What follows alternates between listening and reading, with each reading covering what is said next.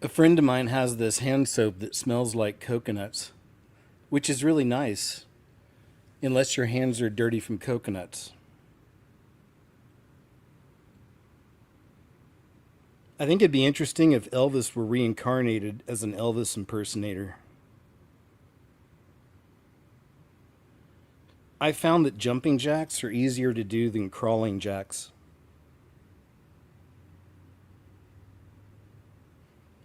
When I'm buying car insurance, I always ask myself, which company has the most annoying and relentless commercials?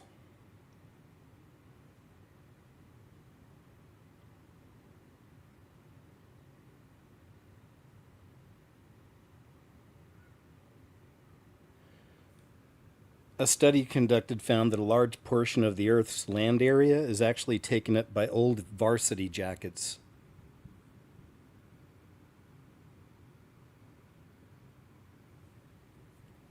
And a drunk driver is very dangerous, but so is a drunk backseat driver if he's persuasive.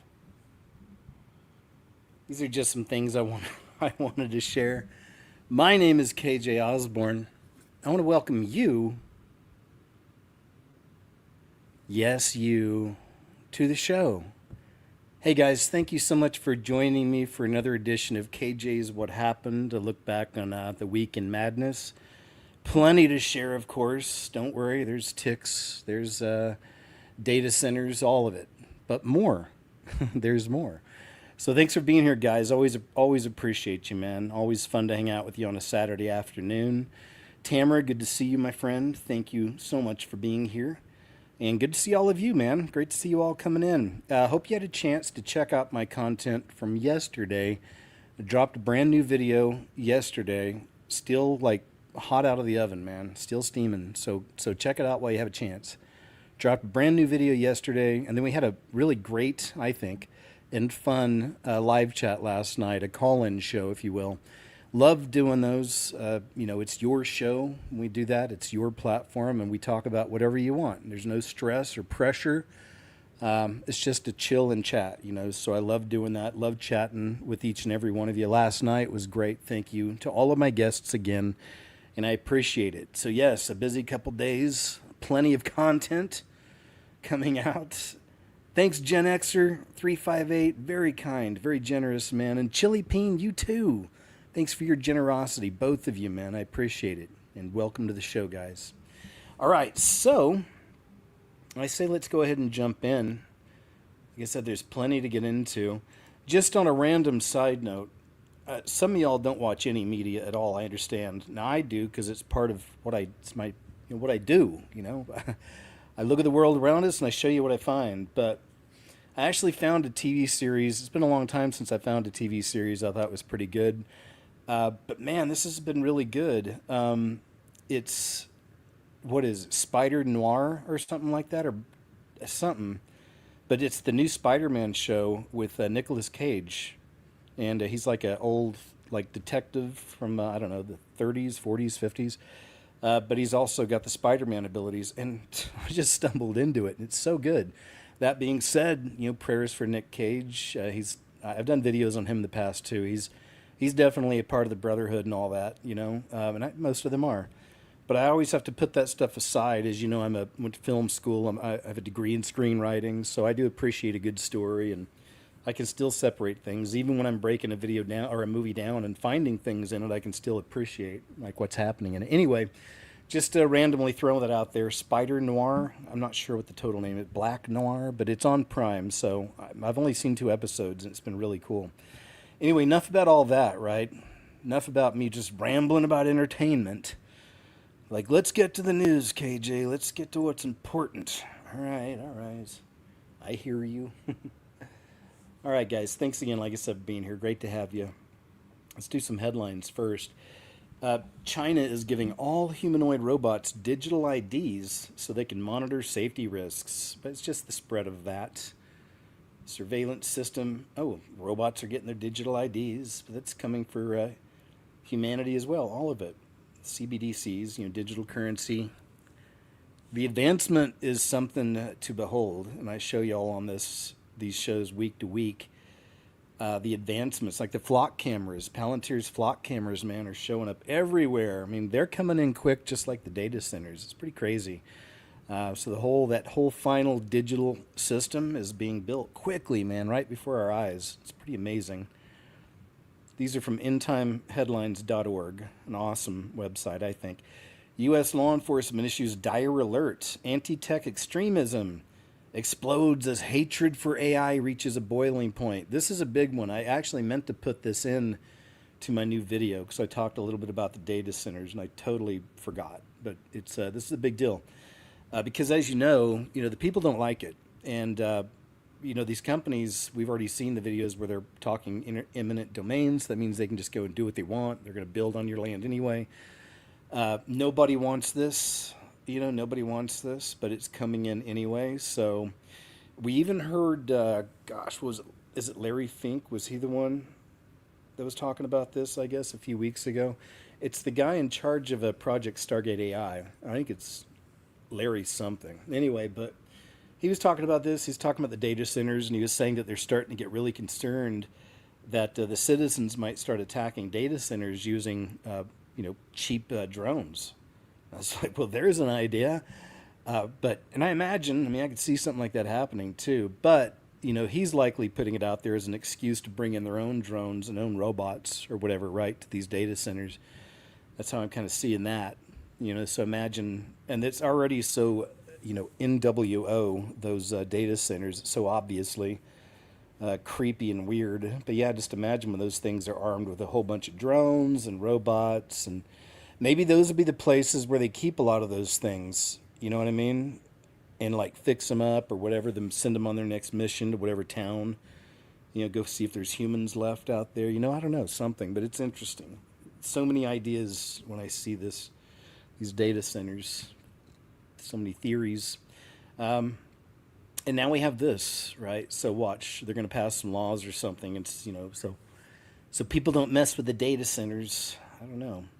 Federal authorities are directing increased surveillance toward individuals and groups expressing strong opposition to rapidly advancing artificial intelligence and data center expansion, classifying such activities under a new category of potential domestic threat. They'll call them terrorists, right? As public frustration grows over AI-driven job displacement and massive data centers being built in their communities, intelligence agencies, including the Department of Homeland Security and FBI, are circulating internal assessments that highlight, quote, anti-tech violent extremism, unquote, as an emerging concern. This shift comes against a backdrop of recent attacks on tech executives, widespread protests targeting data infrastructure, and broader societal unease about technological change. Documents obtained by the outlet, spanning more than 1,000 pages from Federal Infusion Center sources, reveal a coordinated effort to monitor activities ranging from online discussions to local demonstrations. So they're already watching the people. They're watching the public. A New York Intelligence and Counterterrorism Bureau report specifically warns of future unrest, stating, the chaotic atmosphere that may result from emergent AI technology in the next 5 years may fuel large-scale protests that devolve into civil unrest and anti-tech violent extremist activity, especially in large urban areas such as New York City. The assessments also reference cases like the Zizians, a small group tied to extreme views on AI risks, noting concerns that similar, quote, paranoid views could spread following related legal proceedings. So yeah, there you have it, man. It's coming. Humanity versus AI, versus the data centers. So this is a developing story, man. We'll keep watching, and I'll report what I find. U.S. first integrated humanoid factory is set to build and roll out 100,000 Neo robots by 2027? Wait, we're in 2026 right now, right? This is coming quick. Look at this. According to a report from Interesting Engineering, U.S.-based robotics company, IX has initiated full-scale manufacturing of its Neo, interesting name, humanoid robot at a newly established facility in Hayward, California. The development represents a significant milestone in bringing general-purpose humanoid robots into American homes, with ambitious plans to ramp up output dramatically in the coming years. We don't want this. I say that now, but again, once they package this stuff, they market it, they get it out there, it'll be like, the new trend. It'll be like they released a new iPhone or something. And there'll be people lined up for this kind of stuff, for all I know, right? The 58,000 square foot Neo factory currently employs more than 200 workers and is engineered for rapid scaling. It holds an initial annual production capacity of up to 10,000 units. Jeepers. It's a lot of room. With targets set to exceed 100,000 Neo robots by 2027. They say they're designed to work safely alongside humans. The aim is to provide assistance with daily tasks, including mobility support and light household activities. So, no thanks. I mean, they can turn on you in a second. Neo, it really is like the Matrix. The demons can travel through the air, but through electricity and through frequencies and all that. Like Satan's the prince of the air, right? So airwaves. So, as nice as your robot is and as programmed as it is to do whatever, in a snap, one of those things can pop up in there. Like in the Matrix, right? How, the bad guy could pop up, inside any, person inside the Matrix, because they're all basically empty shells, Anyway, cool stuff, man, but not. It's all going to start off, for the good of humanity, or it's something for the guys. It's for the children, okay? We're doing this. Online Digital Safety Act. It's for the children, guys. Oh, you don't care about kids? It's how they do. Alleged, and that's already gone beyond just the children. But anyway, alleged prophet. This is crazy. Alleged prophet, man. People running around this world calling themselves prophet and prophetesses. I see it all the time. Online. You'll see people's names. Prophetess so-and-so. Jerry Prophet, Jew. Man, that's so flippant. Just calling yourself a prophet like that. I'm scared of titles, kind of. How about I'm just a child of the Lord, a follower of Jesus. But this just flippant use of prophet and prophetess, it's damning, dangerous. I'll just find the video here. I thought I had it pulled up already, but there's a video of this happening. Let's see if this has it. Right. Prophet rips out page of the Bible and tells a teenager to eat it. And that's just part of the story. Let me see if I can actually find the video for this. Let's check it out. Go over to X.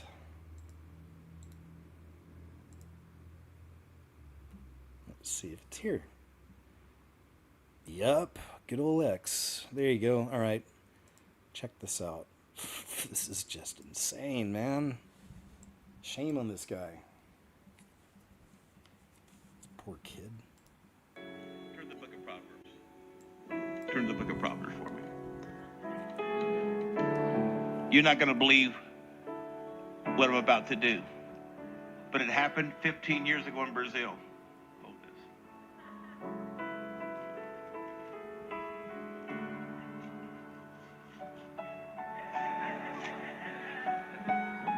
Eat it. When you eat this, the power of God is going to go inside of you. Go ahead, take your time. Come on, raise the music up. Come on, raise that music up. Look at your page. Come on, come on, come on, come on. What show is this? Give me that bass. Yeah, swallow it.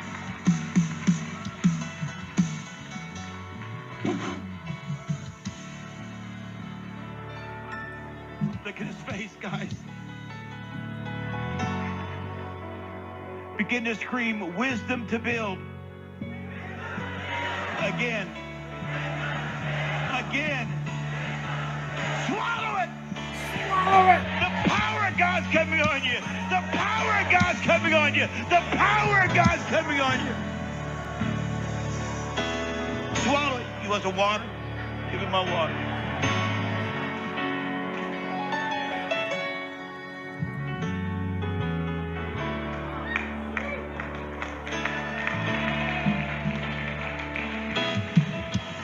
Father, mark him for the rest of his life for wisdom. It's coming over your whole body right now. Cool. Raise the music up. It's coming on. Just receive it right now, son. This is a Don't fall life-changing down. anointing just happening to you. Don't do it. Don't. I Good. see you with houses before other people have houses. He has a. Oh, okay. He's getting a house now. He's gonna have a house. Man, you're gonna have a wife. Will somebody give the Huge Lord a hand of boobs. applause? Okay, Huh? hallelujah.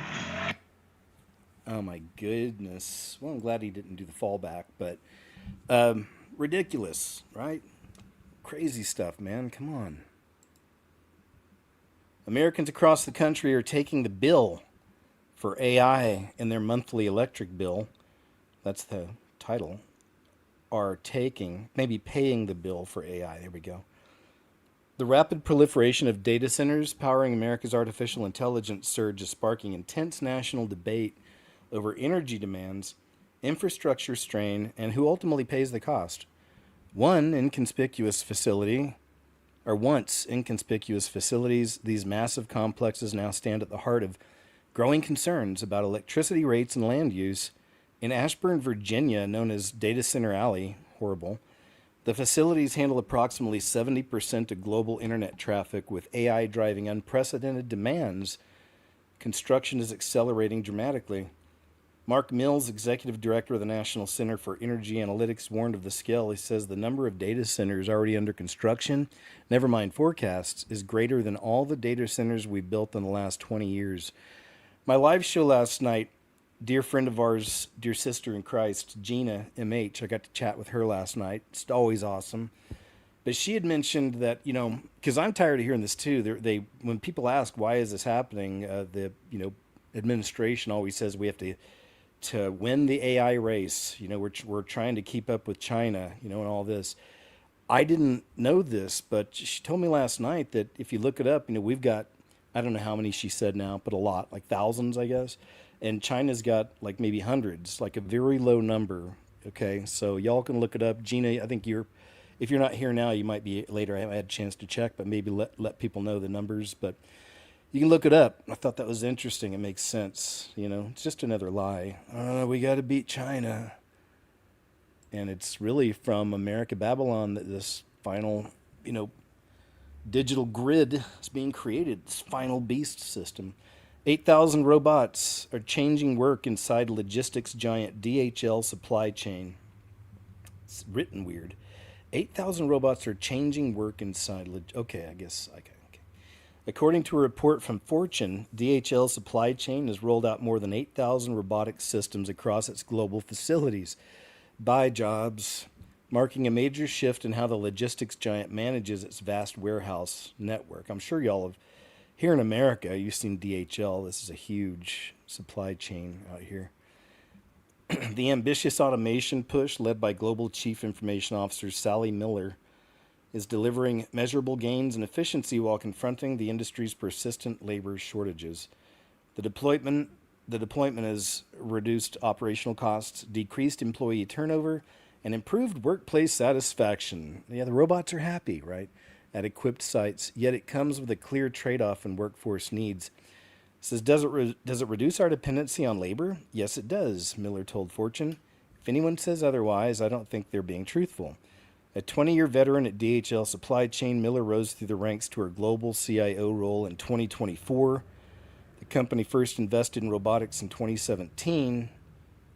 And all right, whatever. The rest is just the story. But okay, or the rest of the story. DHL, robots, they're taking our jobs. AI leaders warn of mass job losses from advancing technology. Push for government intervention. So, yet another, I'm going to put this aside. At least they're addressing it, right? That's good. I mean, it's already becoming a concern. It's good in a big way. According to a report from the Washington Post, Elon Musk is outlining a vision for an AI-driven future that relies heavily on federal support to address widespread unemployment. Remember, this is also the guy that wants to give you a universal high income. As artificial intelligence continues to reshape industries at a rapid pace, prominent figures in the tech sector are increasingly calling on governments to step in with bold solutions. Musk, whose companies are at the forefront of AI and robotics development, has publicly advocated for a direct government payments to citizens displaced by these technologies. Right there it is. So give them an income. If AI took your job, if a robot took your job, here's a check. Right? That's what he's saying. The approach envisions a system where prosperity is maintained even as traditional jobs vanish. Universal high income, there it is, via checks issued by the federal government is the best way to deal with unemployment caused by AI, Musk said. So there, that's it. That's it. This push comes amid accelerating advancements in generative AI and autonomous systems, raising urgent questions about the speed of workforce transitions. We already know, y'all. Like, Yuval Noah Harari himself told us, Klaus's little right-hand man, that the future for humanity, because of how much the robots and AIs go take over everything, the real future for humanity is everyone's going to be sitting around in their homes, playing video games, and doing some form of a drug. That's it. Like, wow. Thanks, Yuval. Here's a clip actually uploaded by Elon Musk. And let's see what you think about this. About this young lady.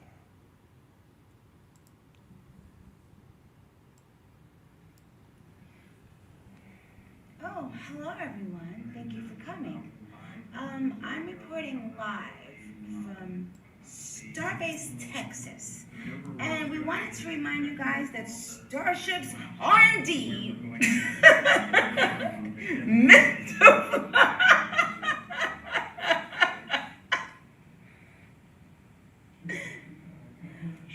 Over and out.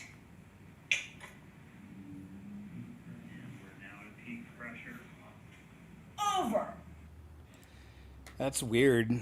She's something else, man. She's been really weird. Like, remember when she's on stage with Erica Kirk and said something like, I don't know who she's talking, maybe it was J.D. Vance. She's like, well, you know that he is the assassin.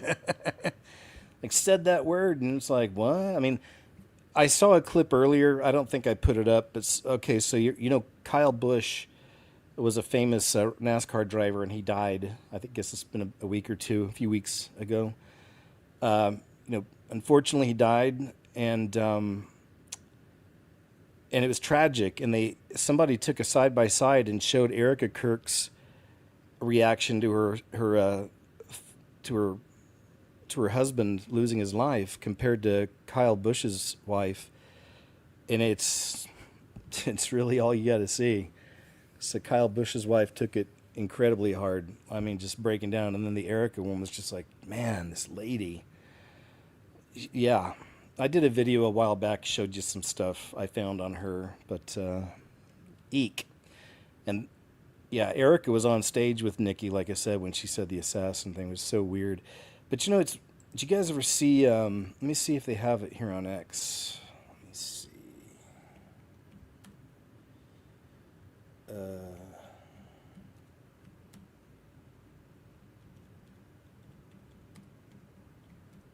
I don't know if y'all remember all the weird stuff on Nikki, man. She was part of the Illuminati system. Used.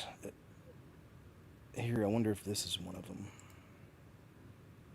Okay, cool. Yeah, it looks like that's it. Oh, and that is from, again, just some of the people in my audience still watch scary movies, and they've even told me they like it when I mentioned some to maybe go check out. One of the best horror movies I've seen in years is this right here. It's called Obsession, and it's out in theaters. And this is by far one of the best. Just wow, it was really, really good. So yeah, if you like a good scary movie, psychological type thriller, it's not all gore and guts and stuff, but just a good psychological thriller, dude. Obsession, it's really good. All right, so enough about all that. I guess so I wanted to show you a video of her being possessed and turning into Roman, which was her altar. Right. Anyway, so let's check. Isn't it funny that they're called Roman because it's Rome from Greek Roman. So she's got some powerful entity in her, apparently. And he says the things that I don't want to say. Roman says. He was born, just a few months ago. Huh. I think he was born out of rage. He was conceived in rage. So he bashes everyone. He threatens to beat people, and he's violent. It must be nice to have like an ignorant loudmouth who you can just sort of blame every. He wants to be blamed. He's violent and I don't threatens to want to beat blame people. him. I ask him to leave. Bro, if I said that, To leave. if I said that, they would cancel me. And quickly, again, just keep in mind that sometimes, because we go through so much content, some of these clips will have low volume. I'll try to remind you of that because, you'll ask me to turn up mine, and mine's full blast. But it's just some of these come in super low. That earlier, just a few clips ago, was one of them. So just keep it in mind. I try to avoid even bringing those in now, like when I'm collecting shows and whatever, or videos for the show. I even try to make sure, if the volume's just not good enough, I won't even include it. All right. Anyway. They still listen to their songs. Yes. But he can't. He's here for a reason. People have brought him out. People conjured him up. Now he won't leave. Conjured him up. Conjured him up. Wonder what she means by that. Bro, they're telling you directly what it's doing. Orlando Brown just did an interview. Oh my gosh. Like, bro, the demon's straight talking through the guy. Orlando Brown interview. Like, you Google that one, bro. You're And gonna... he admitted that he's demonized. Oh, Orlando Brown interview was just like insane, dude. It's just insane. And who's he? That one. Look at the shorts. Look at the shorts. And Okay, who's look he? at that one. He's a That's So Raven guy, I guess. Just listen to what he says right here. I'm not allowed to hug people. I'm not allowed to kiss people. I'm not allowed to have sex. I'm not allowed to see my family. I'm not allowed to do. I'm not allowed, bro. Who's not allowing you? I'm not allowed. This is not. Nah, don't go there.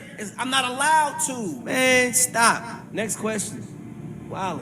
Come on, bro. Next question. P. Diddy. How old were you when you met him? Oh, you keep playing, man. Skip questions, bro. You about to piss me off. Regardless of what has happened to me, regardless of what's been done to me, I have to be a child of God. But I'm going to press you on that for a second. In a different interview, you said that Satan's your father. Why'd you say that? Yes.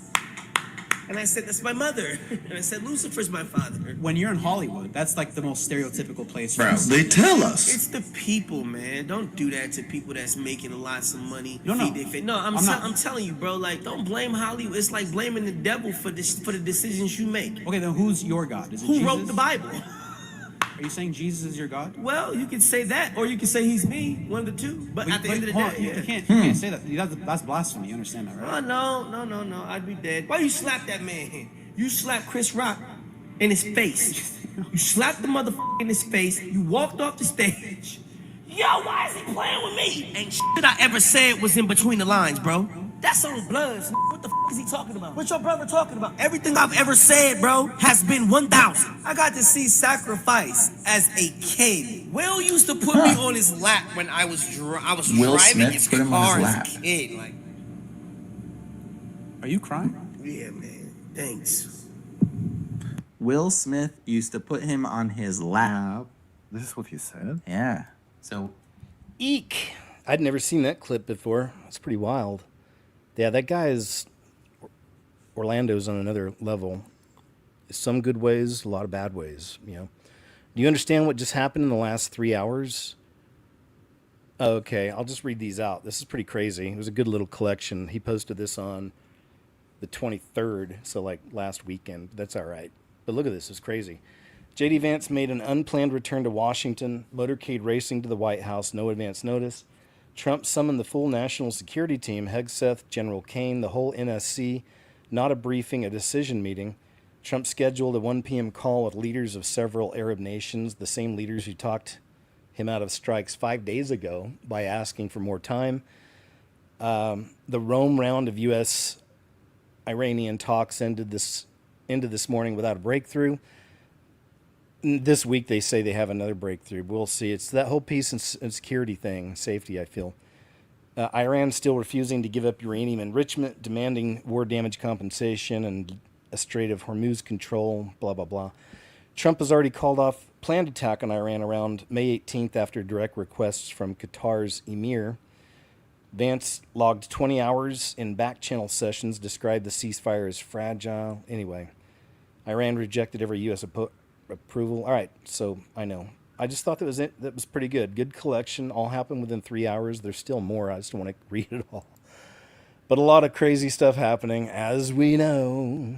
It's like every day there's something new somewhere in the world. It's just crazy. The sky over Texas just turned completely unreal. People in Round Rock, Texas, which I've been there. I got relatives out in Texas. Were left like I'm all. I have relatives out in Texas, and you don't. People in Round Rock, Texas, were left staring at the sky after an intense burst of color suddenly lit up the atmosphere, with glowing shades of pink, orange, and purple wrapped around a massive rainbow formation. It says it wasn't edited, it's not enhanced. This is exactly how the sky looked. So let's check this out.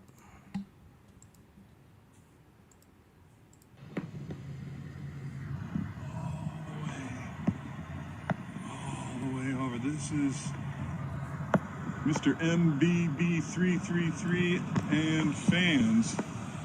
I have to say, this is probably the strangest thing I've seen in 50 years, caused by nature. Reminds me of the Dome, that TV show. My phone doesn't even capture the entirety of it. That is weird. Amazing. Super cool. Love it. Very nice. Thanks for sharing, sir. Cool catch. Man, there was an amazing catch that the Weather Channel played a few weeks ago. It looked like a rainbow bridge, but it was like a beautiful rainbow up in the sky going through clouds and stuff. No, it was, like hovering and mixed in with the clouds. Gosh, it was beautiful. Dimitri Revolt, big fan. This guy, he does these short form video types. He's real good at it. It always gets a lot of information packed into a little bit of time.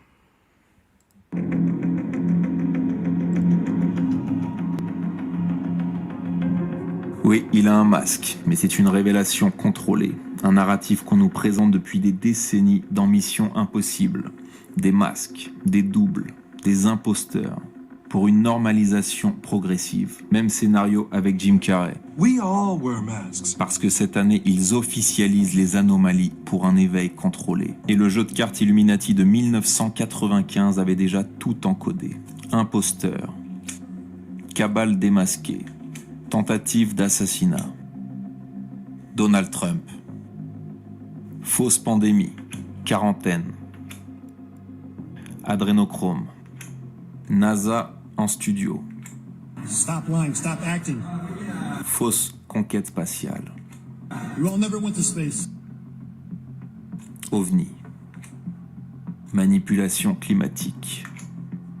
11 septembre. Pentagone et tour jumelle. Tous ces événements sont codés pour créer la confusion maximale. Et le but est de te pousser à quitter ton corps biologique. À te faire assimiler par ces entités qu'on appelait jeans ou archontes. Mais aujourd'hui, il s'agit de la Silicon Valley, de l'intelligence artificielle, de Neuralink. Parce que l'invasion extraterrestre n'est pas extérieure, elle est intérieure. Et le pire, c'est que tu finances toi-même ta propre disparition. Great stuff. I wish there was I wouldn't even mind an AI translator sometimes. Not that I can't read, but... And then I'd watch that. He's got an hours-long documentary, apparently. Old footage of Mr. Beast, man. Creepy Mr. Beast. Back at it again. People are starting to notice with Mr. Beast, especially after he signed a deal with the Rothschilds or the Rockefellers. I can't remember now. Old footage of Mr. Beast from 5 years ago shows him comparing a giant pizza to eating his friend Chris's little baby, which is disturbing. And then Chris, of course, ended up turning to Tran and left his wife and his baby that was only little. I mean, he was still little when he left his wife, so maybe 3 years old or something. I don't know. But and then there was a video that popped up a little while back. I didn't bother sharing it because it's just kind of internet gossipy type stuff. But it was of Chris, who used to be Mr. Beast's best friend. They started the channel together. I'm equal partners. I mean, I'm sure Mr. Beast took a bit of a higher cut, but either way, the guy was set. I mean, Mr. Beast, even before he signed his deal, was worth a lot of money. So, so he could have had, you know, a comfortable life, you know, and then raise a beautiful baby and, you know, be with his wife and, you know what I mean? Get to do fun things. Like I mean, even though Mr. Beast is creepy, some of these things are fun he does. And some of the games are pretty cool. I've seen some of these things, but again, just to be a part of things like that. But instead, unfortunately, man, them damn demons, you know, they get to you. And, yeah, I feel like that's what happened, you know? Mr. Joey, here is your world record slice of pizza. I'm really hungry right now. This looks good. This is 9 pounds. It's like you're eating Chris's baby. It's like you're eating Chris's baby. Yeah. Oh my God. Whoa. It's like slicing into a baby. Huh? Poor choice of words. I'm just saying it's really soft. Yeah, this is amazing. Mr. I just think it's really soft. Who jokes about stuff like that? You know, seriously, man. Like, for some reason, that's on his brain, and that's disturbing. Here's a old school, but it's like an OG clip in the truth type community, if you will. Many of you have seen this interview. This is just a short clip. This is Elon Musk's childhood nanny. And you know what? I don't know if she's still around, but she used to come around the shows sometime. She'd reached out an email, and we talked a little bit. This is, I guess, a few years ago now. But I don't know why I didn't bring her on. I'm not sure. I didn't, you know, but it was definitely no offense to her. Probably because I had just heard about her. I wasn't sure, you know, about everything. I don't know. You know what I mean? But I know I was super respectful, and I still have a lot of respect for her. You know, so she's been out there for a while. She's got her story out there, and she encountered some really wild stuff, man. I mean, you know, again, discern for yourself, you know. But if you guys haven't heard any of this, so she was Elon Musk's nanny, and he was little, and saw some of the wildest things, man. They were coming from Africa. They were white as me. I thought they'd be black. And because of something the boy did, I never told what he did. The boy did something very dark. When he was very little. And then one day I asked someone in the circle, Imelda, Joaquin's mother. I asked Imelda, I said, is he the Antichrist? I was 13 years old. She didn't even blink. She said, no, but he will present the mark. And when you see him do that, the Antichrist will take the stage. So, now here we are, 40 years later. Boom, that boy is the star of the world. The boy's name then was El Elyon. It's changed over time. For 40 years later. Oops, sorry. And I see that boy everywhere, and the world adores him, but he's the king of Babylon.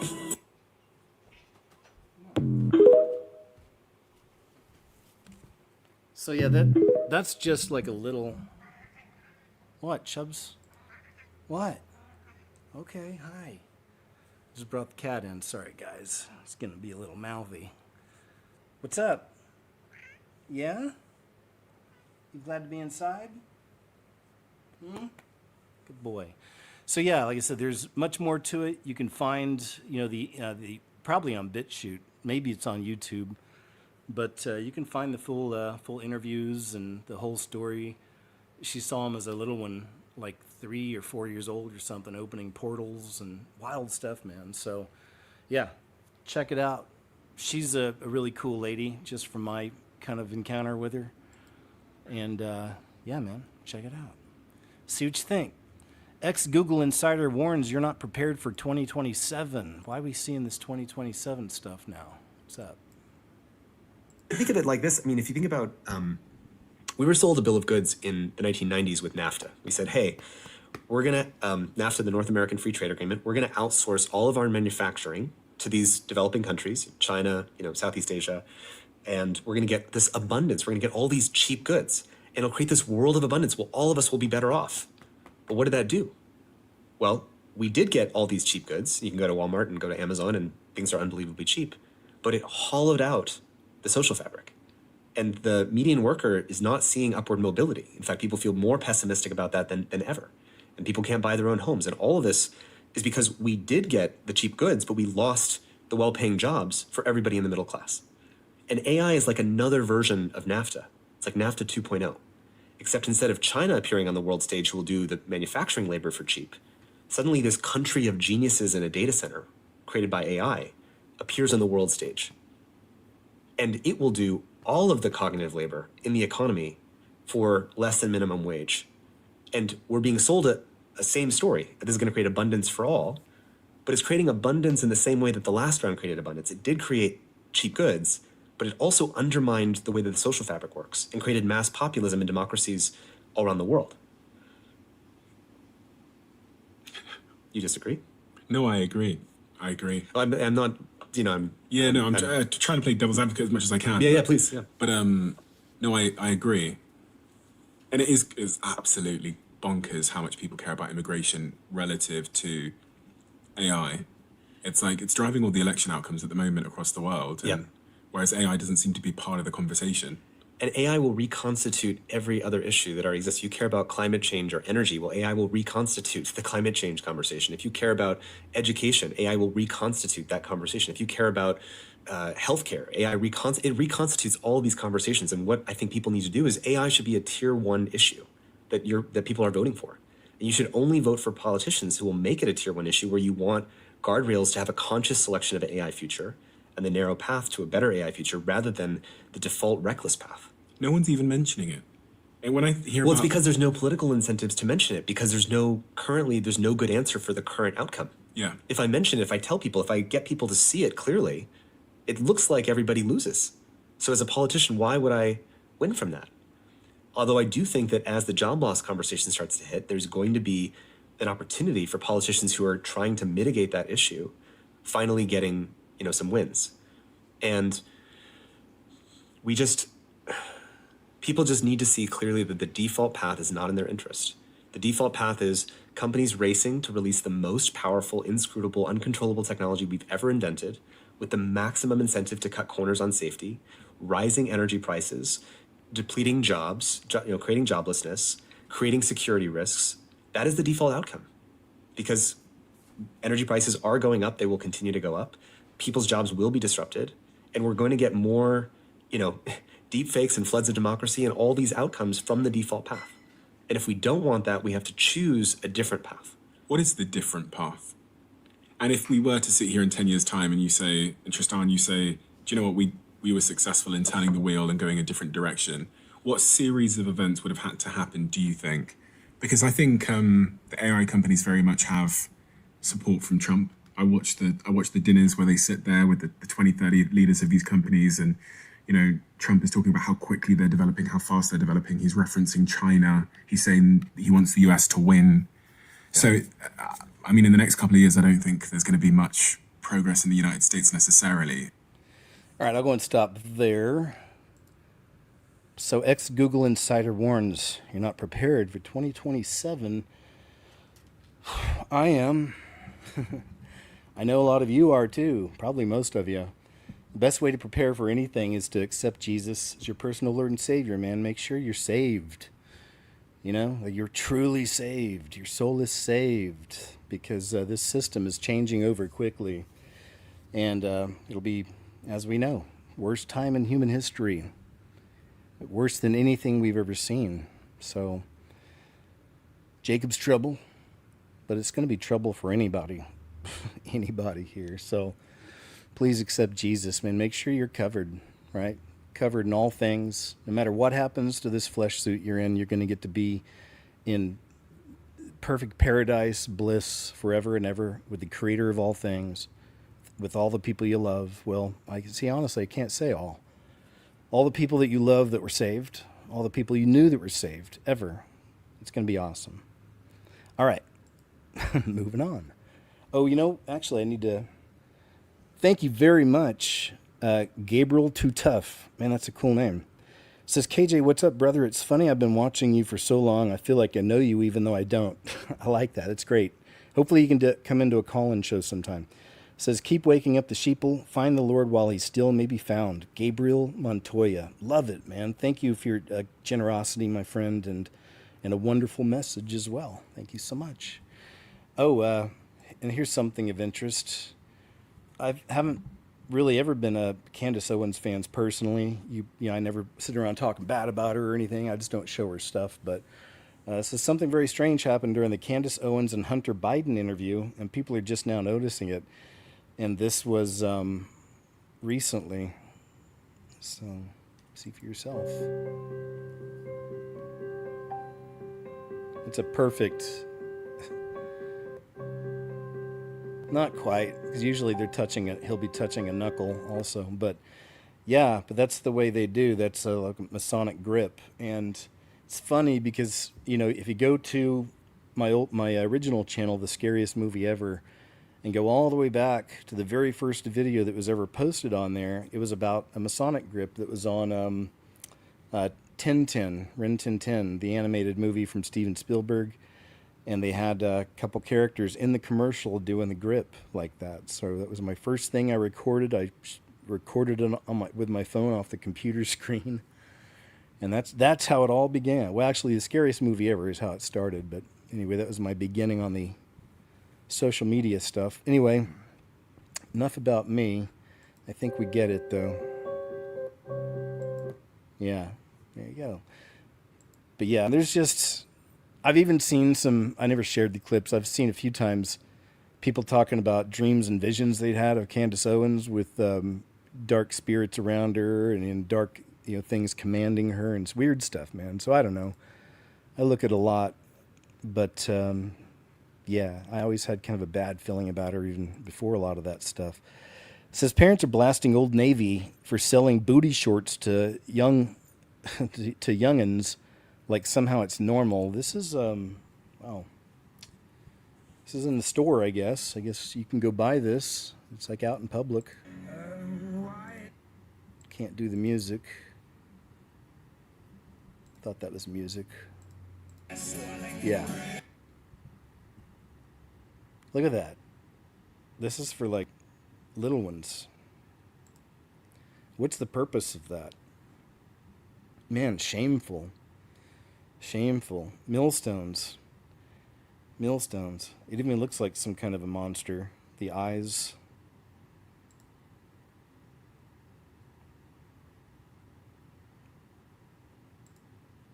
And then there's more. Look at that.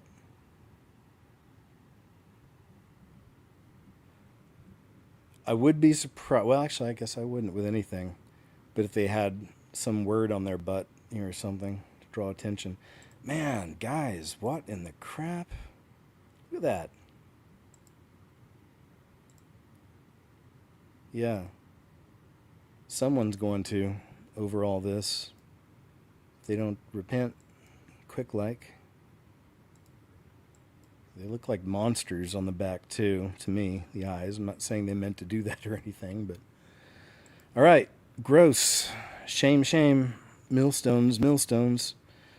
Newsreader Laura Ingram, I think her name is, caught shifting on TV. Let's check this out. Watch this. Here we go. Watch. Watch the glitch. Whoa, there it is. You missed it, didn't you? Watch this. Zoom in on that sucker.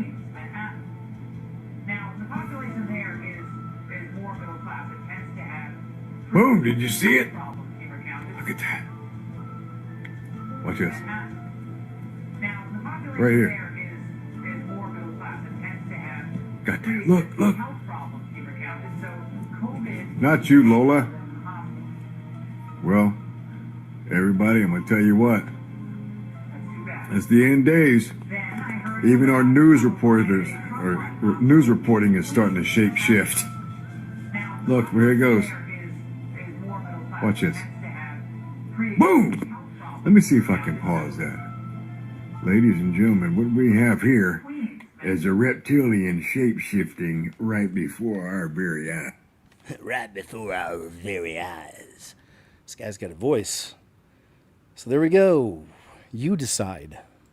That was from Tina Zimmerman, one of my friends on X. Imagine spending $1 million.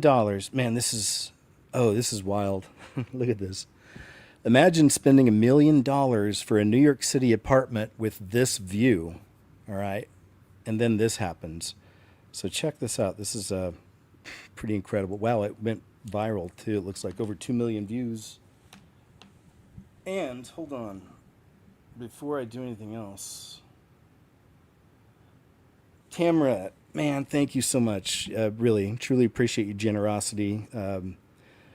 Thank you. And her message is, thank you, KJ, for everything you do. And a huge thank you to the chat for prayers for my family member's surgery. The double bypass surgery was a success. God bless you all abundantly in Jesus' name. That's like the best news ever. You get so many people here that love you, Tamara, and we're praying for you, including myself. So, and for your family and family members. So I'm so glad everything went good. Thanks for the update, and just thanks again for your generosity, my friend. And you already know that, you know, I couldn't put a price on you, so thank you. And I know you're not putting a price on me. I'm just saying I really appreciate all your, being with me all these years. I don't want to call it work, but just our friendship here and your, I got to say something. I don't know what else. And your wrench, No, but really, whatever it is, but just thanks, man. Much, much appreciated. You know this. All right, so let's check this out. This is really wild. They paid $1 million for this, and then this happened.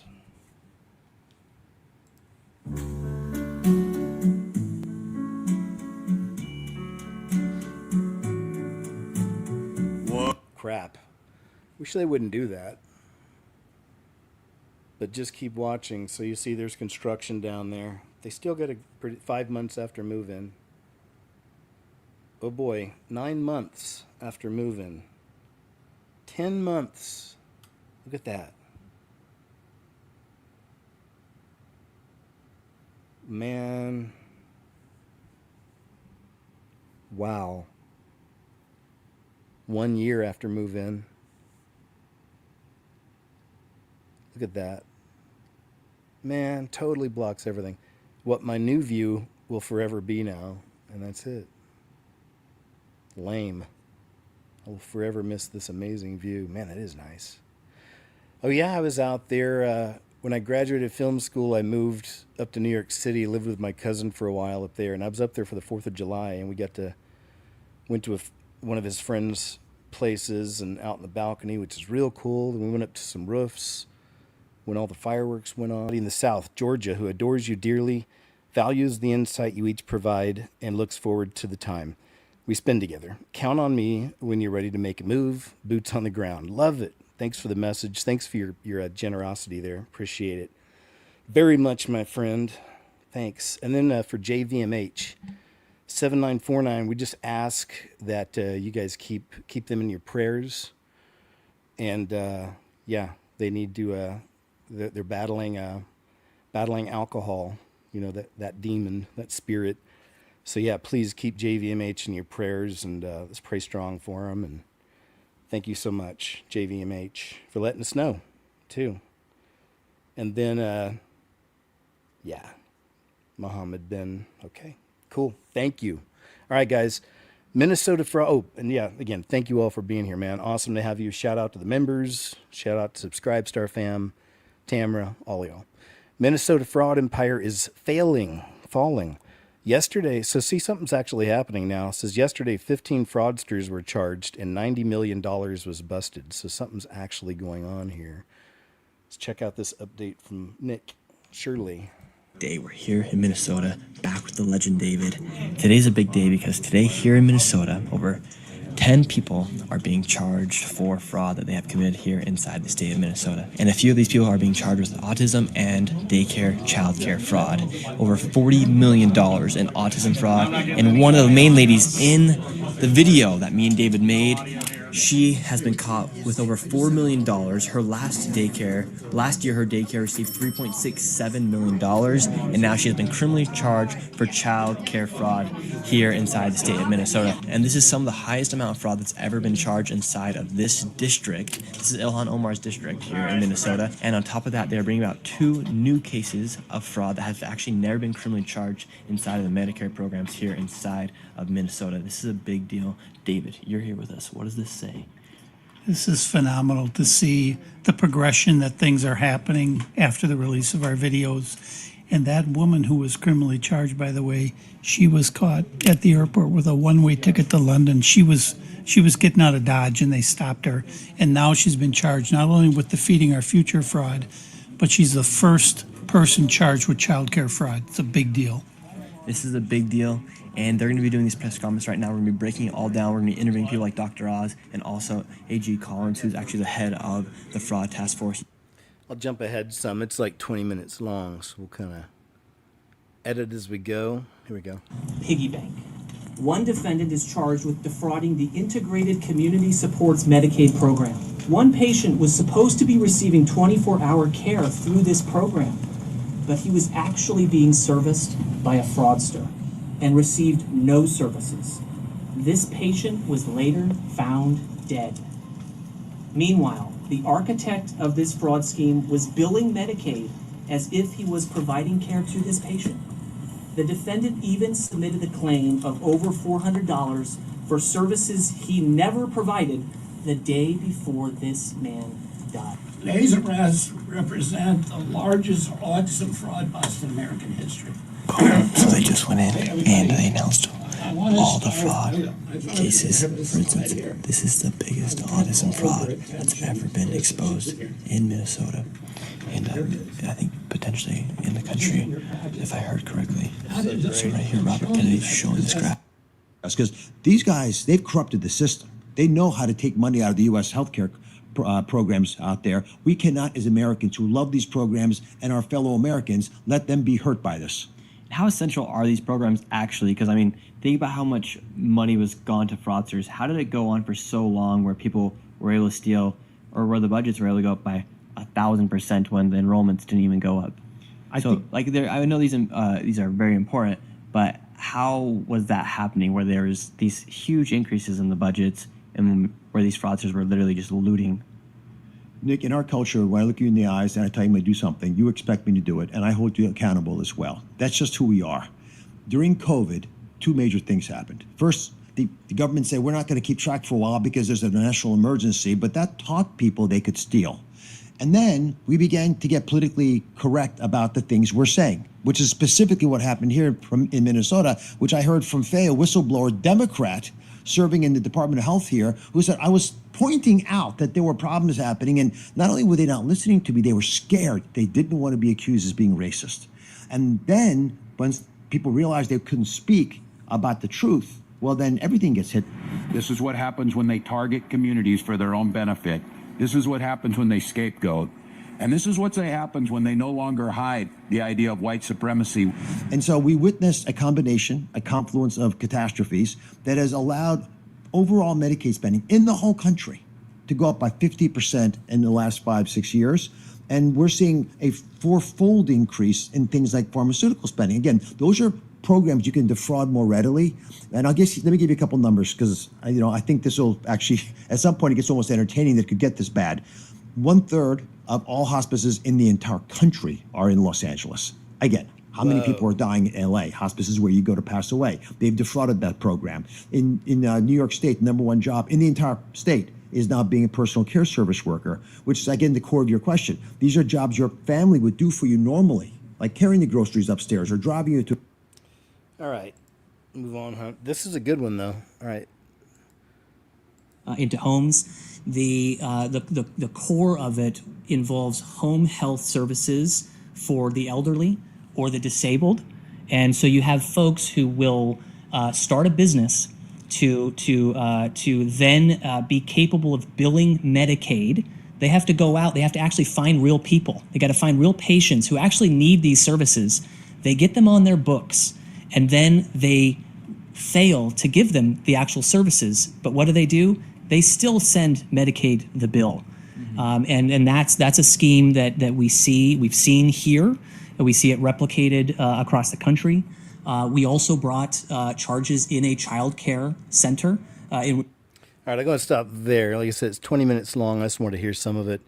There you go. You can go to Nick Shirley's page on X if you'd like to hear some more. Or not. Strange sky phenomena sweeping the earth from Mr. MBB333. There was, I think, just mainly the first one I was wanting to look at here. Yeah, this one.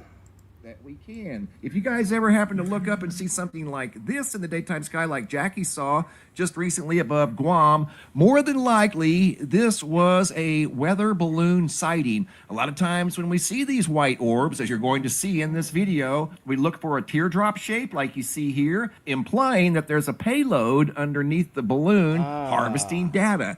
That would be... All right. I'm glad he debunked it, but, still, I was hoping it was something unexplained. But thanks, Mr. MBB. A 47-year-old New Jersey man has become the first known reported person to pass from alpha-gal syndrome. Oh boy, after developing a severe meat allergy triggered by the tick. Here we go. And so it begins. The narrative begins. Researchers at the University of Virginia School of Medicine confirming the nation's first death linked to the so-called meat allergy spread by tick bites. A 47-year-old man died just hours after eating beef. The case solved by UVA allergist Dr. Thomas Platts Mills, who joins us now live here at UVA. I was left speechless when we heard this, Doctor. I don't know how you all came to this conclusion, but I think a lot of people would like to hear that process. No, it's a pleasure to see you, Marina. It came to us because the mother, the wife of the person who died, had a friend who was a pediatrician in New Jersey, where they lived, and they talked about what had happened and the fact that the post-mortem had said there was no apparent cause of death, which was pretty shocking for his wife. And so they discussed it, and they realized that the features of his case had a lot in common with what we know as delayed anaphylaxis to red meat, or the alpha-gal syndrome. And what had happened is 3 weeks earlier, he'd eaten steak at 10 o'clock at night and had a terrible episode of abdominal pain at 2 o'clock in the morning, from which he recovered. And they had then discussed that, he and his wife, and didn't make any real connections, or didn't recognize the abdominal pain as possibly anaphylaxis, didn't recognize that his previous chigga bites could have been tick bites. And then when he went to a barbecue in the beginning of September last year, he ate a hamburger and had no sense that there was a problem with eating beef. Okay, so really quickly, for the sake of time, Dr. Platts Mills, I just want to make sure I got this right.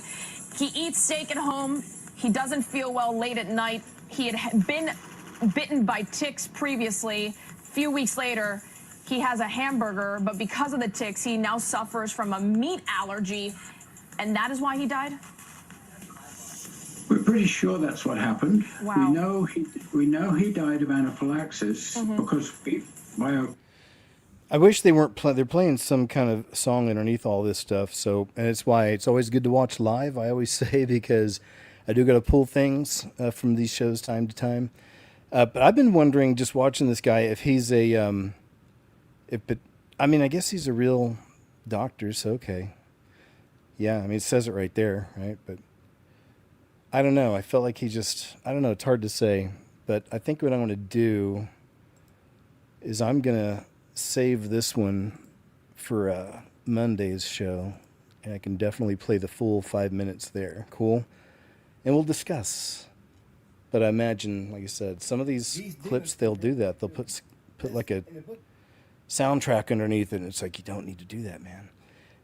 Maybe they do it on purpose too. This gentleman says, demons can hurt you. I fought with a succubus.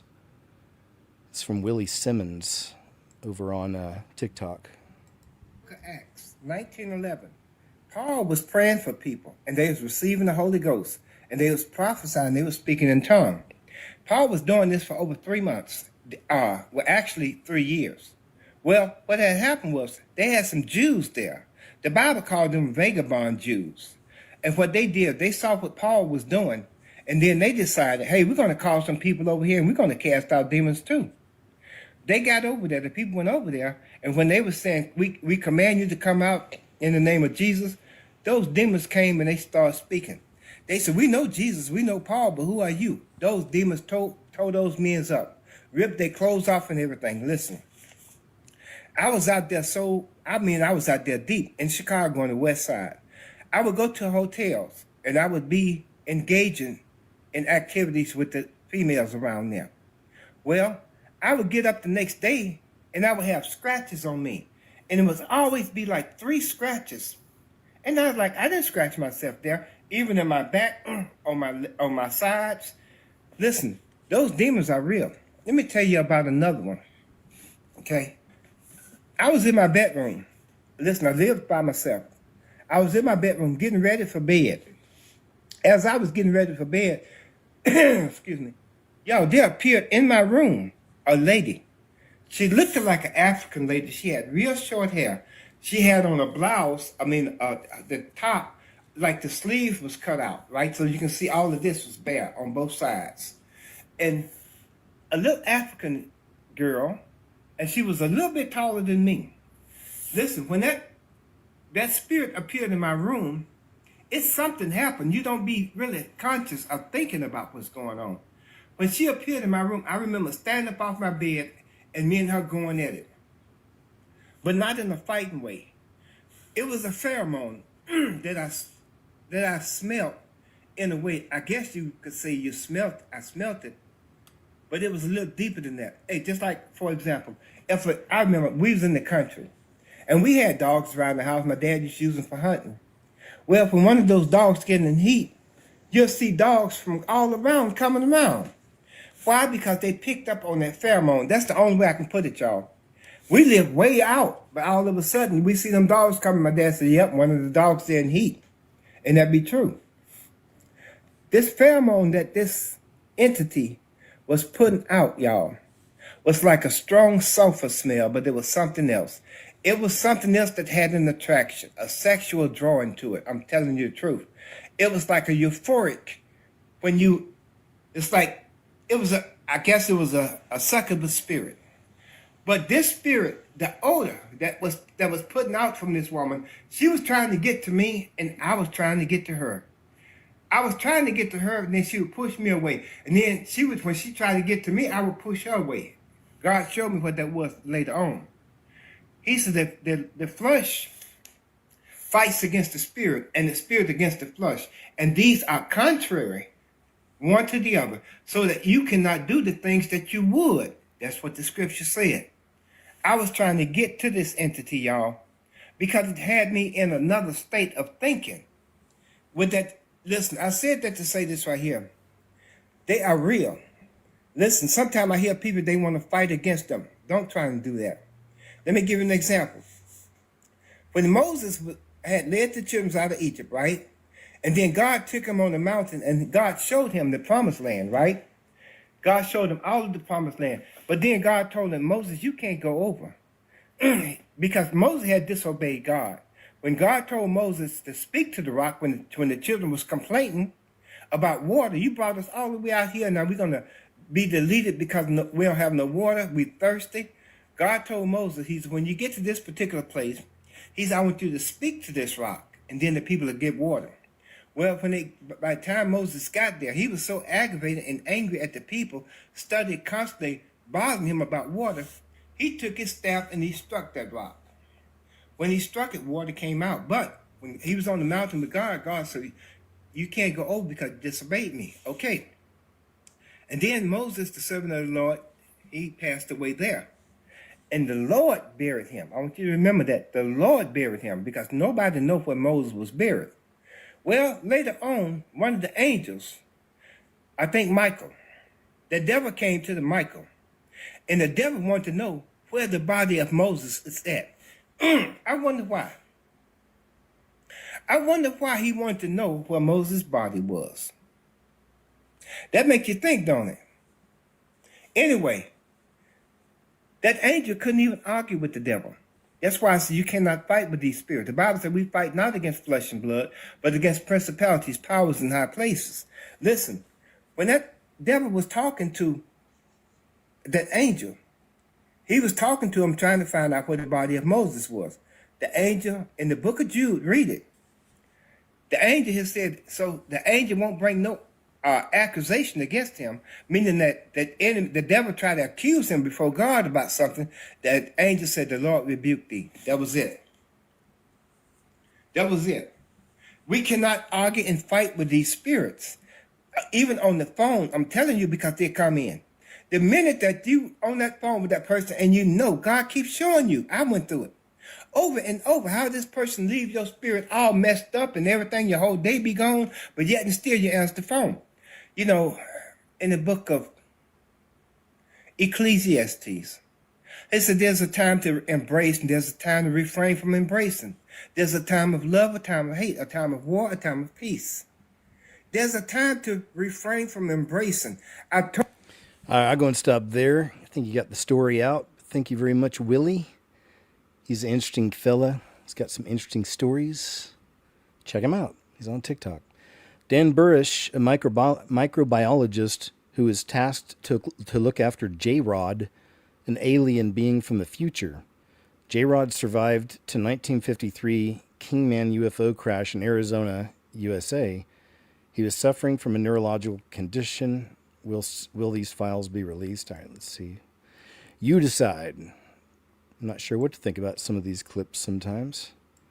So a lot of truthful things are coming out about the deception that's coming, that the world's going to believe. But then there's, not so truthful. So we got to kind of discern these things.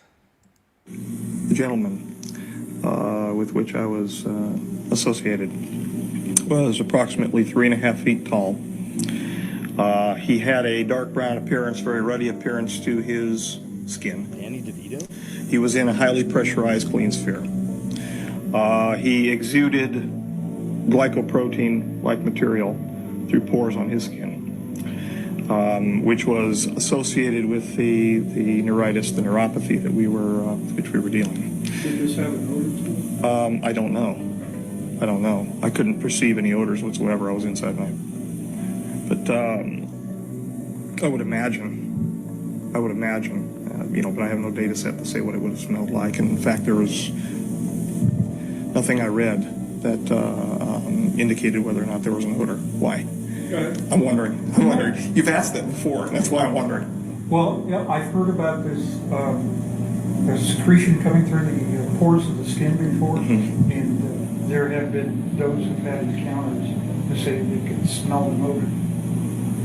Okay. From the skin. All right. Where were we?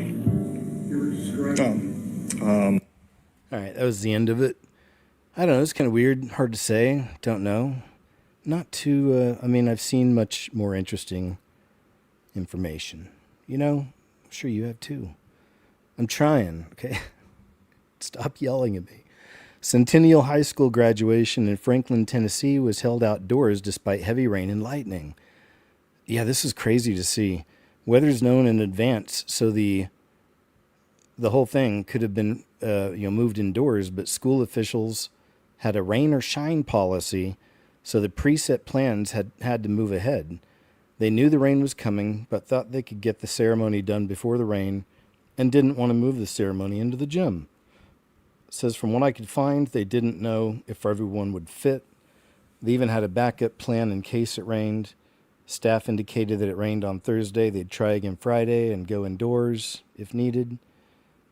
But they still stuck to the plan. And now that it says this account was removed, watermark off a smaller creator who posted it a day before, then posted it as his own, giving credit So it's stolen content, but they're not saying it's fake. All right, just so you know.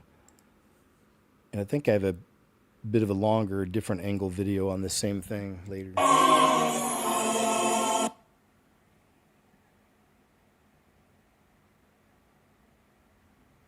That's crazy. Seriously, man. That is some crazy stuff. If you were a parent and this was your child's graduation, which, in worldly terms, it's one of the biggest moments of our lives, right? In so many ways. It's definitely a big family moment, kind of a situation. Brings everyone together. It's a moment of celebration. It's a big deal, right, in our world. And most of us have fond memories, I'm thinking back now. I was standing right next to my best friend at the time, Chris. Chris Larkin was his name. Yeah, man, there were some good times, man. But, anyway, so for this to be your memory, womp, womp, womp. I mean, really, though, if you were a parent and that was your child, what would your reaction be?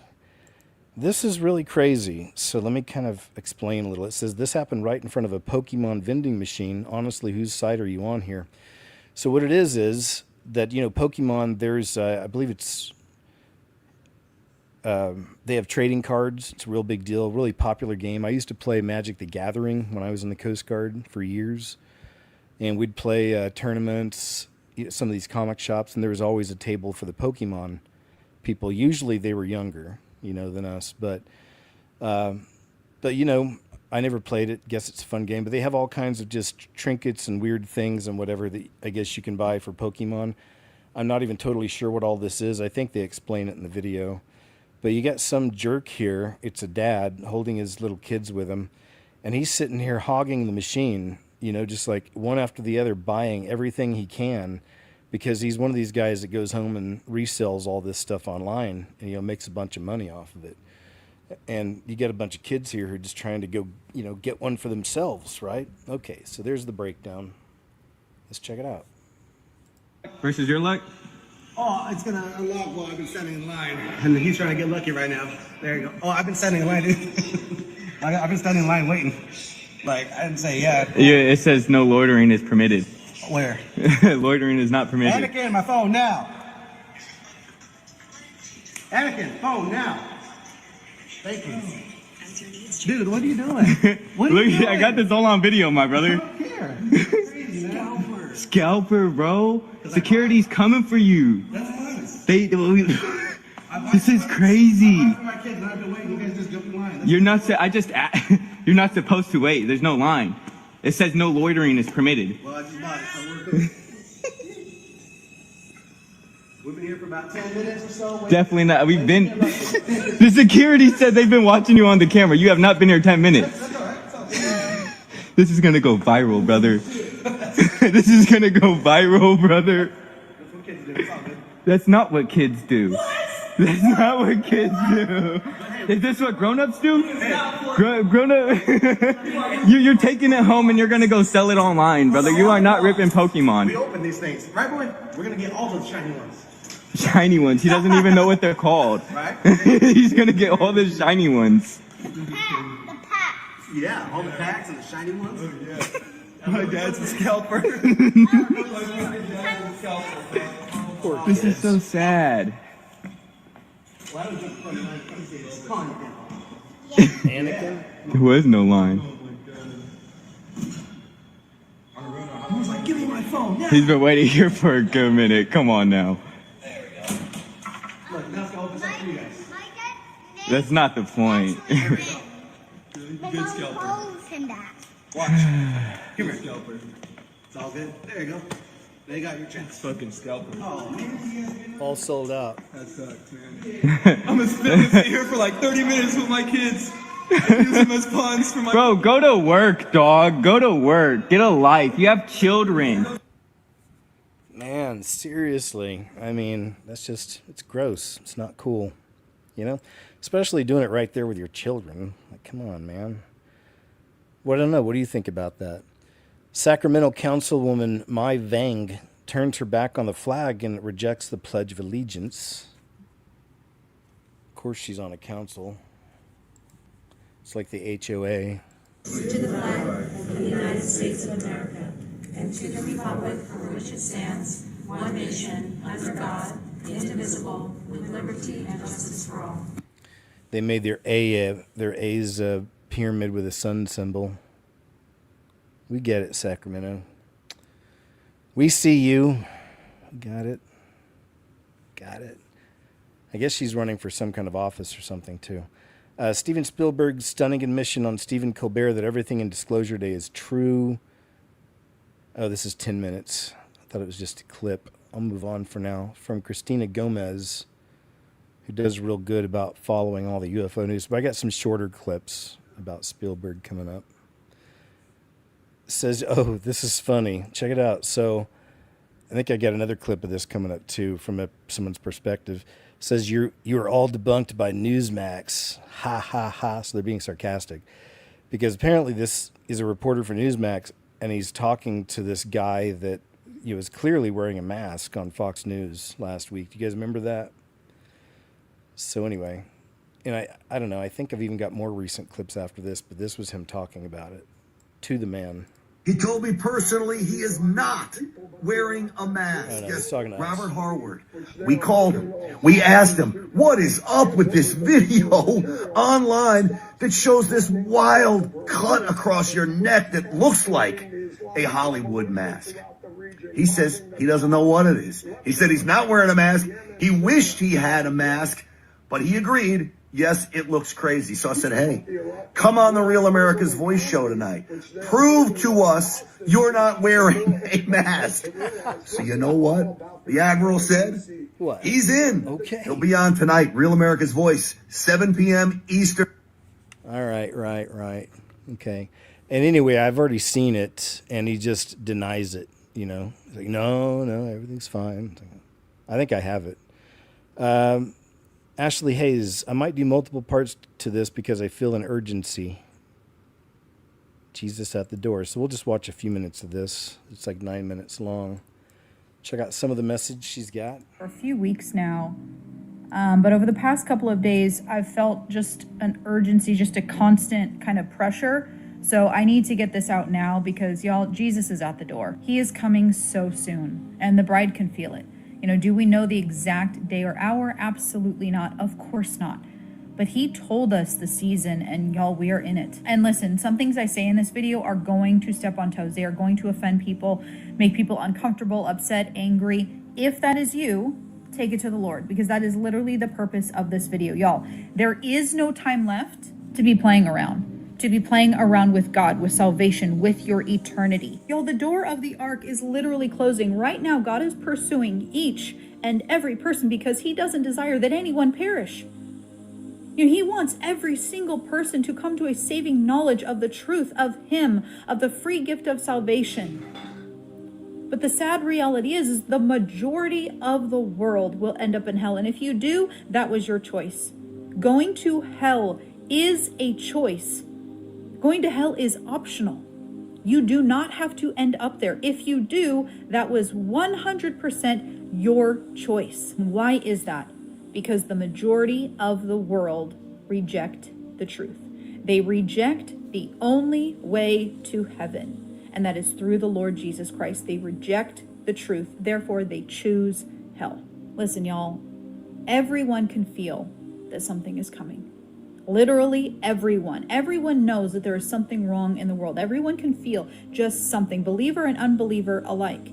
And that something is the rapture of the church. The demonic kingdom right now is preparing for this event. They are preparing chaos, real, tangible chaos, to distract from this spiritual event. Please, even if you do not believe in the rapture, if you already want to scroll, if you're rolling your eyes, please just hear what I have to say. Over the past couple of years, the enemy has successfully brought the world against the pre-tribulation rapture of the church and the fact that the tribulation is the wrath of God. Those two things, in the last just couple of years, the enemy has successfully brought the entire world against. If you merely mention the pre-tribulation rapture, your comment section will be bombarded with hate, with slanders, with bots, with demonic replies, with just horrific things. You cannot even imagine the names that I have been called, the private messages I have received over the past couple of years standing on this truth.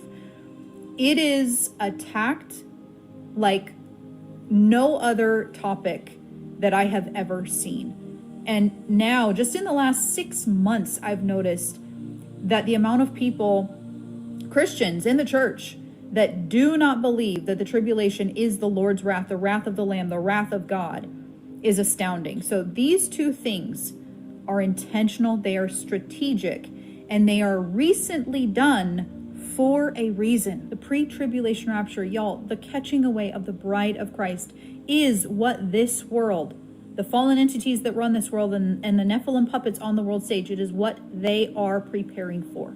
We even have now pastors, just perfect timing, right, being propped up to talk about a certain narrative that will soon happen.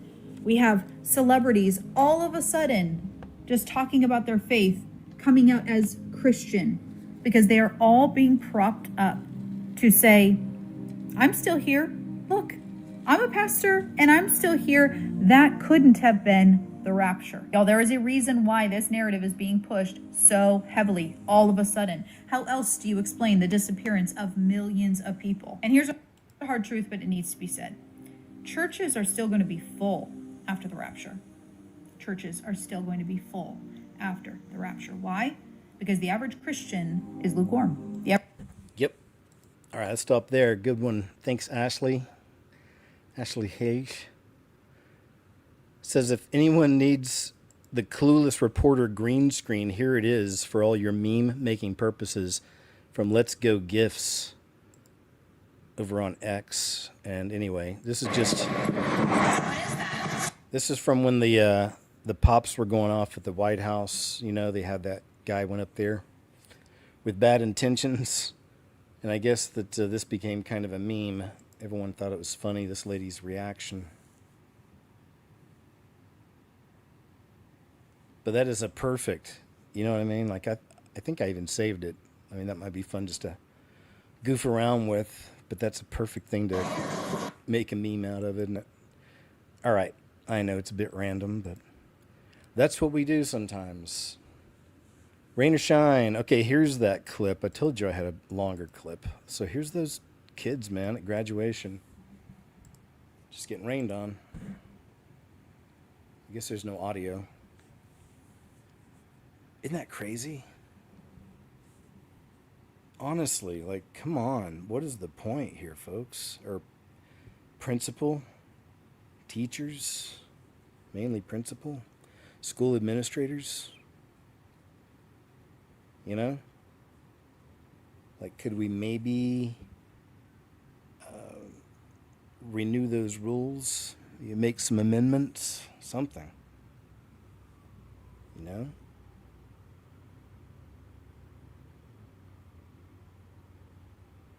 Again, what would you do if that was your children out there?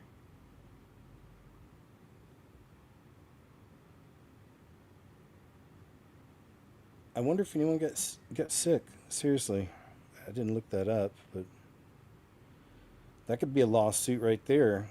If someone somehow got sick and it led to something else, like an infection or whatever. It's 1.2 million views on that. Isn't that crazy?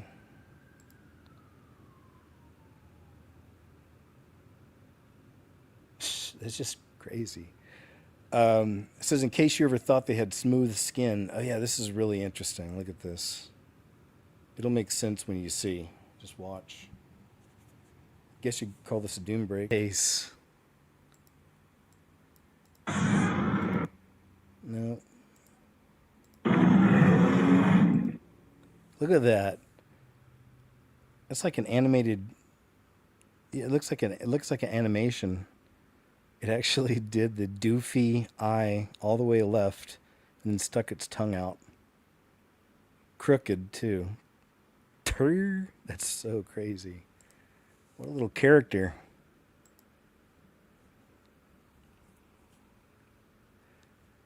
Oh, this is a weird one from way back too. This is a cool channel to follow, UFO Mania. I followed them for years. They've been on YouTube probably as long as I had. I started in 2011. But anyway, always posting cool paranormal, supernatural videos. A disturbing humanoid creature was pulled from a Chinese river in 2018. I remember this from way back. So cool that he preserves these, because this has over 6 million views now. Look at this.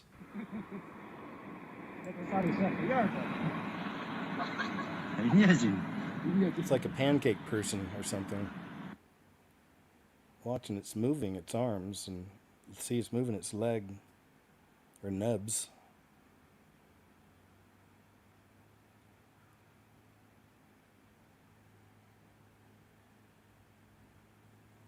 Wow, what if that was somebody that got cursed or something?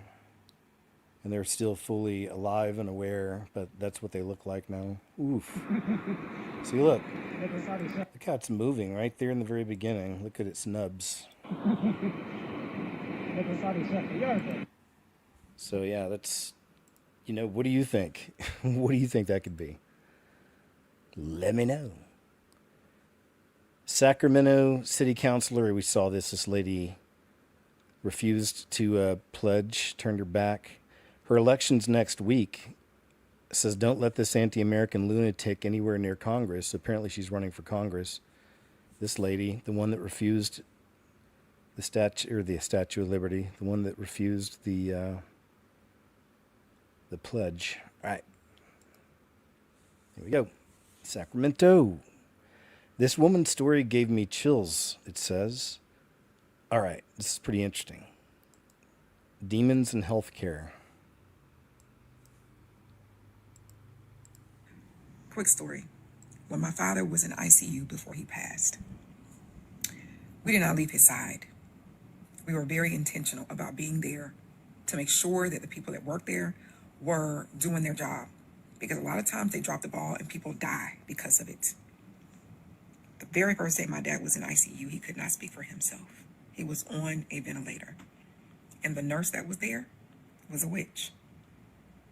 I will try to put the picture here to show exactly what was in front of his room. This is what was sitting in her chair right next to her desk, and it was facing my father's room. And the other nurses actually said, oh, she's very open about what she does. She's very open about being a witch. She literally has a Ouija board on her purse. That being said, I did not want her caring for my father. I prayed and I said, Lord, do not send that lady back in here. She never came back to that room. And my dad was there for 9 days. She never came back to that room. Quick story. When my father was in ICU. Eek. That's kind of spooky. I worked in healthcare myself many years. I just thought it was pretty crazy because they're doing this again. They keep doing the kind of race swap thing over and over. And now it looks like they're talking about race swapping Betty Boop. To develop and star in Betty Boop. This is very unusual because Betty Boop is coming into the public domain. I had a film producer, indie film producer, friend of mine, won't say who. He's looking for scripts for a Betty Boop inspired horror movie because Betty Boop is coming into the public domain. So this is very weird. Quentin Brunson to develop and star in Betty Boop, a feature film from Fifth Chance Productions and Fleischer Studios. Now it's odd when I've seen pictures of her. She does have the kind of round face. All right, so I'll go and move on. Mainly just want to show you they're doing it again. They keep doing it, it's like, but you can't get to, it does, of course, part of it is to get people emotionally invested and it causes division and all that stuff. But anyways, so you don't get too invested in it, but it's just funny to watch, one of these little tricks of the devil, playing out on the people like that. A space snake UAP in the last SpaceX Live is this claim posted 5 days ago from Tells from Out There. I love the S39 decal there. That just gives the ship a little bit of character. I'm going to turn that off. Look at this. So it looks like a space serpent, doesn't it? It looks like it's slithering. Certainly doesn't look like a ship.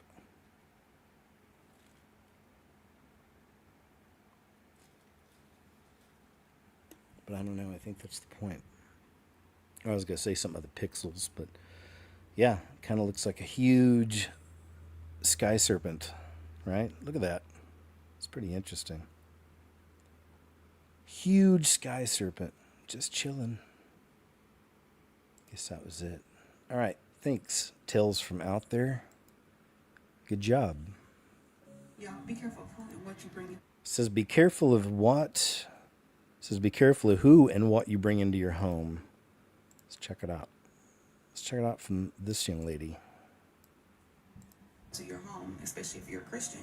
So one day I was sitting on my Okay, this is low on her end. So let's see. couch, I hear a knock on my door. I look at my peephole, and it's two white boys dressed really nicely, white shirt, black tie, black pants. Open up the door, and I'm like, hey, how may I help you?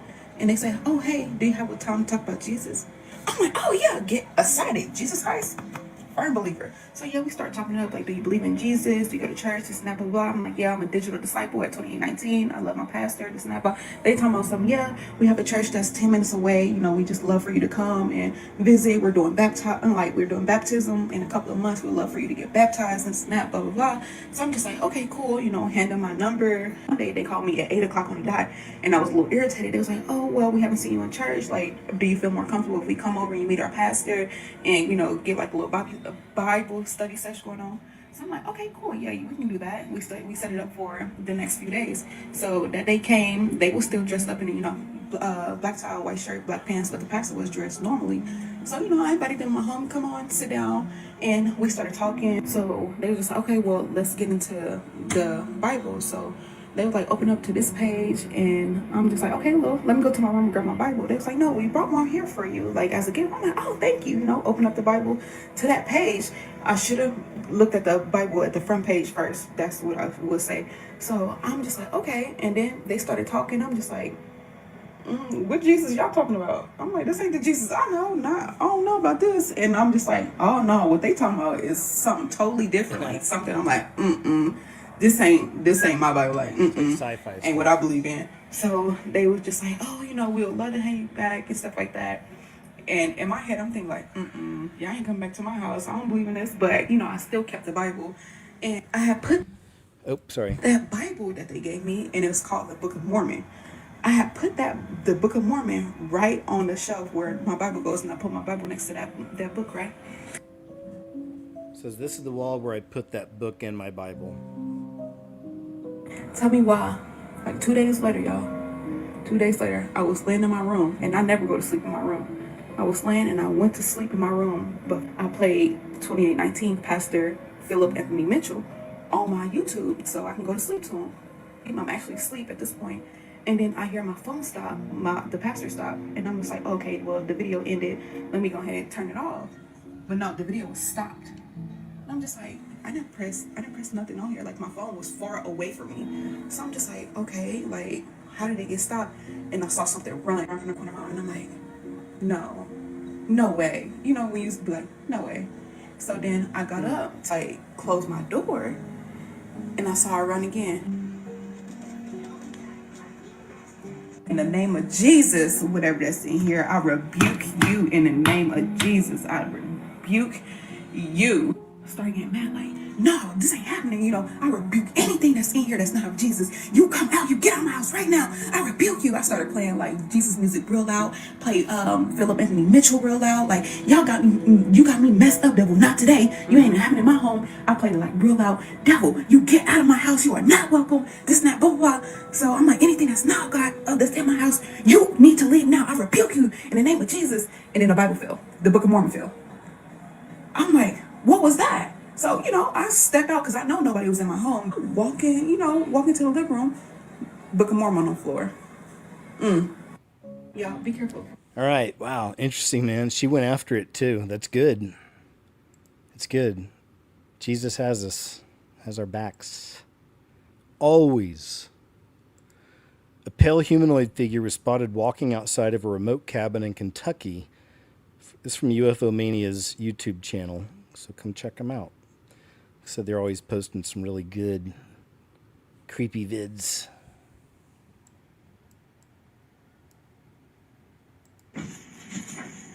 Oh yeah, you've seen this one. It's a good one. I got to do a show, a Friday night show on these. People call them the rakes. But now for years, people are seeing them. Famous you see one. his face clearly. Right there.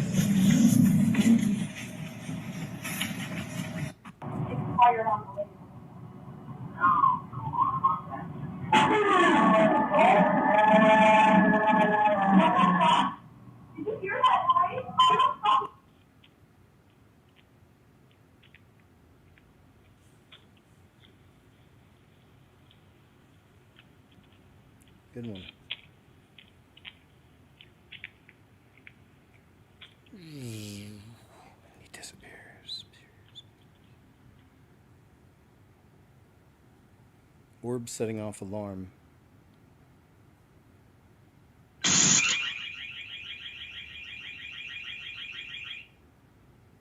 Shadow creature attacking man.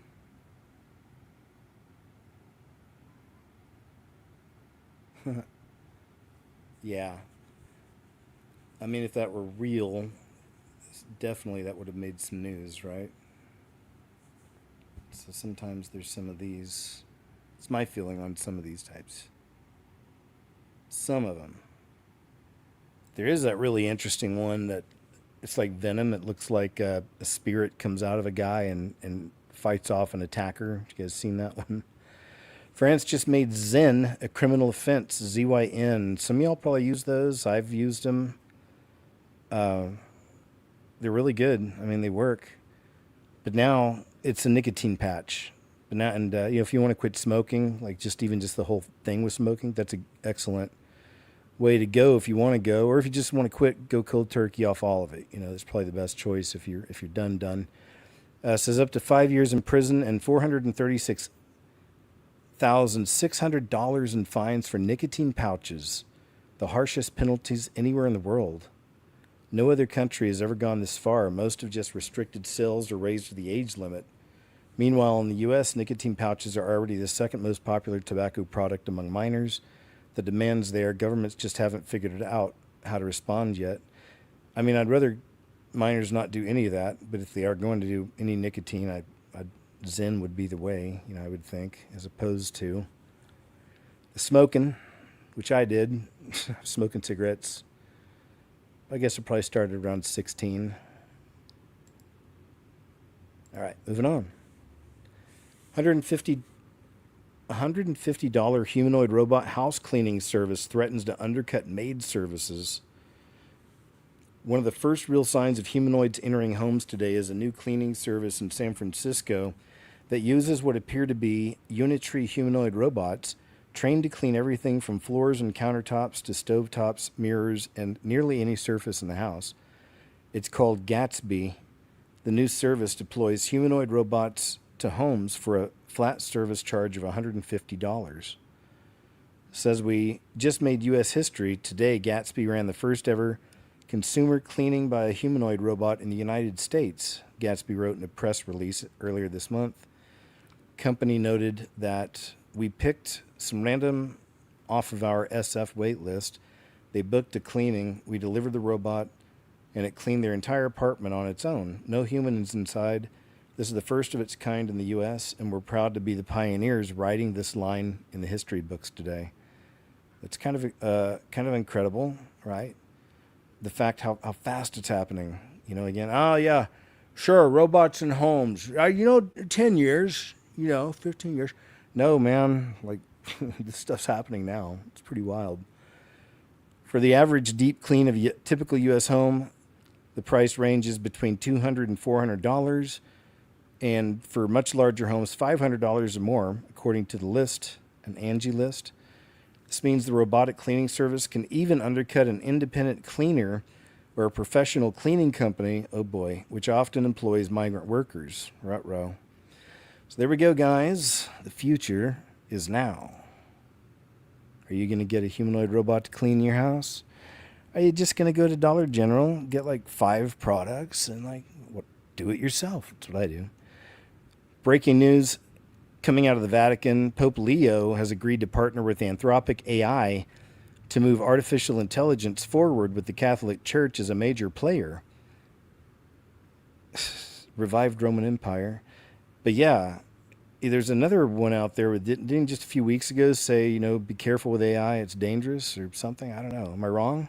I thought he had a negative or an anti-AI message not long ago, and then this was posted 5 days ago, and now he's teaming up with it. So I don't know. You know what? No matter what, we know it's coming. So it's like either way, and I don't trust the popes myself. So it's, you know, what do you think? Hey, this one really went viral this week. It says, I have not seen anybody talking about what's going on in Canada right now. Well, they certainly did. Yeah, this one's got over 2 million views. This man was pulled over and told by police that he had to come with them because a psychiatrist labeled him, quote, certifiable. No paperwork, no rule of law, just a doctor saying that. So now it's pretty crazy that they can do this. But I looked into it a little more. It turns out this guy was a conservative influencer. He's got like a following online. And he's also a student. And I guess it was his professor that did this to him, that decided to have the state yank him in. And you know what else is really interesting? There's a new TV series I've been watching on AMC. It's called The Terror, Devil in Silver. And it's all about this, kind of. I mean, it's about, it's the police do it, but it's like they instead of taking a guy to to jail for the night or whatever, they take him to this just weird, creepy-looking, random, almost, old building and drop him off, and it turns out to be, a psychiatric place. So, we find out they're just kind of taking people and dropping them off there that are innocent. So, kind of funny the timing. Now this thing comes out. I don't know if it means anything. Just, it's a pattern recognition type stuff. Yeah. Okay. And this is Dr. Emery. He's a resident psychiatrist, senior resident. He's on a rotation with the CAR 87. We're part of a program that includes Vancouver Coastal Health and the Vancouver Police. Mm-hmm. And what we do is we go to people when there's different reasons that come up. Every case is a little different, and we go to people to see them where they are, especially if there's been issues with trying to find them and talk to them. So in your case, I think you were certified under the Mental Health Act just, I don't know how long ago, but like maybe 3 weeks ago or 4 weeks ago. Were you aware of that? Dr. Taylor saw you in a cafe. She didn't certify you. I think you filmed part of it. And then she spoke with your family, got some more information, and, you're going to have to turn that off. So just one sec. What the officer just told me is that, you and I can set up a meeting and we can chat then. So why don't we do that, okay? Yeah. I'm not turning the camera off. I have a legal right to keep the camera on. If you don't want to make the appointment now, we can do it at another time. But that's what the officer just asked that we do. So why don't we do that? So I'm going to certify you under the Mental Health Act. We're going to bring you to a hospital, do testing on you, and you're going to talk to a psychiatrist in a controlled environment because we don't believe that you're going to attend an appointment. I won't attend. I've never been given a chance to attend an appointment. So he's certified. I've never been given a chance to attend an appointment. Okay. What is going on? I was never given a psych eval or nothing. He just looked at me and said, "You're certified." Yeah. Okay. So I don't know why, but it's up to the doctor. So if you. But no, he didn't even give me an eval. He just looked at me and said, "I'm certified, man." I get that. Please consider what you're doing, and please think about the fact that I'm more than happy to come in for an appointment. I'm happy to go through and do everything properly. Okay, I've been completely compliant with everything. Yes, you've been really good with me, Nicholas. But listen, that's his call, and unfortunately, we can't But go he back on that. hasn't You have talked to to get me. checked out by a doctor. You're interacting with me at a very regular. That's some really scary stuff. So I'm looking forward to finding out the follow-up. I don't know, maybe there's something in this thread.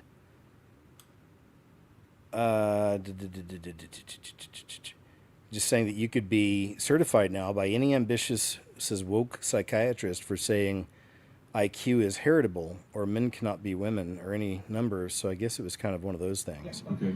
She didn't like his politics, but it's kind of a sign, I believe, again, just of the hunts to come, unfortunately, for the Christians. And as we know, it's numero target. That's a real target right there. Always. Air Force servicemen lived among tall white aliens for years, is the claim. As always, you decide. Aliens who are tall and white would frequently come down to where I was. The mothers liked to bring the children down to look through my theodolite as I was tracking the balloon. They always came armed. One of the weapons they could set to hypnotize a person, and it was common to have missing time experiences. So at the base, they have up in Area 54, there's a more or less permanent contingent of tall whites. They had a technology exchange program with the U.S. Air Force. One of the biggest shocks is they were so similar to us. Sometimes when you'd see them out in the desert, they'd be wearing were clearly clothes straight out of the Sears catalog. It probably took me more than 6 months to get over the terror that I felt when they came, even though they had not come to harm me. They were really quite friendly. Aliens. All right, there you go. Very interesting. You decide. Tall whites are one of the ones that are mentioned, though, right? It's them, the mantoids, reptiles, and then the grays, I believe. Unc just warned everyone is the title, so let's see what that means. Unc is uncle, like older man, I think, is what that slang means. Hey, what you say gonna happen? Worldwide earthquake, July 15th at 6 p.m. Judgment begins at the house of God. August the... Hey, what you say gonna happen? Worldwide earthquake, July 15th at 6 p.m. Judgment begins at the house of God, August the 29th at 6 p.m. Jesus Christ returns to judge the world and end it. You have been warned. Wait, come here. And what gonna happen though? Worldwide earthquake. What, you know what today's day is? Yes, I do. What it is? The 23rd. Of what? Of May. And what gonna happen? July the 15th at 6 p.m. How many days left? The 52. All right. Hey, 52. Yeah. You an angel. An angel sent you down here to tell me that. So there you go, man. Interesting. A new prediction, July 15th, I guess, is a date to watch, and then August, right? Former U.S. Army sergeant claimed he was telepathically linked to Mantis alien. I was hoping there was a vid, but there's not. But we did a live show on a Friday night about the Mantis aliens a while back. Keep getting new stuff, so I may have to do another one sometime here soon. Find some of the new vids. The human body is made of liquid crystal. And then there's whole explanations to see, and I remember this, I've shared this in videos. There's CIA declassified documents explaining how the human body is actually made of liquid crystal. That's right. Thought I'd had that saved there. Because there you can actually find the documents online. So it says, CIA declassified documents explains how the human body is actually made of liquid crystal with the ability to do amazing things, including creating biofields or superconductivity. This has massive implications. It also adds to the mystery. Could liquid crystal technology be used to mimic human form? Are we sometimes seeing this mask or technology slip? Have we been infiltrated by interdimensional demons using liquid crystal tech to take on our form? Demons walk among us, friends. This is a spiritual battle, and most aren't ready for the implications. I like where this guy's going, or gal. The following is from a CIA declassified document, The Magic Crystal by G. Sergeyev. So there's a whole thing here on that. So just keeping that in mind, there's a little video.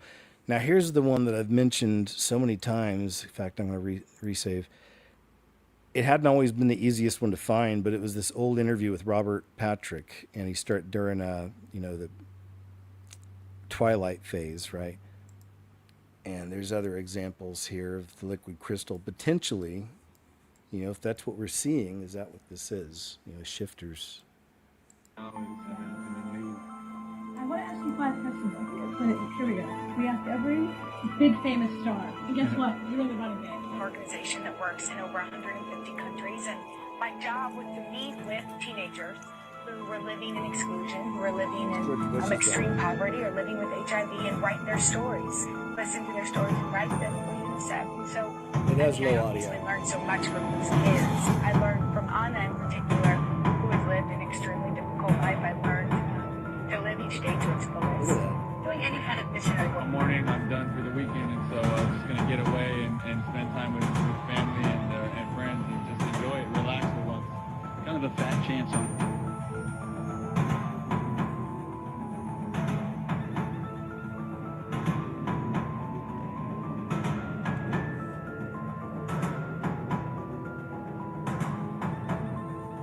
mostly the face, right? The neck a little.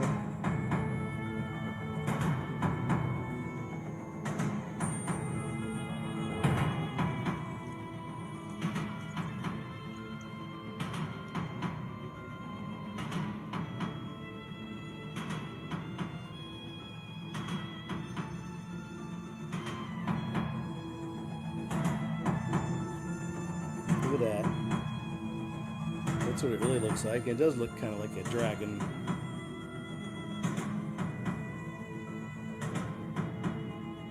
Dragon face.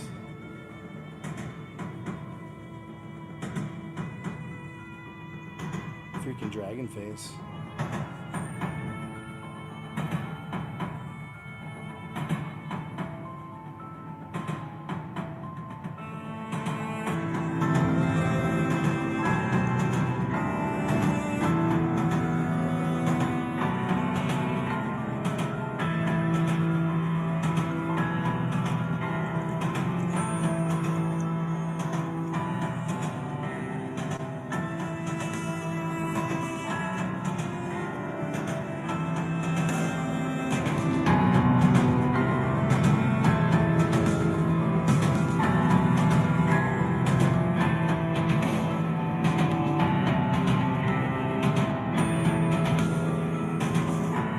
It's just the face.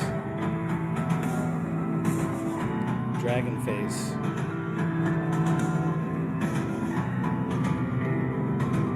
It's like a dinosaur. The eyes on the side of the head. Look at that. Look at that, man. That was a good catch right there of it. That's what it looks like dragon face. The eyes on the side, like lizard face, you know? Isn't that something? There you go. All right. It's a good clip. I saved it again. I'll have to put that together into something else sometime. Make a video. Tina Peters will be released from prison in 7 days after massive pressure from President Trump. She's entitled to massive damages after her rights were violated. Trump said that she caught people cheating on an election, and then they said she was cheating. She wasn't cheating. Wow, man, I hate when they do. Right? They're always blaming the other side for what they do. But she wasn't cheating. She went over, she looked at one of the election scams going on, and because she did that, they put her in jail for 9 years. She caught people cheating on the election 2020, along with a lot of other people that cheated on that election. Anyway, looks like she's coming out. So just to let you know, if you've been following that story tall, and see what this young lady has to say. Or maybe it's the guy. We're watching someone watch someone. But that's 2026 for you. What you gonna do? Demonism. Get them stinking Catholic idols out of your house. You know what? Why my marriage is such a mess, and you got a statue of a Virgin Mary in your garden. Quit worshiping that chick. You ever been to a Catholic service? Boom, boom, boom, boom. And it's like going to Planet Fitness. It's a calisthenic workout. Stop worshiping them dead saints. Stop worshiping them statues. Get them rosary beads out of your house. They are cursed. They are demon possessed. They are portals to hell. Him only shalt thou serve. Him only shalt thou serve. Him only shalt thou serve. I hope I'm being clear this morning. Just because you're loud doesn't mean you're right. You scream about Catholicism because deep down you cannot escape it historically, no matter how hard you try. Catholicism is not the side branch of Christianity. You are. Catholicism is the church that... All right, I'll go and move on. I didn't realize it was one of these. Try not to get into all the denominational stuff. Stay away from it. I believe in a relationship with the Lord. That's what's most important. Read the Word, have Him help you. Most people talk to Him, pray to Him, be His friend. You're His child, you know. Google Omni might be too powerful. So on the top is the AI, what they can do now, and the bottom's the original. It's pretty crazy. It's very creative. Most people don't realize how insane Google's new AI video model called Omni really is. I mean, look at this. I could sit on this bed here and snap my fingers, and now the lights start flickering around me. But it gets crazier, because let's say you zoom into my feet here, you can see that we've got this live animal inside my hotel room. And now, I'm holding this object, and I can hold anything that I want. Or I can click my fingers, and these blinds behind me will start opening, and light will start flooding into this room. But it gets crazier on this last thing. You see, you can see my eyes through this water bottle.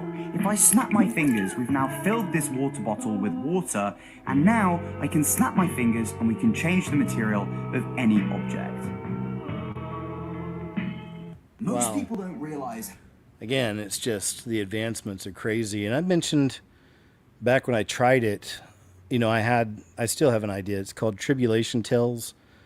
And I told one of the stories on one of my live shows here that I put together. And it'd just be kind of different vignettes of people's experiences during the tribulation. And so I tried AI. I went ahead and tried. I told you guys as I was going through the process. I think I was mainly keeping y'all updated over on Subscribe Star, like throughout the whole thing. But yeah, so I tried several different models. They have the thing I got into, they offered like 6 different models you could use, AI models. They all have different results. So anyway, I just messed with that. But it turns out the whole thing's pretty expensive. That's why I didn't keep doing it. And I wasn't good at it. Like, I don't know the best way to do it. You know, the way you write your script, you got to be real specific. And I don't know, man, it's just wasn't what I thought. I thought it'd be way easier, but it really wasn't for me, at least. Some of y'all might be good at it.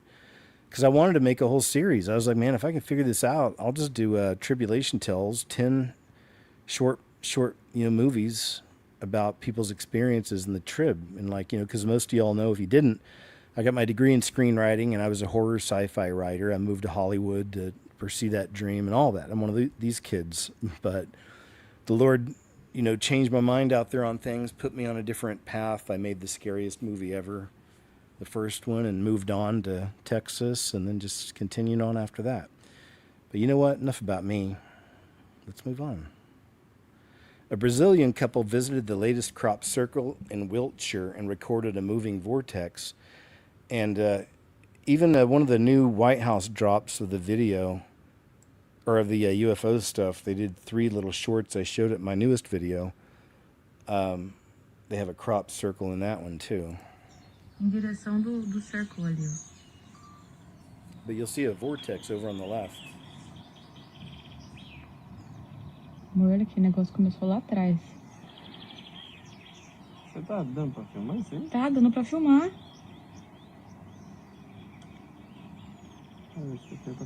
Ô, eu tô sentindo um negócio muito louco na barriga, puxando a barriga assim, ó.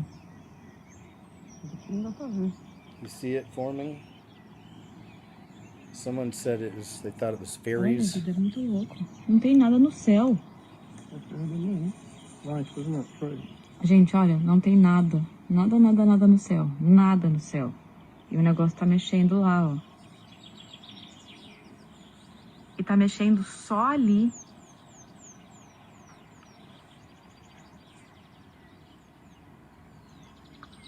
Ele começou lá no canto, agora ele chegou bem perto do círculo. It is moving. You're saying it's not possible that it's moving que tá mexendo only só there. Ali. Andando. Tá andando, Henrique. It's moving. It's coming right up on the circle. Interesting. Look at that. It's like merging with it. Says to me that's the biggest proof of extraterrestrial life there is. Look there, it's gotten really close. It's moving inside there now. It says, can you guys... Oh, good. Oh, look, are there people down there? It says, I'm shocked. I didn't realize it looks like there's people down there. It says, like, they are still here. Look at that. Now you can really see it. Look at that. That's a good catch. I don't know what it is. It says it's right. Right there. It's amazing. She says, guys, the crop. Continua. I gotta save this one again. Circle is Ó, o crop circle tá aqui. still here. And the energy vortex is going the other way. Tô ficando com bastante I'm getting confusão. really dizzy, she says. That's the end. Wow, that is such a cool clip. All right, I'd like to save some of these special ones we come across. I think that's a special one. I feel like we just saw a special one. The reason you're not being hired isn't because of lack of skill or degrees. It's because you are, this lady says, the R word that no one likes. Let's check this out. If you go and apply for a job and you think they're asking you questions about your skills, ability, and background, they're not. They're asking you questions to figure out if they like you. And then you ask if you got the job, and they tell you that they hired someone whose job skills more closely match the job. And so you think you just weren't qualified for the job, but you just actually weren't likable. What people tend to do is they go back to school and they get another degree, but what they really ought to do is master the skill of likability. The skills on your resume will get you an interview, but the character and your personality will get you the job. If you go and apply for a job and you think they're asking you questions about your... Thanks, lady. Good point, though, don't you think? It's a good point. They really want to make sure you're cool. You guys get along. This high school senior stood up and put Jesus front and center at his graduation speech. Love to see it from the young'uns. From the young'uns coming up. Good. Spreading the word. My name is Andy Mejia, and this year I served as Canyon View's senior class president. Although I stand in front of you on this podium today, you might think that I have a big title or role that makes me somebody, but I'm not. I'm just a nobody trying to tell everybody about the somebody that changed my life, and that man's name is Jesus Christ.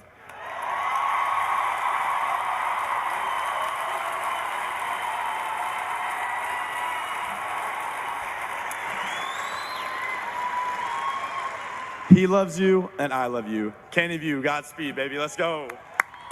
Good job, young man. Love to see it. Right? It's always good.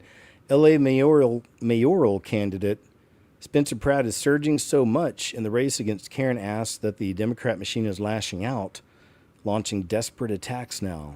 Oh boy, not surprised. See what the latest is, if you will. The criminal activity is happening there, and he's saying you don't have to live this way. Well, after he's been gaining such ground and such support by being so organic, you're seeing the elite attack him in a big way. And the latest person to attack him is Drew Carey. This is what he said: anyone who votes or endorses Spencer Pratfall for mayor of LA needs to get their head out of their ass. I understand being angry, unsatisfied, but at least get behind someone competent, not a serial scammer without a soul or moral compass. Blank this guy already. He's holding Are you the horns kidding me? up. Yeah, and You I see that? think part of that is Drew Carey's like, oh boy. Of course, he's holding his horns up in that photo. Drew Carey, right? Freaking got his little devil horns up. That is Drew Carey's like, oh boy, Spencer Pratt, who people months ago weren't taking seriously, are now worried he's actually possibly got a real shot. And you look at the fundraising, right? It's literally Spencer Pratt has raised over $2 million compared to Karen Bass, who barely has over $200,000. And it's not just the LA fires issue that what started his campaign, but the whole part about the crime, the homeless, the potholes. He talks about potholes, and all of a sudden, Angelinos are saying, you know what? Life under Mayor Bass sucks. Like, it's not going to work. Status quo can't go. So maybe I take a flyer on this guy. And so people like Drew Carey are freaking out that he's gaining this kind of traction. Yeah, so before getting into TV, I spent about a decade working in politics on races as well as a vice president of a polling firm. So I love watching this. All right. Thanks for the report, y'all. Guess we'll see what happens. He is gaining a lot of momentum. They're doing really good on putting ads out, like funny ads. Says, isn't it weird how the two comedians histrionically lashing out against me are both in the files? What are the odds? So this is from Spencer Pratt. Chelsea Handler went to dinner. That's not it. All right, I guess we'll just go with it. But apparently people are... Oh, yeah, Drew Carey being one of them is in the files. Oh, here it is. To Ghislaine from a Jeff Davis. Says, your ears must have been burning. I was having dinner tonight with Drew Carey and the guys from Whose Line Is It Anyway, and we were talking about our encounter with you. I don't know, I guess that's it. There you go. I don't know who the other one was. He's holding up his horns. Look at this. This is where we're at. LA surveillance drones are now being trained. Watch this. They got him running the streets now. Bruh. What happens when I put clay on it and piss on the wheels? Dude, they got the clankers running the streets. Welcome to 1984, folks. They're always watching. They're already watching on your cell phone. It's got a fucking siren. All right, I want to know everybody's thoughts on this in the comments. We're here in Burbank, California. They're testing these fucking things out. That's the first city I moved to when I moved out there. I don't know, man. I don't know. Well, about to have a plethora of new clay on it and piss on the wheel now. Somebody, I don't know. I wonder if that's somebody put a sticker on the side, or is that supposed to be there? The Leap V, the police. Isn't that crazy? I just had to go to New Sign Orleans. of the times. New Orleans demonic experience. Jesus has all authority, this young lady says. For a work trip, and it confirmed two things for me. One, the demonic is very real, and two, Jesus Christ has all authority and power over the demonic. I grew up in a house and my grandparents' house with paranormal demonic activity, and then later in college actually experienced demonic oppression after I did some really stupid things like play with the Ouija board and do witchcraft and invite those things into my life. And that's really the part of my testimony. Is in college I called on the name of Jesus in desperation out of pure fear and terror for the things I was experiencing, and despite living in sin, despite renouncing him, despite not deserving it at all, as none of us do, he ran to me with open arms and saved me, and all of the demonic activity in college stopped. So at that very moment I knew that he was real and that he had spiritual authority, or all authority in the spiritual realm. And that was in 2015 to 2019, so it's been quite some time. I'm since a beloved, known daughter of Christ, and a lot has happened in between now and then, but I just had to go to New Orleans for a work trip, and there is a very tangible dark cloud over the city of New Orleans. Even landing in it, I could almost see it. I could sense it so much, the dark cloud of negative energy in New Orleans. And there is a lot of witchcraft and voodoo being promoted and advertised and sold everywhere you turn in New Orleans. Some of it to me comes off as like gimmicky and fake and touristy, and some of it is very obviously real. If you are clairvoyant or have any spiritual discernment, you can kind of sense what's real and what's not. But walking through the streets down Bourbon Street through the French Quarter, if you make eye contact with a lot of these people, you can see the demonic in their eyes. It's not human anymore, sadly. It's a very lost city. It's sad, actually. I was tempted with certain sins that I have not been tempted with in a very long time. I'm proud to say that I did not let my flesh win. I did not give in to that sin and temptation, but it's a very dark place. But I had an encounter with a demonic entity that was very real and very scary. So I had two customers that wanted to explore the French Quarter, which is the old historical area of New Orleans that is deeply rooted in like hundreds of years of witchcraft and voodoo and very evil things, conjuring evil spirits and demonic spirits. And one of my customers is an older guy who wanted to take a break and get a drink and kind of rest for a little bit from our, at this point, like 40-minute walk. So we did, and we went into a restaurant that was not outwardly advertising voodoo or witchcraft whatsoever. It was seemingly an upscale restaurant in the French Quarter. And so we went in, we got a drink, and we were told if you head upstairs, there's an outdoor balcony that overlooks the French Quarter, so you can enjoy the sun and kind of look down on the French Quarter while you're having a drink. So we got our drinks and we went to go upstairs, and it was an old home in the French Quarter turned into a restaurant. So it was built like a colonial home. The stairwell had its own room, if you will. Like there was a door into the stairwell, and the stairwell was an inner room with four walls with just the stairwell in it and no lights or windows. It was dimly lit by candles, and I was feeling nothing spiritually. I didn't have any red flags going off, but it's the moment that I walked into that stairwell, I literally was like walking fast paced and stopped dead in my tracks because it felt like a tangible wall of evil demonic energy that I just like face planted into, almost like those pranks when you see someone run into a door because it's so clean. It was literally like that, except for it was like a negative energy that I ran into. And my customers were like, what? And I was like, I just got hit with a bad vibe. And they kind of laughed. And so we proceed upstairs, and as soon as I get to the top of the stairs, I'm told that there is a seance room at the top of the stairs. And for those who don't know, seance is literally where people conjure demons to speak to the dead. I didn't know that that was there. So it confirmed for me that what I had just experienced at the bottom of the stairwell was very real. One of my customers is not a Christian and jokingly kind of made fun and was like, what, are you scared of a ghost? And I said, no, actually, I'm not. I'll proclaim the name of Jesus and they will all flee and I'll be protected. And in that moment, I don't regret it, but I know that I marked myself as the enemy of whatever that entity was, and I am, so that's fine. But anyways, we proceed out to the balcony, and I can feel, I'm facing away from the building, right? The building's behind me because I'm facing outward toward the French Quarter, toward the street to watch it. And I can feel the spiritual attacks hitting me over and over and over again from the back. It felt, but it wasn't touching me. I told Tyler, my fiance, it felt like I was a fish in a fishbowl. And if someone were touching the glass, it's not physically hurting the fish, it's not touching the fish, but you can feel the reverberations of the energy trying to get through the glass and hit you. That's exactly what it felt like in the spiritual. And so I just prayed.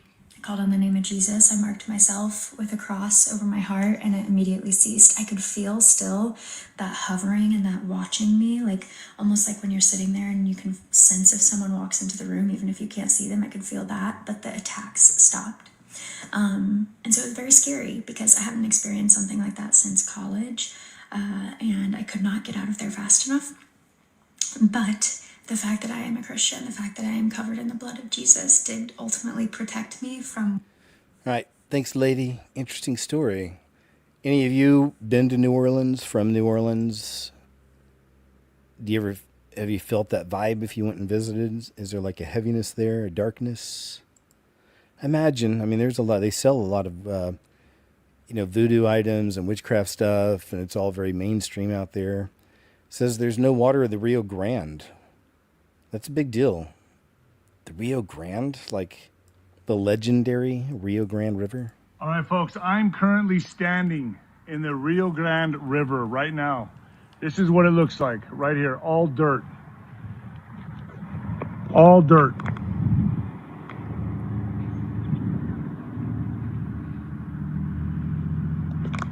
You're looking at an environmental catastrophe, what this is. The new Meta data center in Los Lunas, New Mexico, takes 75 million gallons per year to cool down the data center. And this is what we're left with. Another data center is being built in El Paso right now, a Facebook Meta data center. How much more water is that going to take? This is going to be, folks, this is apocalyptic. I've never seen a river like this. By this time of the year, you couldn't even swim in this. It would take you under. The undercurrent would take you out. This is unbelievable. No more water. So what does that mean for the farmland, the ranch lands, the cattle, the houses? I mean, are they soon going to start moving people out of this area? Are they going to start moving people out of here to what, 15-minute cities? You're not going to be able to survive out here? What's going to happen to the agriculture? Said that in one of the past shows. Definitely, I could see that being one of the reasons, another reason why they're doing it, because they do want to force people into communities, right? Controlled communities. Folks, what we're looking at here is unprecedented. We've never seen anything like this before. I'm sounding the alarm bells. This has never before happened. I've never seen it like this. Bone dry. Bone dry. All of it. Unbelievable. Better write your congressman, because these politicians are as corrupt as they come, all getting paid off for this. So what does this mean? We're going to trade out humanity for AI so they can track and trace you better?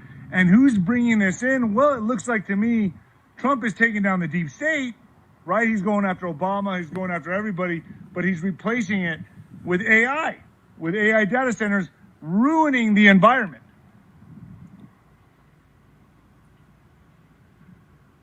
This used to be a gushing river. It's gone. Legendary. If we don't do something now, folks, humanity's screwed. I'm telling you that right now. We know, brother. We know. So trust in Jesus. That's it. That's the answer. He's the answer. Spencer Pratt fires back at reporter after he was asked about his plan for the homeless. Says they'll all end up in Seattle. Check this out from Spencer Pratt. It's just nice to see a grassroots guy running, and because his home got taken out during the Palisade situation. What are your plans for the over 40,000 homeless in Los Angeles? Yeah, well, they're not homeless. They're drug addicts. Most of these people are addicted to fentanyl and meth. This isn't Spencer making it up. Are you saying they don't have homes?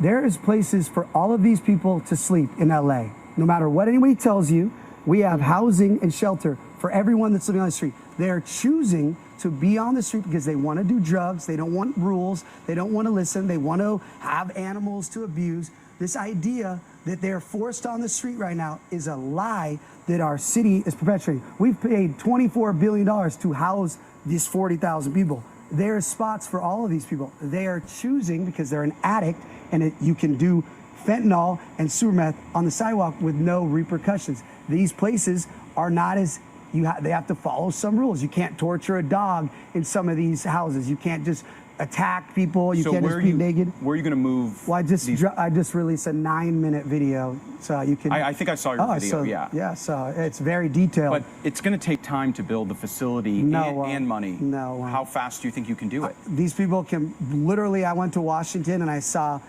miles of the most insane prefabricated housing and building. I asked all the CEOs of these companies, say, how long does this take? I met with FEMA and HUD, 3 days. 3 days. And all of this is cheaper than trying to take over, kick senior citizens out of their buildings is what happens. They kick them out, and then the NGOs come in and they spend 4 years. This is LA. This is LA's timetable. Where is this facility going to be? It's on beautiful federal land property. Where, in LA County? Well, when I'm mayor, I'll go meet with the federal government and I'll get the property. Right now, I'm just running, so I can't give you the exact address because I don't have the legal responsibility to go represent Los Angeles and say, can I have this land? But when I'm mayor, I promise you, because we have the Olympics coming and everybody in the government wants LA to be the #1 most beautiful city, they will work with me to give me the land I need. So you're going to move these 40,000 people somewhere, and you're going to have this facility up in, you said, how long? Here's what you got to realize. 90 days? Let me explain something.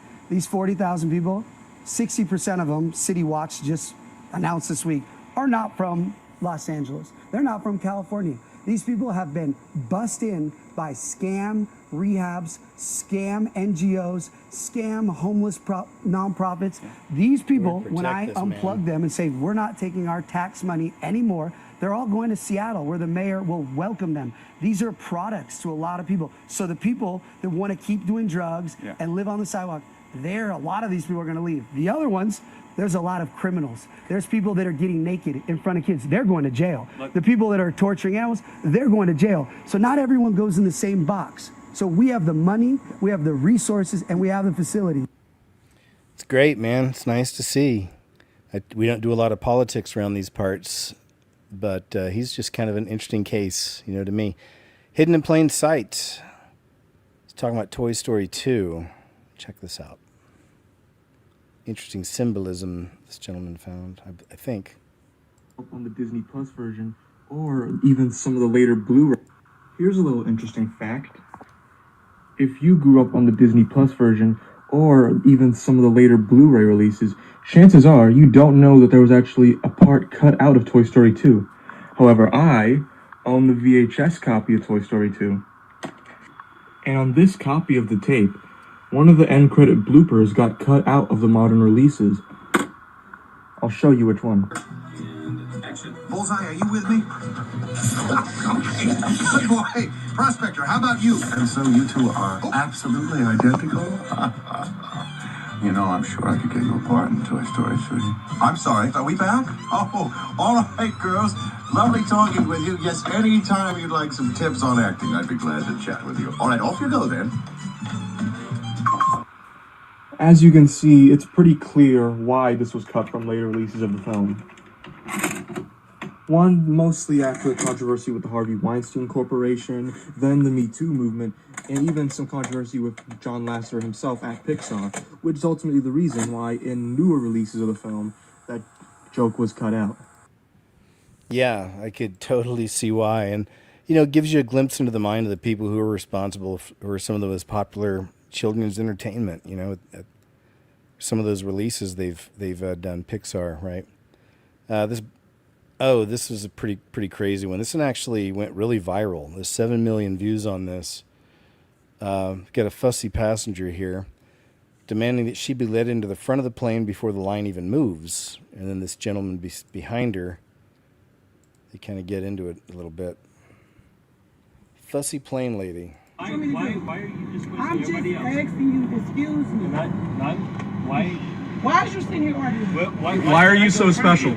Because I'm trying to get to the front. Yeah, we're all trying to get to the front. We all paid the same goddamn money. Okay, but I'm saying, sir, I'm just telling you, excuse me, if you move. Cool, and the door ain't open. I'm just saying, though, it don't matter. It don't matter either way. I'm trying to get up to the front. Yeah, we all are. Everybody is. Excuse me. She always like that? Oh, sorry, you don't know her. No, thankfully. So if I just move you the fuck out of my way, then I'm assaulting you. Yeah. So you won't move. Why are you I'm asking you to say excuse me. And I'm saying no. Okay. I can say no. I don't have to say yes, do I? You don't, do I need to say yes? Sir, I'm saying excuse me. And I'm saying no, and you thank just you. don't block my way. Yeah. So if I hit you, that's assaulting. And you got 30 witnesses on you, man, with the red hair. You'll get arrested, and then you will get a lifetime flight ban. You want that? Okay, but what I'm saying is, I'm just saying excuse me. What you're saying is you think that you are more special than everybody else on this goddamn fucking plane. Excuse me. Excuse me. Oof. Yeah. Sometimes that word comes out. We don't like it. But fussy plane lady, yeah, she's she's famous now. 7 million views. That's crazy.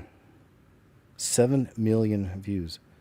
I mean, LA mayoral candidate Spencer Pratt announces he's obtained enough evidence to file an ethics complaint because his opponent, Nithya Raman, is running undisclosed paid operations against him. Wow. Let's check this out. Them are planted from the opposition. A lot of them are planted. I just discovered, and I have the evidence, that Councilwoman Raman has actually been paying for most of these videos about me. I'll obviously give you the evidence, and you say we're going to file an ethics complaint. She's paying for these videos of people these narratives about me.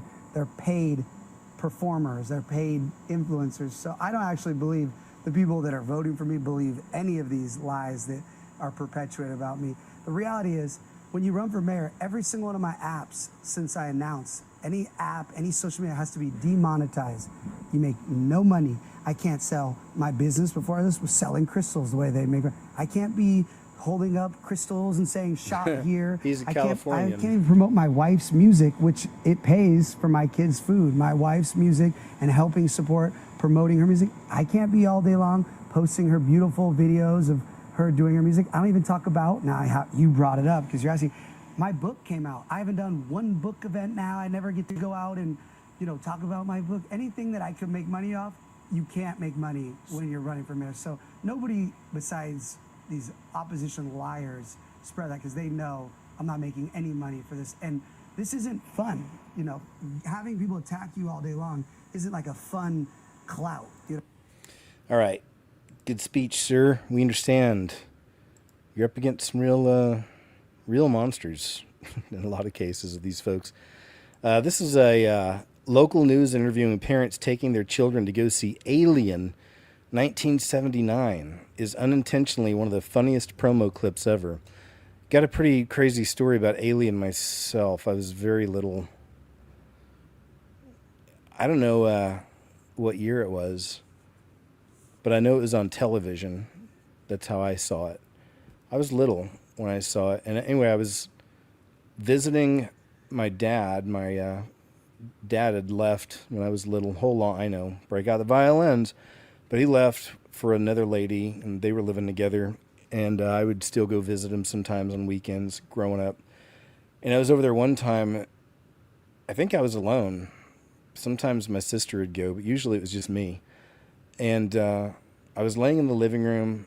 Alien, that movie was on TV. They lived in what I considered the city. They were kind of in a bigger city, at the time. I was from a smaller place. And they had kind of a main street with a light and everything kind of right there on the side of their house. And they had a door on the side of their house also. and one on the front, which was underneath the carport. So I'm watching Alien next to that door that's facing the main street real late at night. I was a little night owl, probably midnight, 1 o'clock, something. And sure enough, man, somebody starts trying to get into the house. They start twisting the knob. And I mean, at one point, even violently, to where I was like frozen because I was just waiting for that door to open, But I mean, I think we had a latch. I don't know what all was up there. I just know I was scared. So I got up and ran into the dad's room and, told him what was going on. And he grabbed his, well, I guess I should explain, 'cause, but his bang bang, and then came out, and then by then nobody was at the door anymore, and everything seemed cool. And we went outside. He looked around a little bit, and everything turned out. But either way, I'm rambling. Okay, so let's check this out. A flashback, if you will. Did you know that this was an R-rated movie when you brought him? Yes, we did. Are you sorry you brought him? Yes, I am. Are you glad you saw it? Yeah. Are you sorry, sir, that you brought your son along to see Alien? No, ma'am, I think he should have seen it. It's something that he needs to know, that things like that could happen in life. That could be a true story based on, science. We never know what's going on the outside of the world. Did the movie scare you at all? Yes, ma'am, it did. We take him to see a lot of horror pictures and things like, because we like horror movies. We're horror buffs, I guess. Would you recommend to your little friends who are your age to go see it? No, I wouldn't. Did you know that this was an R-rated movie? There you go. I thought that was pretty funny. Nice little flashback. 79. They just don't make movies like that anymore. They have an Alien TV series. Did you know that? Made by a really talented guy named Noah Hawley, and he's responsible for the Fargo TV series, which is definitely right up there for me. It's one of my favorite TV series. There's only one season I really wasn't crazy about, but otherwise, he's like a masterful storyteller. He's really good. There's that. Yeah, but now he's doing the Alien TV show. This man was just diagnosed with alpha-gal. So we're starting to get people who are claiming, at least, right, to be victims of this. Let's see. I can never eat red meat again. So as of 2 days ago, I was diagnosed with something called alpha-gal syndrome. So what that means is I am now allergic to red meat, dairy, and just all mammal byproducts. Oh yeah, and I forgot to mention pork. No more ribs. I've already started to accept it. I can live on chicken, fish, and turkey. I've started to accept that. But the dairy, that's what gets me. No milk, no butter, no cheese. I love cheese on everything. This sucks. But it could always be worse. There's people in this world that have it worse than me. Thankfully, I can still eat some things, so. And I forgot to mention how I got it. So alpha-gal syndrome is transmitted by the Lone Star tick. So the tick that's got the little white mark in the back of it, that's the Lone Star tick. And if you spend a lot of time outdoors like I do, you got to be careful. So that's how I got it. I can never eat red meat again. So as of 2 days ago, I was diagnosed with something called alpha-gal syndrome. So what that means is I am now... Oh, my bad. It just started over. All right. Thanks, sir. What a voice, huh? This gentleman's got a voice on him. Minnesota Judge Nancy Brissell just sentenced Somali Feed Our Future fraudster Zamzam Jama, who stole $5.6 million to only 6 months in prison. This came just a day after she gave another Somali fraudster a 1-year sentence. So impeach this woke judge, it says yes or no. I mean, that's another problem, is we have too many people interweaved into the system that are just part of that beast system narrative, if you will, agenda. Soldier shares what he knows. UFOs and drones, you decide. We are launching the drones up in the sky as of right now in New Jersey and stuff, in Texas, everywhere. Like, y'all don't gotta be afraid. Them are man-made drones. And we're doing the launching or whatever. Now, what you do have to be concerned of, my bad, my eye, but is the orbs that's inside the sky that y'all see that's glowing and stuff, that's shooting down the drones and all that. That's not a part of us. Them are actually real life aliens. Like, aliens do exist. They're above and they're below us. Yes, they do exist. And 2025 there will be a lot more of exposing the truth. I can't say the reason why, but because it's already out here, so I can speak on this. Aliens are real, and we will have to evacuate sooner than later. Well, it's unfortunately he's one of the people buying this whole thing that they're real. But we've seen other clips of military people talking about the aliens. Remember, there was one where a guy was given a whole lecture on the different species. Says if you don't have video cameras on your house, this is why you should. There's so many crazies out here. It says you never know someone's intentions. Yeah, this one's kind of spooky. Check it out.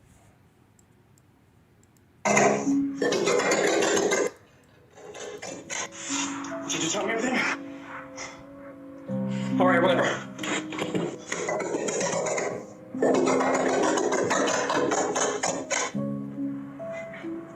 What the fuck are you doing? Who is it?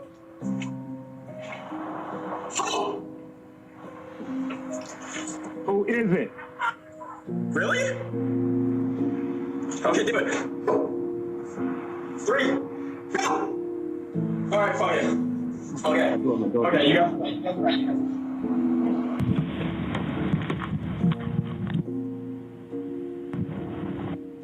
We can't answer the door right now, but if you'd like to leave a message, you can do it now. I didn't know like to deal with shit. I guess his taxes just hit.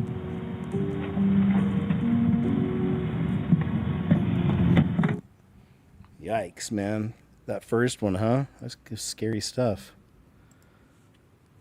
Do you guys have ring cams? And have you ever caught anything interesting on it? Hey, here's Perez Hilton. We haven't seen him in a minute. Perez Hilton, one of the biggest libs, it says, in Los Angeles, supports Spencer Pratt. Hey, he's on a journey. Been praying for him, too. Remember to pray for him to truly find Jesus and, all that. Surrender his heart, all that fully. Oh, gosh, I almost instantly started crying, but I'm not going to cry. If he hasn't yet. I hope he doesn't mind me sharing everything. Fudge, I'm going to cry. Spencer Pratt is one of the best people that I know. And look at this. I'm wearing my Spencer Pratt for Mayor official campaign merch. Yes, Spencer Pratt is running for mayor, and I support him with every ounce of spirit in my body.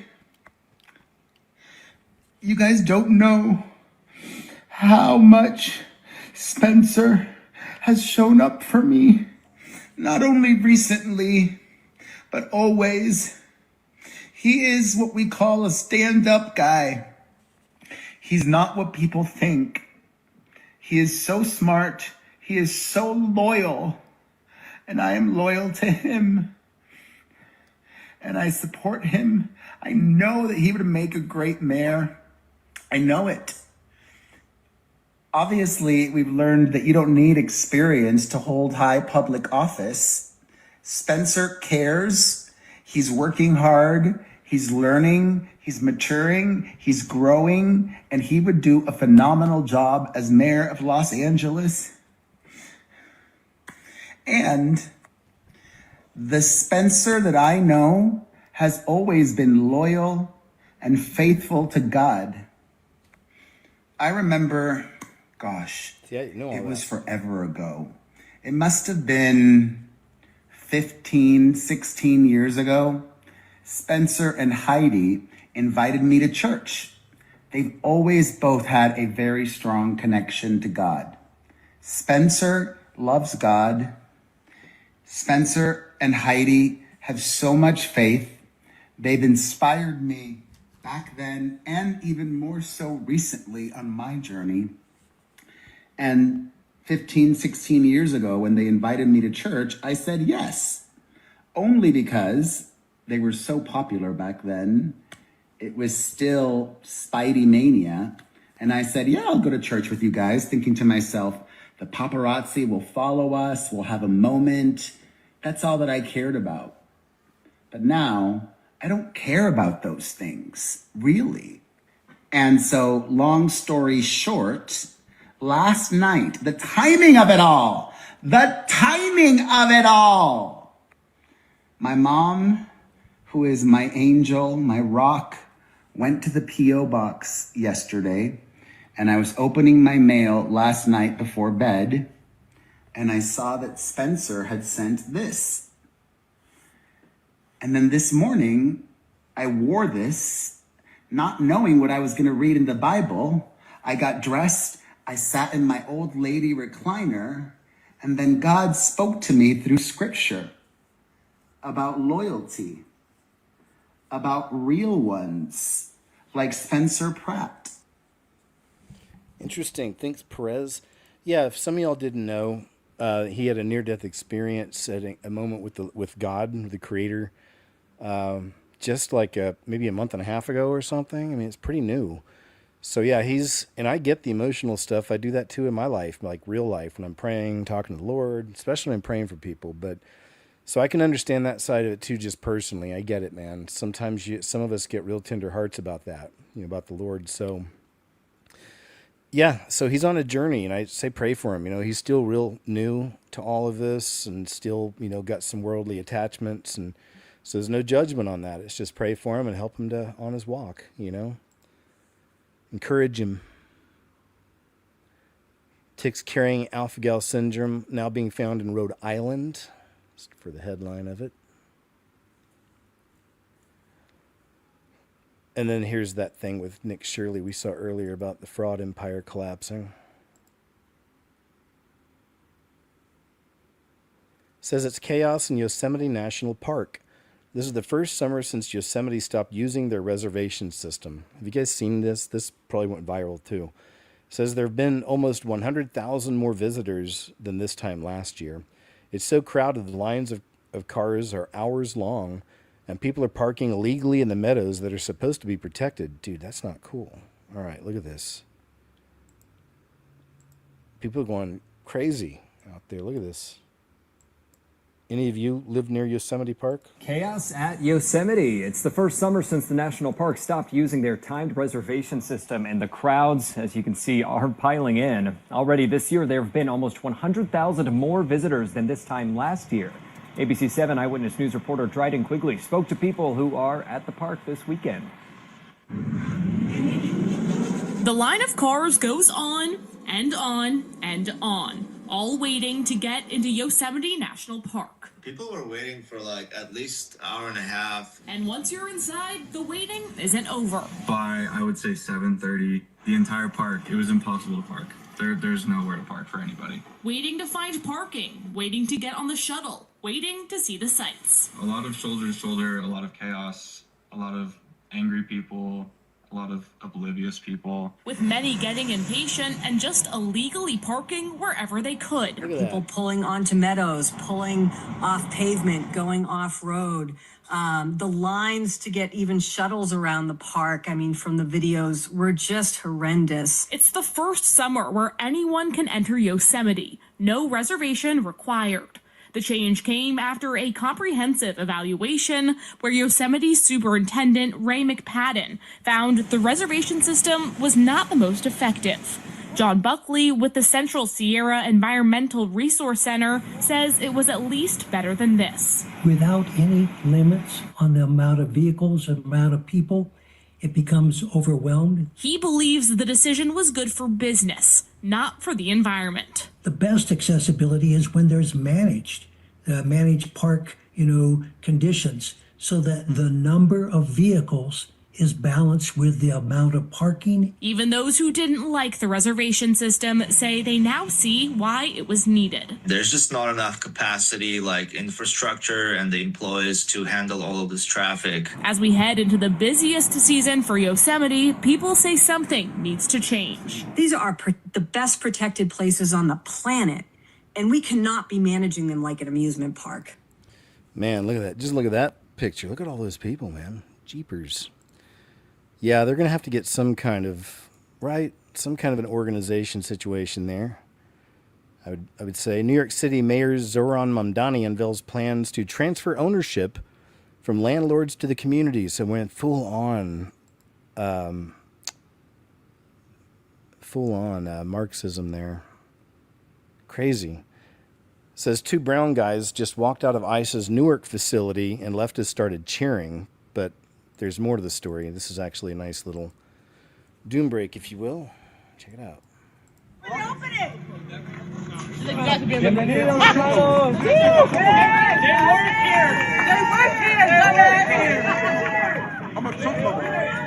work here. That's racist. They just assume. Yeah, they just assume that they got racist. Open it! Yep, that's funny. They are so race obsessed, a lot of these folks. It's like a spell. Says this, here's the problem. This Los Angeles woman says she's not a fan of Spencer Pratt, but then something happens. I'm not a big fan of Spencer Pratt. I don't think he's the smartest guy in the world, so I don't think that would be the best position for him. So, do you know about his platform? I don't really know. I just know that he's married to Heidi and all of that, but he sort of got his start on reality TV and was the villain. But do you know why he decided to run, though? I don't, actually. So his house burnt down on the Palisades wildfire, and LA had a very slow response. So a lot of people lost everything. Okay. So he ran so that he could help clean up the wildfire preparedness as well as the response time. Well, that's respectable. I wasn't aware of that. Have you heard of Skid Row? Yeah. Did you know that some of those people are drug users and they're testing their drugs on the dogs to make sure that it's safe for them before they do it? No. Spencer Pratt wants to put an end to that. One of his campaign taglines is vote Spencer to save the dogs. I mean, honestly, I knew none of those things about Spencer Pratt, and that's very honorable, and I would tend to hike him up a bit, I guess. Yeah, he's trying to address problems that Karen Bass has ignored. Okay. And he's trying to come in and fix those specific issues. Yeah, I So mean, does that improve your, idea or concept of? 100%, because I would have thought somebody like him would be more for clout or just to get his name and just for more of a famous type reason, but This is opposite of clout. yeah, no, absolutely. So I would probably sway towards those issues Say it. and voting for him. There you go. Wow, I think we just a little red pill going on here.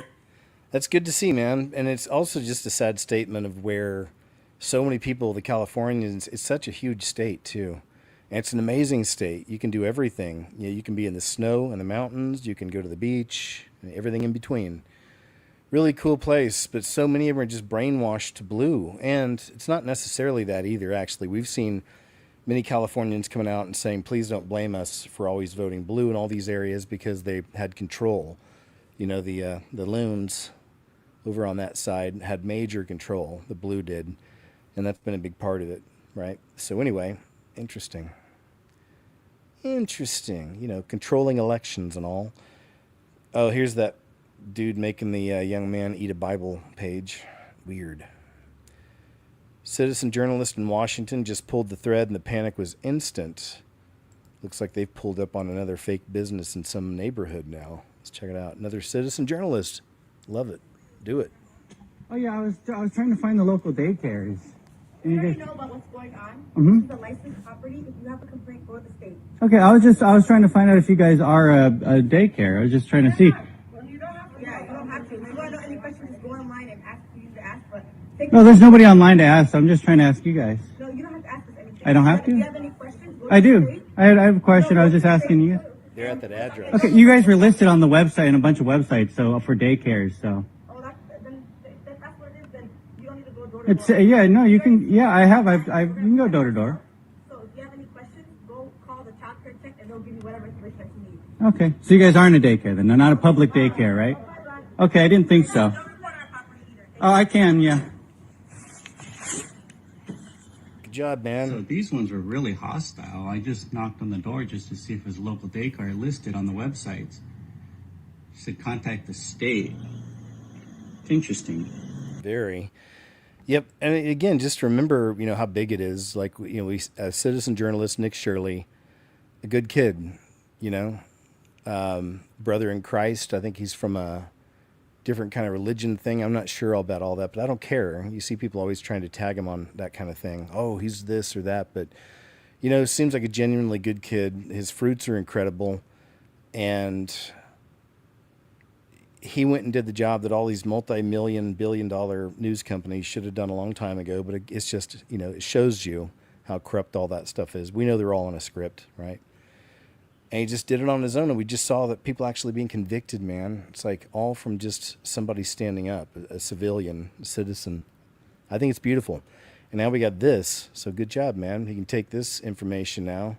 He's already sending it, I guess, somewhere. So yeah, good. Get it out there. Let's see some arrests. More arrests. L.A. mayoral candidate. Oh, we already got, I think we got enough on Spencer for now. I pulled up a few this week. Over 150 residents in Red Oak, Texas packed the city hall meeting, spilling into hallways to protest a new data center. They're coming in quick, really, all over America. We don't need another data center. You don't know what the health impact is. You got them all crunched together. You're going to have a mass accident. You're going to ruin this community. You're going to ruin it. Ruin it if you let this continue.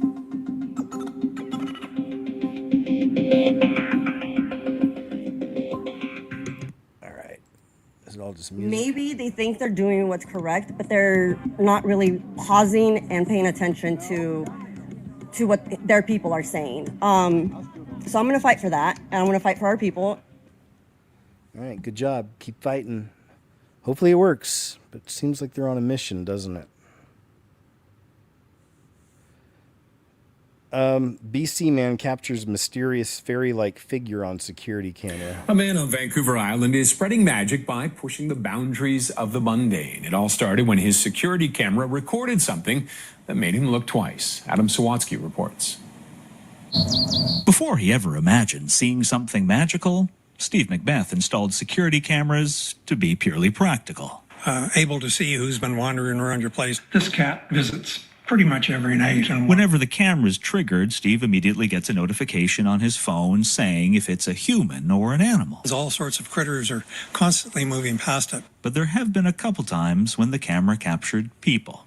The person that walked through the front yard had actually done some break-ins that same evening. So when he got a similar notification the other night, Steve feared the worst. And it said that it saw a person. And what was the person doing? Well, it wasn't a person. And it wasn't one of the usual animals either. It was unlike anything I've ever seen before. It appeared in the left corner of the screen, a bright white dot that suddenly turned and flew straight at the camera. Well, it looked kind of humanoid. It looked, Steve thought, supernatural. Like it was a shimmering silver color. A fairy. Yes, exactly. Yeah. While that magical moment was quickly replaced by a mundane explanation, it was still wonderful. I just thought that other people would have a kick out of it as well. So Steve took the time to post the fairy video on his local. One of his granddaughters, Isabel, watching the fairy footage for the first time. All right, we're going to move on. They always have a mundane explanation for anything. Sometimes maybe they're right, but not always, because so many of these news organizations can never explain some of these creatures washed up on the beach we've been getting for years. They had the famous one in New York City, Montauk Monster. That one went pretty viral at the time. White House getting ready for a disclosure speech. America, more specifically Hollywood, is Mystery Babylon that is talked about in the book of Revelation. Let us explain. And if you're new, I'm Cody. I'm Phoenix, and we can see... Let me see something. 512. Yeah, we saw this one last week. Sorry. The Phoenix brothers. I don't care how many times this thing asks you to let it in.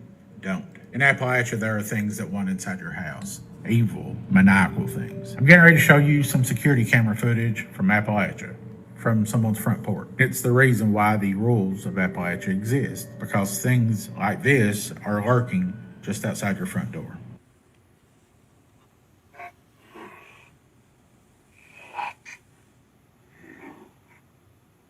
Wish we could see closer.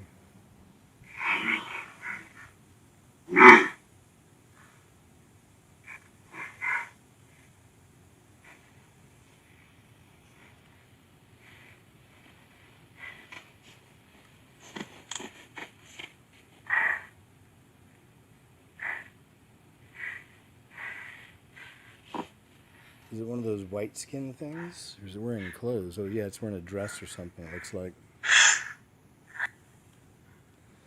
Wonder if they actually have the bigger, fuller video of this somewhere on TikTok. Appalachian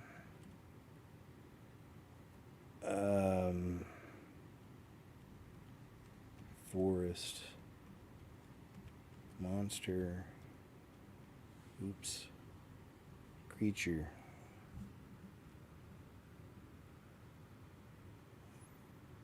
A lot of fake AI stuff, as you can see. Trying to find that one specific video. Not seeing it anywhere. The camera from the porch. There's one of those white creature looking things. Alright, can't find it. There's this though. Yeah, people have been capturing these things for a long time now. Humanoid, you know, white-skinned, bald creatures. Says, update on the cat who tried to enter our room last night. So I guess let's check this out.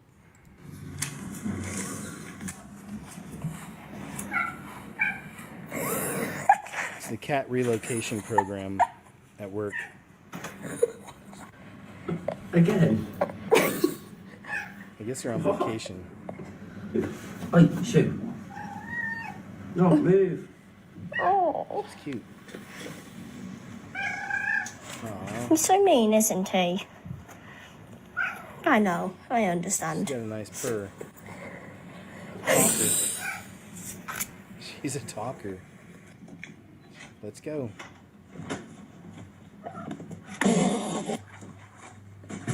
That's some serious cat relocation right there.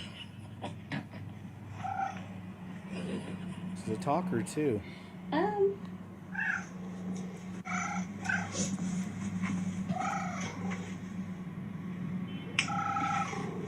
Love it. She's cute. Little talker.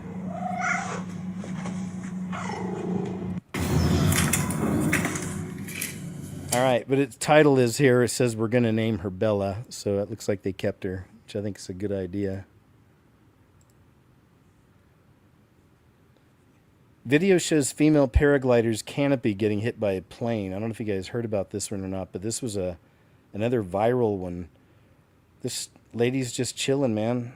I mean, that's such a cool sport. Doing some paragliding, you know, just enjoying flying, the sensation of flying through the air. That's really cool. But then an airplane comes by. I guess they don't show up on radar, I'd imagine, right? Is that kind of how that works?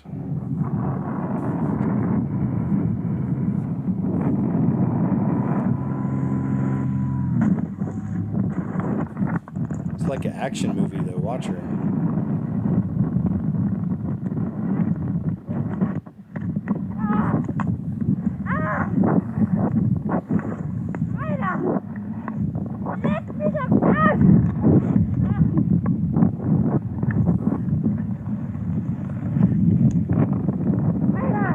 Still attached to the whole thing. She got her parachute out. I'll move it ahead a little. I think it's pretty crazy. There we go.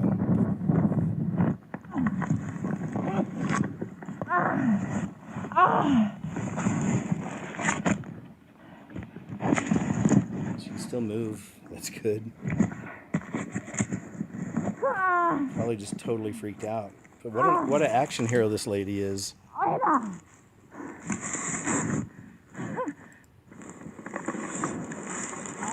That's the end of it, but right? I mean, that is, what an adventure we just, a crazy clip. This one I'm not so sure about. Chinese startup unveils $118 AI pet translator collar, but is it crap or CCP spyware?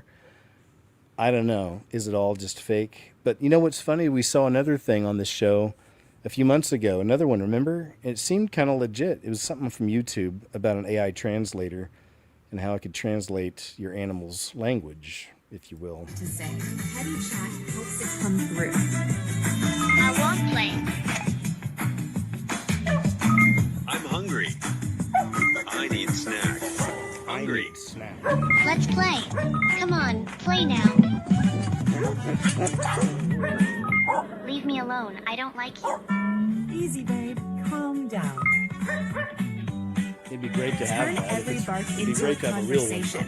Even when you're away, Petty Chat stays in tune with what they need. Cats and dogs communicate through distinct vocal patterns.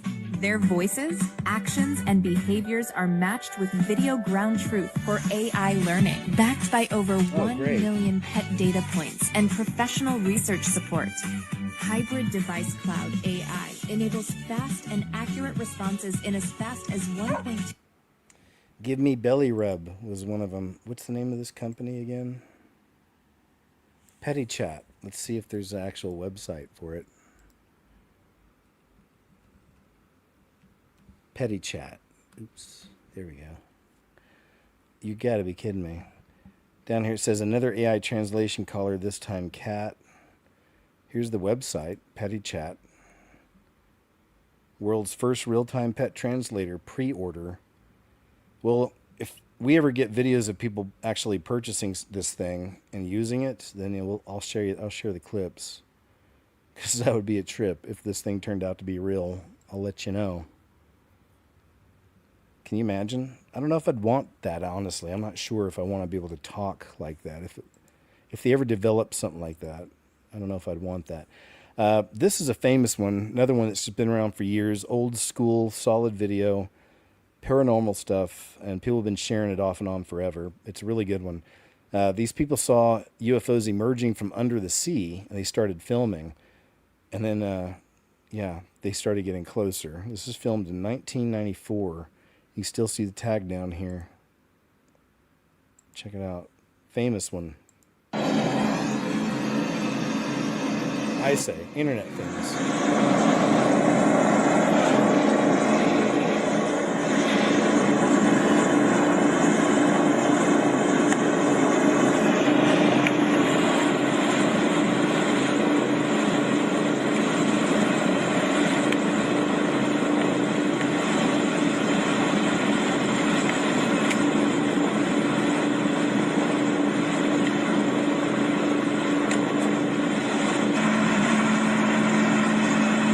We're either being surrounded by friggin' UFOs or the Coast Guard.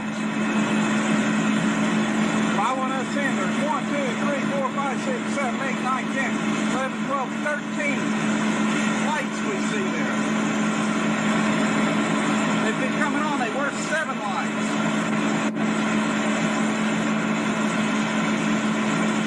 Oh, this is a big deal.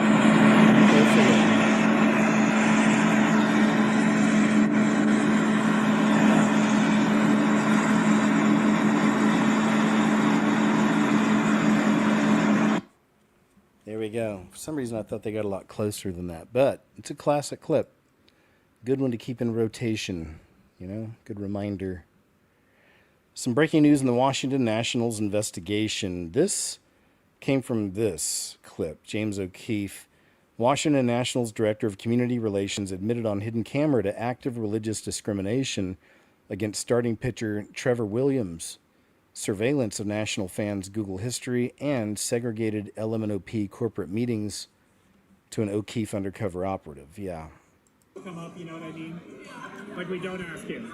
Potentially a violation of Title VII of the Civil Rights Act of 1964. Sean then also reveals the Nationals Park is executing a surveillance strategy on Washington Nationals fans. If you ever come to a Nats game, there is someone on our team who is responsible for figuring out everything about you.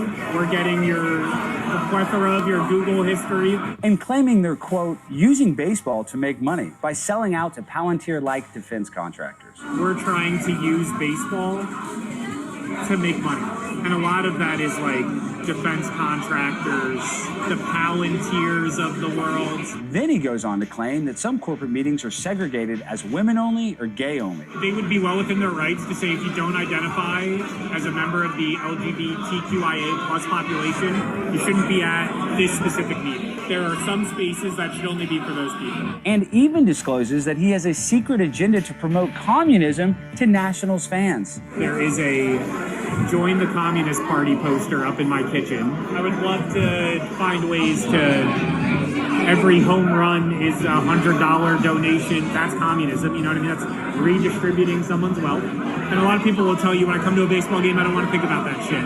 If you're a sports fan and we piss you off, where else are you going to go? Either way, I don't give a shit.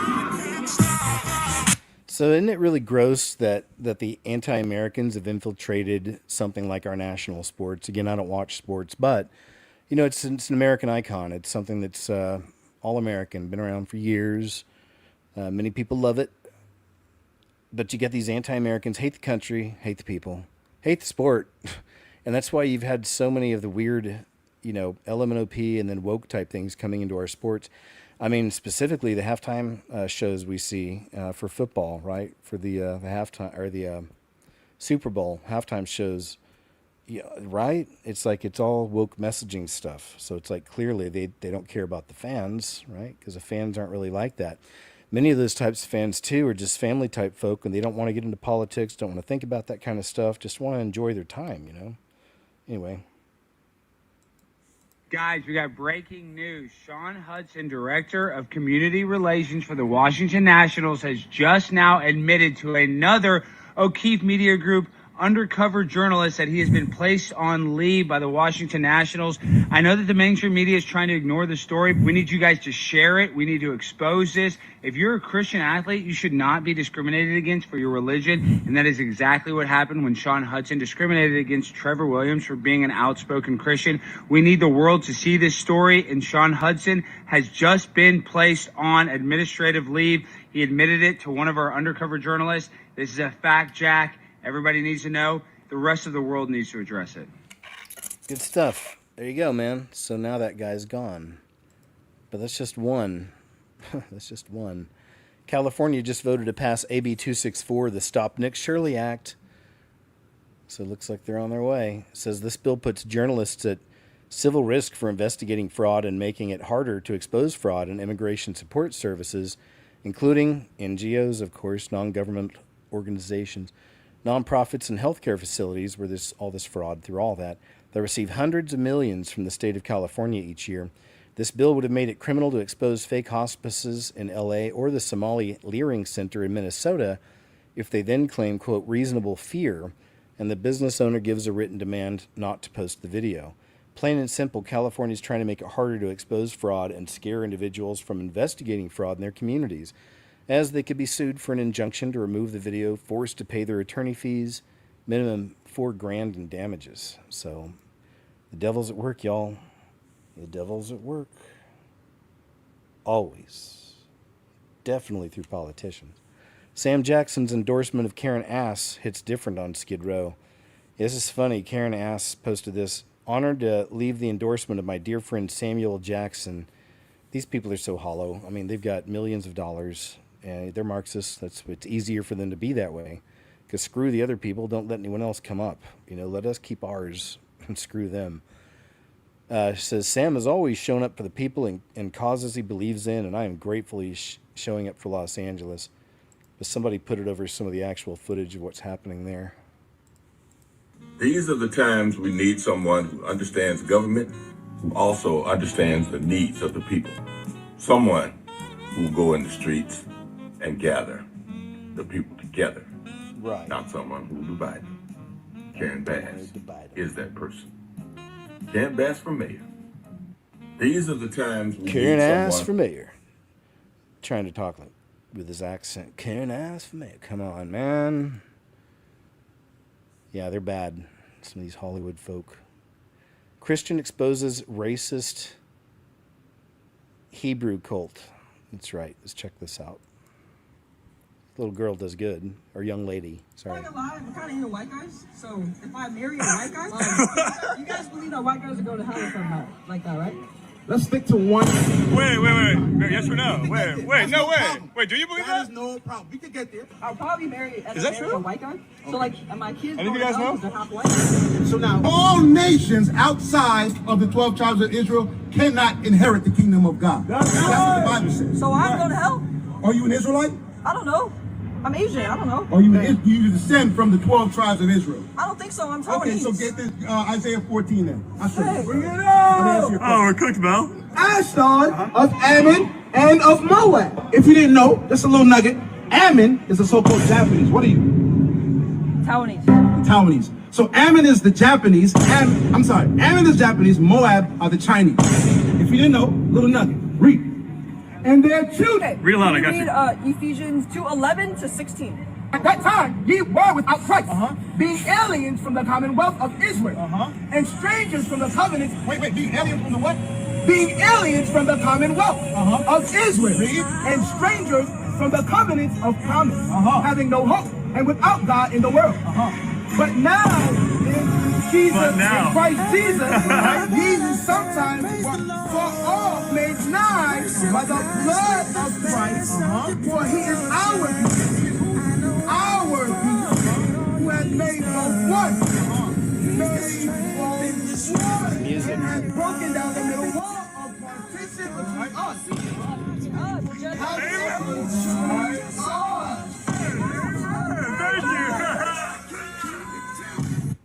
I guess that was kind of hard to understand, but basically he proved her point right. Anyway, whatever. Those guys have been debunked, are debunked. It's sad to see them enslaved like that, like for real. And pray for them. There's actually a group right around the corner from where I live. Every Sunday around noon, they're out there. It's like 4 of them with a bunch of banners, and they're preaching on a microphone. It's adorable, but really it's dangerous. This is a really wild one, man. We're going to have some fun with this one. This one's pretty crazy, okay? This gentleman's saying that for sure Epstein's alive. That's not the crazy part. But he's saying that he's living openly right now in Florida as... That's right, this guy. Remember him? I'm Palm Beach Pete. But he makes some really good observations. So again, discern for yourself. Logic, reason, common sense, critical thinking, and spiritual discernment. Holy Spirit, let's do it. The other night, a friend of mine told me that he had very recently spent some significant time with Palm Beach Pete on a trip. And without getting into the details of where that was, actually, it doesn't matter. It was at the Aiden Ross fight. And this guy is solid, credible, wouldn't make this up, and is also not a conspiracy guy. He said that he is 100% convinced that this right here is Jeffrey Epstein. He said, I'm telling you, it's him. And he wants you to know he's not even hiding the ball. When you're hanging out with him in person, he's not even trying to hide the accent. It's him. So obviously, me being me, I decided this was a good time for me to do a really serious deep dive into this situation, and you are not going to believe what I'm going to show you in this video. So like everything else, just for entertainment purposes, I'm not stating any facts here, but I've never made a secret about the fact that I never believed that Jeffrey Epstein died in prison. Never. Not for a day, not for a minute. I always was on the train of he walked right out the front door. Because if someone could have killed him, they would have done it 30 years ago. So in the image right there, you can see Palm Beach Pete's lower teeth being compared supposedly to Jeffrey Epstein's lower teeth. And they appear to be an exact match. So in case anyone thought that this was not real, here are the 2 photos. Actually, this is actually even a better photo than the one that was used in the Facebook post. And as you can see, the teeth are identical, okay? So that should be the end of the conversation right there. Like, what if we were going to go ahead and look at the ear? First, let's take a quick look at somebody who appears to have had a plastic surgery procedure on their ear. You're looking at pre-op on the left and post-op on the right. So here are some of the things that can be changed through plastic surgery. Earlobe size and or stretching. Fold shape. More importantly, these are things that cannot be changed. Very complex cartilage structure. The biggest limitation is cartilage memory. You look at things like this. You can't fake these things. Look at my ear. Do you see anything that resembles a feature like that? No.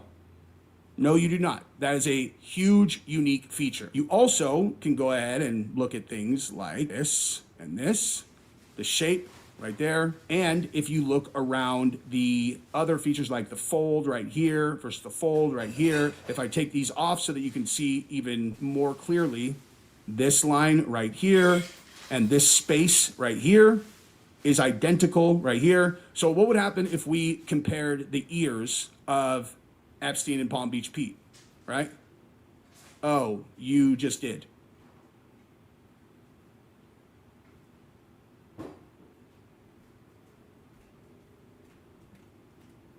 Now, a sane person would think that that has to be the big finale, but it's not.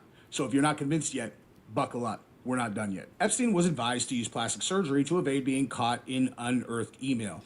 It's actually a series of emails where his assistant was setting up appointments with a prominent New York plastic surgeon in 2018, right before he was arrested. It's one of the emails. This is from Leslie Groff to NYU Plastic Surgery for Big E. Paperwork for Big E appointment on July 11th, 2018.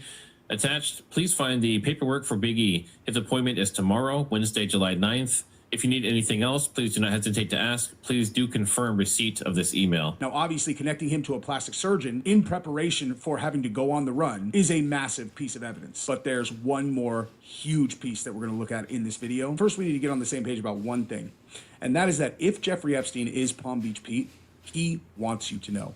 He wants everyone to know.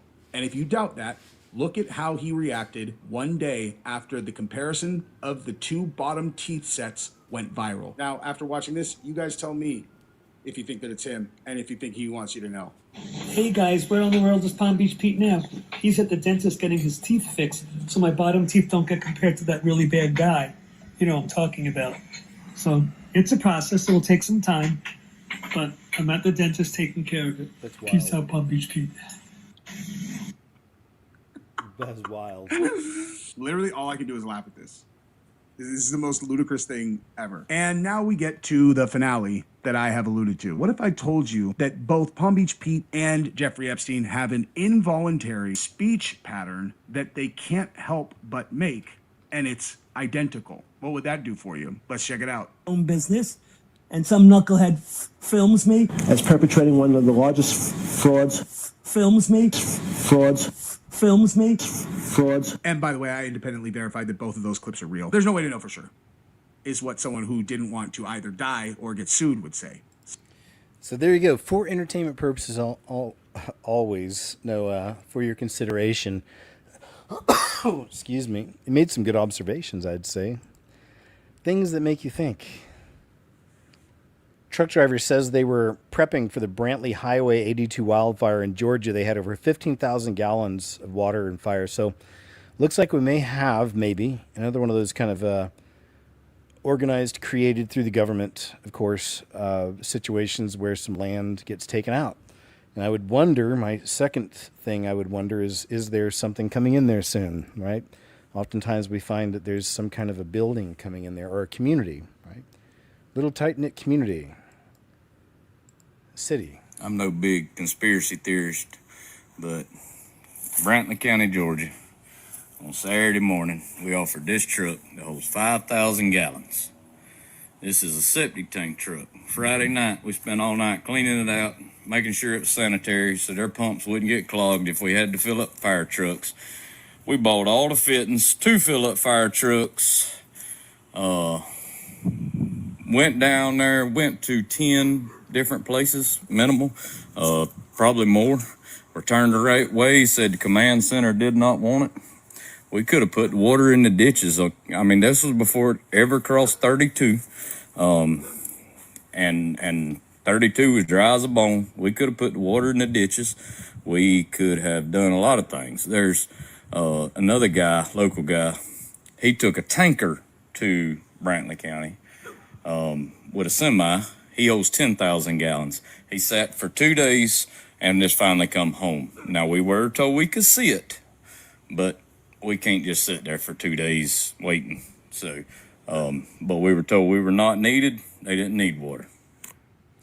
We'll see if something crazy happens to that land in the next month or something, right? Oh my gosh.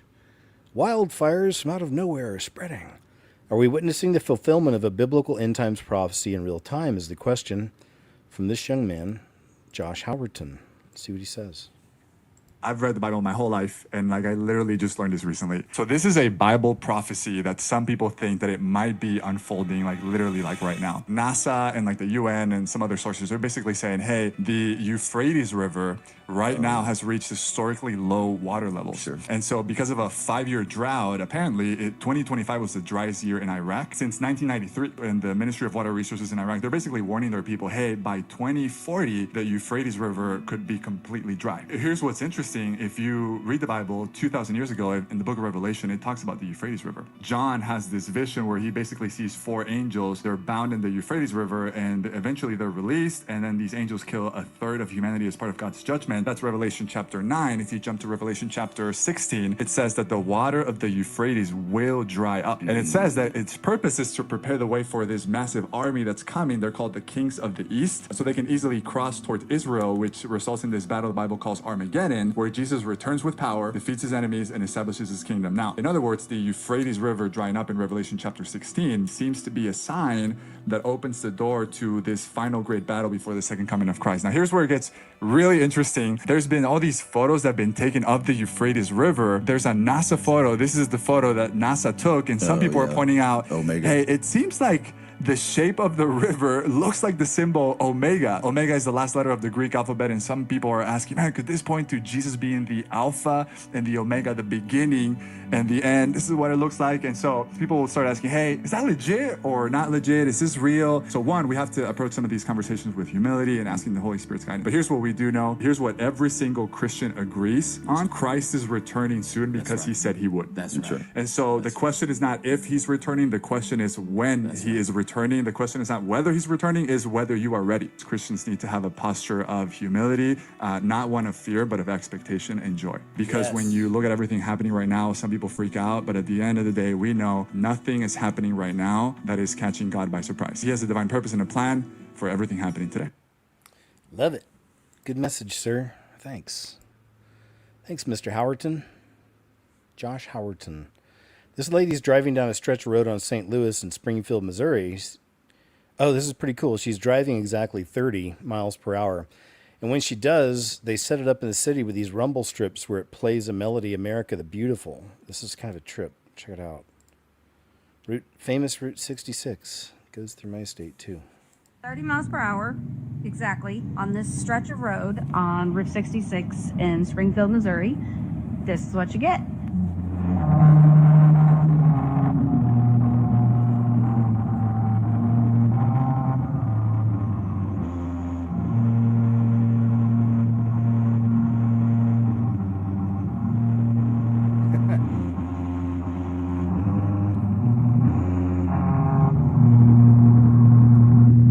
Very cool. It's very cool. They did that. Little patriotic towns. I love those little patriotic towns. Simpsons news. Trump announces June 4th, 2026, which is, 5 days away? Let's see what this here's all about. Apparently there was something in The Simpsons, which in our community around here, we know that's actually a worthy source. That's how crazy this world is. But, Matt Groening's one of the Brotherhood, and just like the 1994 Illuminati card game, they put these things in on purpose. Oh my God! Marge, wake up. The newspaper is talking about F-O-U-R. Oh, relax. He'll announce it on June 4th. We only have 11 days left into the Simpsons prediction, and Donald Trump can make us millionaires overnight. So make sure to pay attention and save this video in case they take it down. Even the Strait of Hormuz is closing, and they got the date spot on. But here's where things get crazy. In the previous episode, we could see Homer wake up Marge because the newspaper mentioned something called 4. And we hear Marge assure him it will be announced on June 4th. And at first, I didn't think nothing of this until later in the episode. We see Homer watching Trump speak at the conference on June 4th, 2026, where he announces 4, and it hits $4 on the screen behind him. And that's where it all lined up for me. Because we can see all over the news that Trump and BlackRock are planning to announce 4, Fidelity Oil United Reserve, on June 4th to solve all the oil crisis. Not even check BlackRock portfolio. I noticed that they are already investing in 4, as y'all can see. Same token we keep seeing everywhere. So you already know I naturally had to hop on Deck Screener. And I found the exact token. Fidelity Oil United Reserve 4. And it's literally still at X and MC. Literally still less than 1 And just a few days ago, Coinbase, the biggest crypto exchange in the world, added 4. So of course I'm buying as much of this token as I can. Because when Trump and BlackRock announced this, it could easily go to billions in the market cap. Comment 4 if you want the correct contract. So I don't know, man. I was thinking the same thing. I wonder if it's time to start investing in a 4. So I'm not a professional investor. Got a little Bitcoin. That's about it. But yeah, I mean, I'm thinking, right? That's the way it should work. There's a 9/11 in upstate New York. Ain't that right? Kathy Hochul always talking about. I'm going to actually play this one on Monday because it goes with another clip from New York and what they're doing to the farmers out there. Hochul says, for all the uninformed, time to wake up and quit using your lips and use your ears. God gave you 2 of them for a reason. We are not alone. It's quite the message. All right, let's see what he says. So when I went with him to the beach at Wilmington, North Carolina, we sat there for about an hour, and then over the next 2.5 hours, over 200 of them flew over in front of hundreds of people. And at the end, the pièce de résistance was these 2 gigantic orbs flew over, and they had wings. Wow. Looked like an orb with an angel wings. Flew right over the crowd. I saw it with my own 2 eyes. Wow. His photos that he's been posting on Instagram are pretty insane. Well, they are now because he has this fancy new high-definition, low-light level camera, and he's getting alphanumerics written on the wall of the orb. Something is trying to send a message. Yeah, you go look at his stuff now. Alphanumerics are on the wall of these orbs. Something is sending a message. What kind of cameras he uses? I don't remember the details. All right. Reminds me of the Boogospheres. Spheres. Says, when the guy who's building God-tier AI, Jeffrey Hinton, is out here crapping himself over the nightmare that's coming, you know we're all in trouble. All right, let's see what this... Apparently this is the godfather of AI who actually won the Nobel Prize. But since then, he's kind of changed his mind on things a bit. Your Majesties, Your Royal Highnesses, Excellencies, dear laureates, ladies and gentlemen. This year, the Nobel Committees in Physics and Chemistry have recognized the dramatic progress being made in a new form of artificial intelligence that uses artificial neural networks to learn how to solve difficult computational problems. This new form of AI excels at modeling human intuition rather than human reasoning, and it will enable us to create highly intelligent and knowledgeable assistants who will increase productivity in almost all industries. If the benefits of the increased productivity can be shared equally, it will be a wonderful advance for all humanity. Unfortunately, the rapid progress in AI comes with many short-term risks. It has already created divisive echo chambers by offering people content that makes them indignant. It is already being used by authoritarian governments for massive surveillance and by cybercriminals for phishing attacks. In the near future, AI may be used to create terrible new viruses and horrendous lethal weapons that decide by themselves who to kill or maim. All of these short-term risks require urgent and forceful attention from governments and international organizations. There is also a longer-term existential threat that will arise when we create digital beings that are more intelligent than ourselves. We have no idea whether we can stay in control, but we now have evidence that if they are created by companies motivated by short-term profits, our safety will not be the top priority. We urgently need research on how to prevent these new beings from wanting to take control.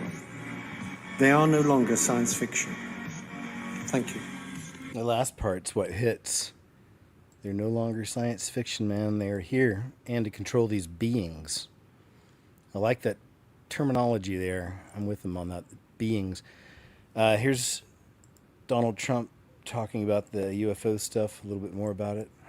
Like we're releasing a lot of information having to do with terrestrial beings, things, and people are Totally fascinated by it. It's amazing. I wasn't sure if they would enjoy it. It's literally trending #1. Can you believe it? So, like, we're releasing a lot. All right, let's see, man. They're getting close to it, to the revelation of it all.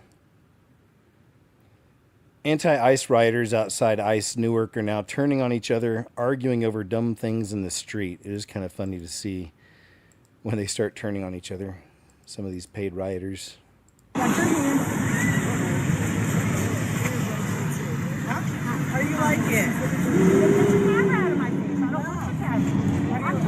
No, you started it. That's fine, man. You break your bottle. You're gonna break his umbrella. It's not. Ma'am, you're the one using the umbrella. You use it as a weapon. You use it as a weapon. I'm covering your camera. I'm trying. She's holding on to it. She's holding on to it.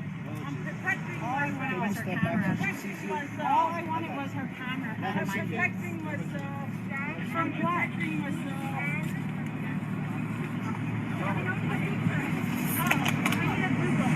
You started it. No, you. Okay, we get it. You started it. That's been pretty crazy out there. There's been a lot of action. I've got some videos from Monday's show on that.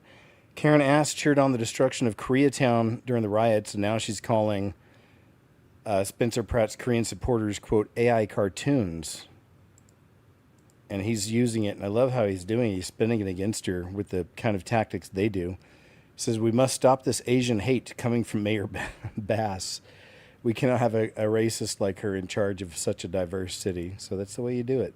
Turn it on them. That's what they always run to, is that. Thank you, Spencer, for visiting Koreatown. Nobody has come to Koreatown before like this, okay? We need to vote for Spencer Pratt. Don't wait until the June 2nd. Let's vote Spencer in. We need change. We need a good mayor. We need Spencer Pratt to change Koreatown, LA. Thank you. Thank you, Spencer. There you go. Yeah, there's crazy footage of when that city was getting set on fire from Koreatown. They held it down, though, man. They were holding it down. Giant beings with wings filmed in Bosnia. This is another kind of cult classic on YouTube from UFO Mania. It's long before AI and all that, these are. Years ago.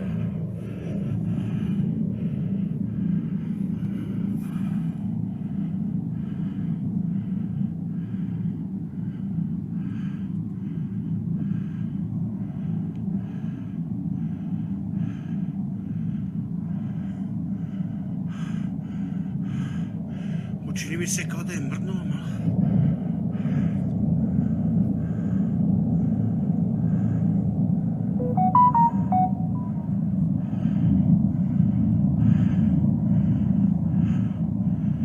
Ovo mrdnulo.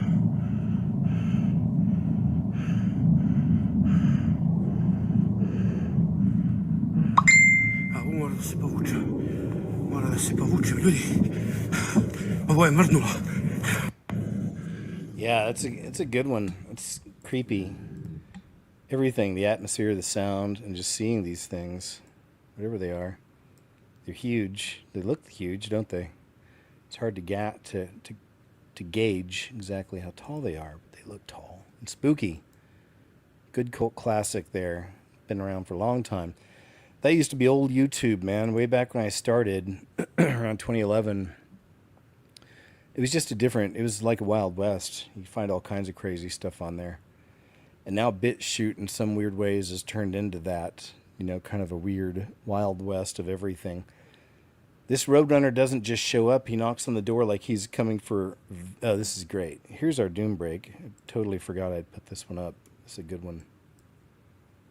Another Doom Break, actually. Well, we have a few. Boy is at the door here. He hears me. What do you have for Mama? Honey bun. Beautiful. That looks like a leaf of some sort. Let me flip this around. So you cool. slid off to the top. You are so energetic. He brought her something. Hi, handsome. What a beautiful leaf and a stick. A little twig and a leaf. Isn't that beautiful? Let's walk out here, sweetie. Come on. You are tapping, huh? Super windy today, baby. Hi, handsome. You see yourself. He's pretty. You see yourself Or in the she. camera? I guess he. Oh, he is cute, Look at isn't the he? blue on the Huh? side. The Oh, face, or the head. goodness. Who's that handsome fella? It's pretty. Let me see that beautiful leaf, sweetheart. I brought her a gift. Oh, my gosh, guys. Isn't that gorgeous? There he goes. Off for another gift. Y'all have a wonderful day. That's so cool. You're going to have a wonderful day. You've got a really cool best little buddy. Love it, seeing those kind of videos. Unfortunately, I have to follow it up with this one. I guess it's a good thing I had the doom break there. This is nuts. And being a big fan of cats, I just couldn't imagine. But a video actually shows an Amazon delivery driver taking a family cat and just walks off with it. A routine delivery turned into heartbreak after a family says an Amazon delivery driver took their beloved cat right from their doorstep. All of this is caught on camera, and now the family is demanding answers, hoping it's not too late to get their cat back. Shocking video of a delivery driver dropping off an Amazon package, but seemingly taking a package of his own. Utter disbelief that anybody would have the nerve to do that. And just shocked. Video footage from Brenda Wilson's Ring camera at her West Bakersfield home shows a delivery person wearing an Amazon uniform walking up her sidewalk to her front door. There, he delivers a box before petting her cat, Junie, then picking her up and walking off. We're blurring the driver's face because he hasn't been charged with a crime. In fact, it's not yet certain there is a crime. Maybe he really just thought she was the most chill cat ever. And then just was like, hey, let me test it. And he kind of made like a sound to her, and you could see that like as he got closer, she like meowed at him, was like, oh, stranger danger. But I mean, I kind of wish she would have fought back. That's just really not in her nature. Wilson says she and her children have had Junie since 2022 and say it's easy to figure out where her home is. They could just drop her off in the driveway. She knows what to do. She'll come straight to the garage, get inside the house, do what she has to do. In the meantime, she filed a police report. Kern County Sheriff's Office confirmed an ongoing investigation, saying it appears to be a theft of a cat. Wilson says she was informed that the driver isn't directly employed by Amazon.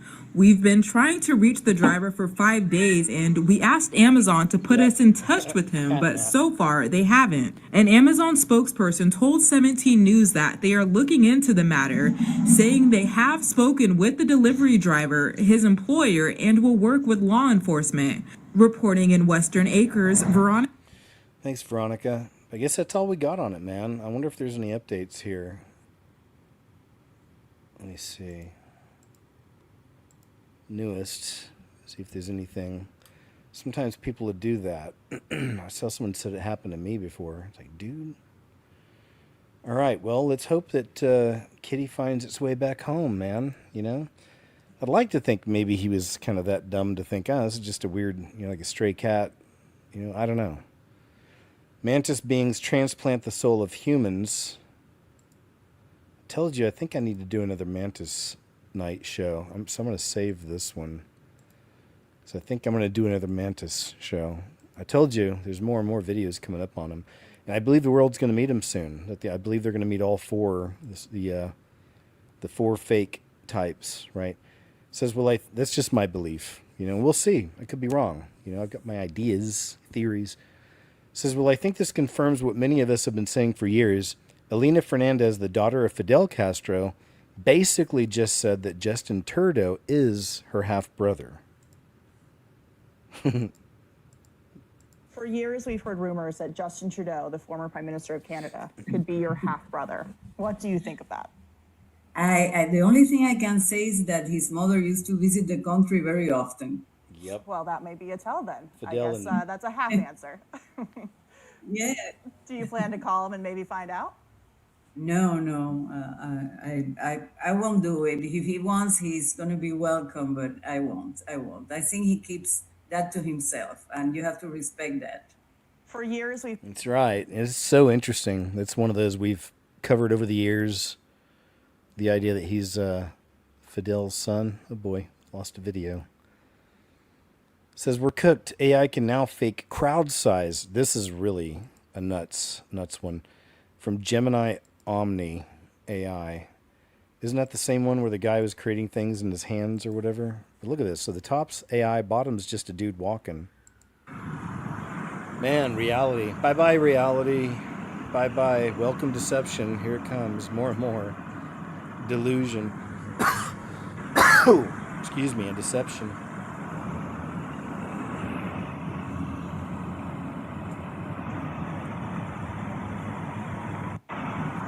Isn't that something? It's amazing how fast it's developing.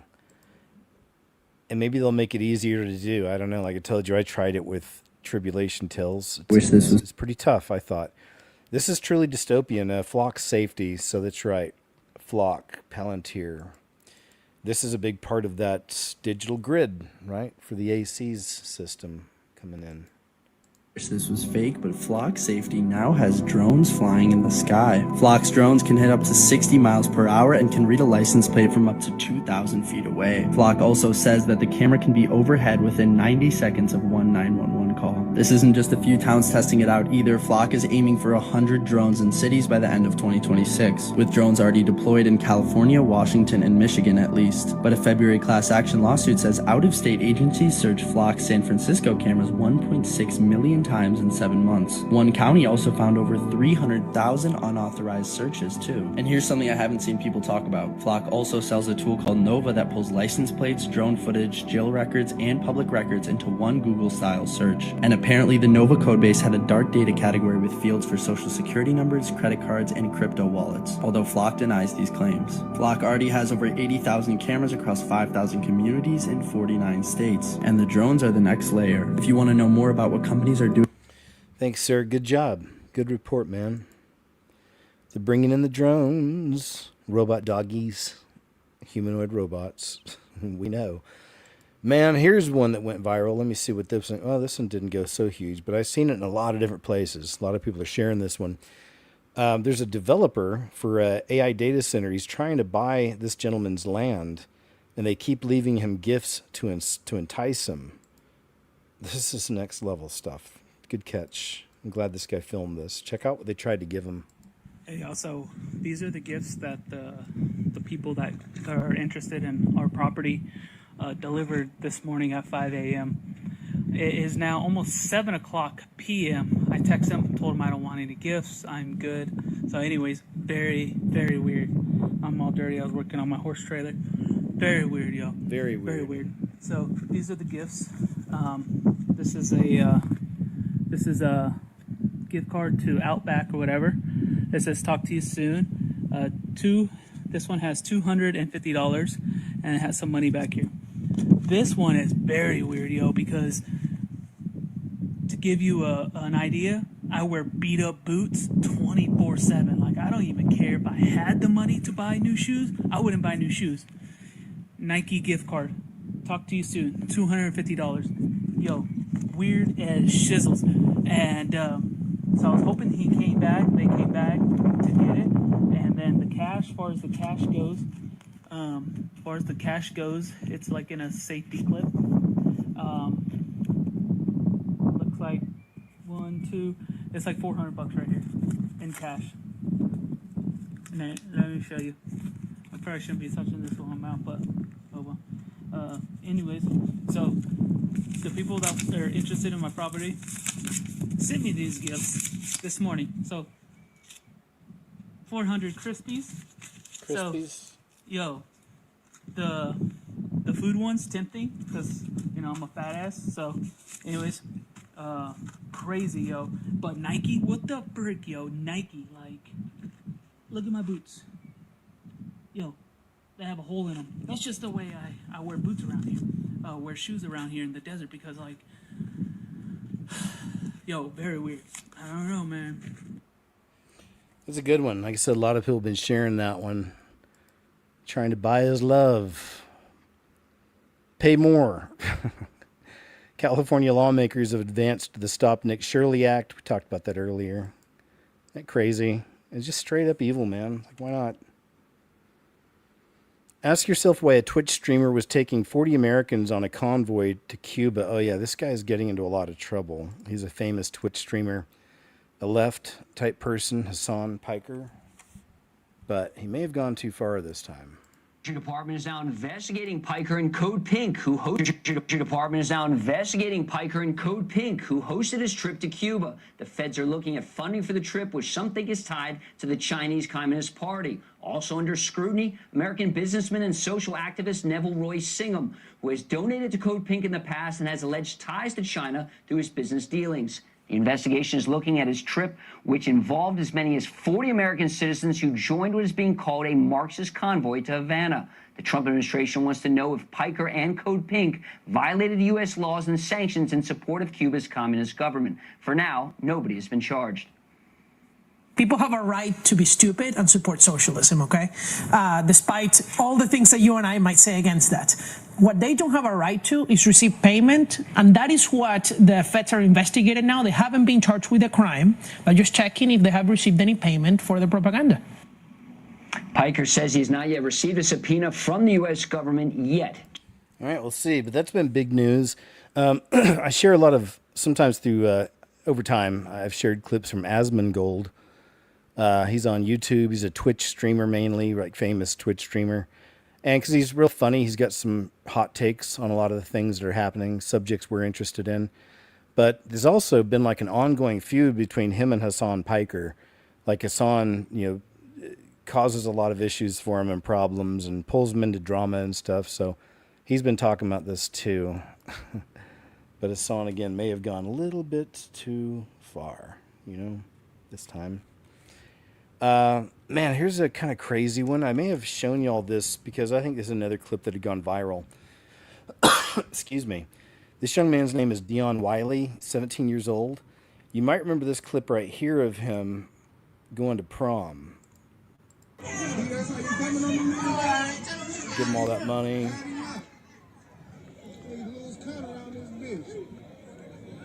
The Dion got that shit on. Oh, okay.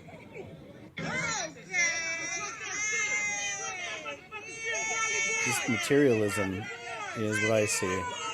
Like slaves to materialism.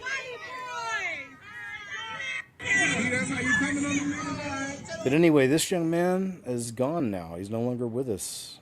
Dion Wiley, 17, went viral for flexing a stack of cash on prom night, was pew-pewed, and his life is gone in a parking lot at an after-prom party in Michigan. So isn't that something? Tragic, man. Prayers for the family, of course. But dude, Boogosphere update. Turns out they're saying this one's not real at all.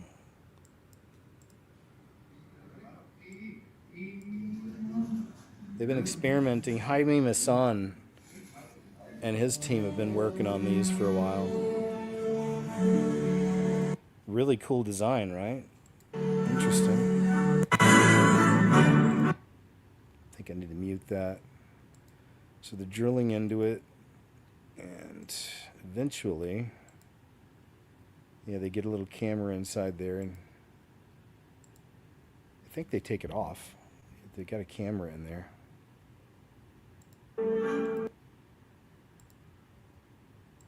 Thought they took it off, but I guess they looked inside and it's just, man-made, I guess you could say. That's what they discovered, what I understand.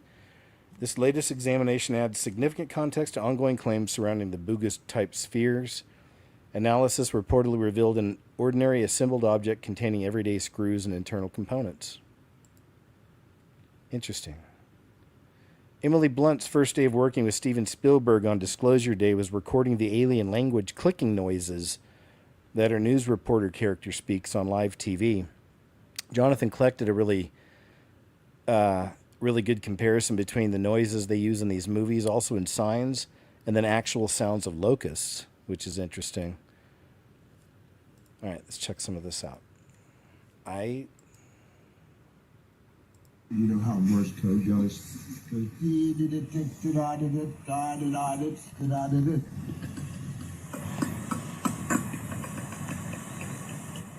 That's really good. That's really good. I start speaking in a non-human language. I'm a weather girl in Kansas City, and she starts speaking in this alien tongue. And so when we were leading up to shooting the scene, Stephen was like, we could do it one of two ways. We could go and do it with AI, or you could do it yourself. And I was like, well, I feel very confident that I can make some very strange sounds. And I was like, so I went to a sound booth with him and his incredible sound designer who's won more Oscars than anyone in the world. And yeah, I think we have the we clip. did. You know Morse code, you know how Morse code goes.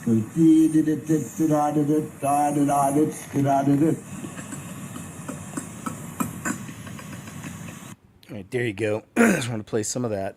From Red Panda Koala, a really cool page over here on X. Like, I share a lot of their stuff. This video is peak comedy gold. I felt this in my soul. Can't stand these bicyclists. I cannot stand these fucking bicyclists. When I'm doing 30 and a 50 because I'm stuck behind 8 grown men dressed like fucking radioactive highlighters, I start to develop opinions. Why the fuck are you guys riding 3 deep down the road? Like, they're not handing out gold medals at the end of this fucking cul-de-sac. All right, I'll stop there. This dude rants hard, but some of y'all may get that. I actually had a bit of experience with that not long ago over on the OU campus, the college campus. They had somebody's just randomly in their truck playing their, firing off of their hazard lights while 6 people, just regular people, you know, it wasn't like training for anything. It wasn't for the college, just folks, just cruising, you know, 15 miles an hour. It was, anyway, so yeah, I'm not with that. Here is a fun little flashback, perhaps another doom break, you might say. Linda Carter. Some of y'all remember this from being little. Gen Xers do. Linda Carter as Wonder Woman chasing a car on a skateboard is peak cheesy 70s TV perfection. A lot of us grew up on this later, like after it first came out. All this stuff went into syndication pretty quick, and as we were little, we grew up on it. And I remember a show I loved when I was real little called Sigmund and the Sea Monsters. I don't know if any of you guys remember Sigmund and the Sea Monsters. Beautiful lady, back in the day. Excuse me, still is, but back in the day, she was young men from that generation's fantasy. One of them. There's a Farrah Fawcett. There's another one back in those days, Lonnie Anderson. Nigerian preacher walks into the ocean. This is a classic, another one that's gone quite viral. Seen it around a lot. Nigerian preacher walks into the ocean holding a Bible while followers stand around cheering, convinced he's about to split the sea like Moses. But then this happens. Turn the music off. There he goes. He's going to split the sea just like Moses did. That's the idea.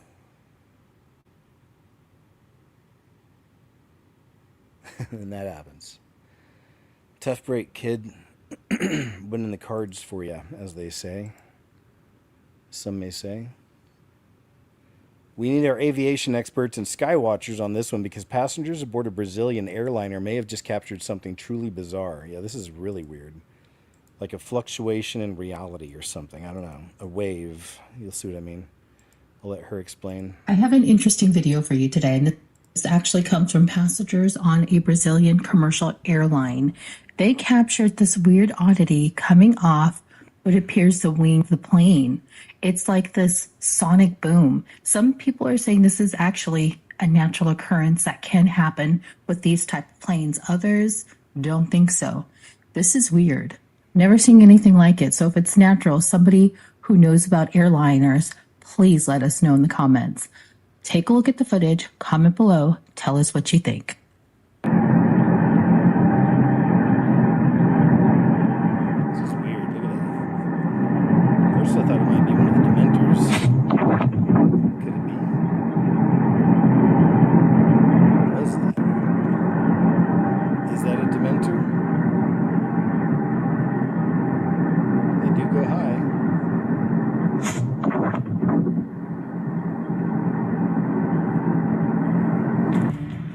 Crazy, right? Does kind of look like the Dementors we've been seeing.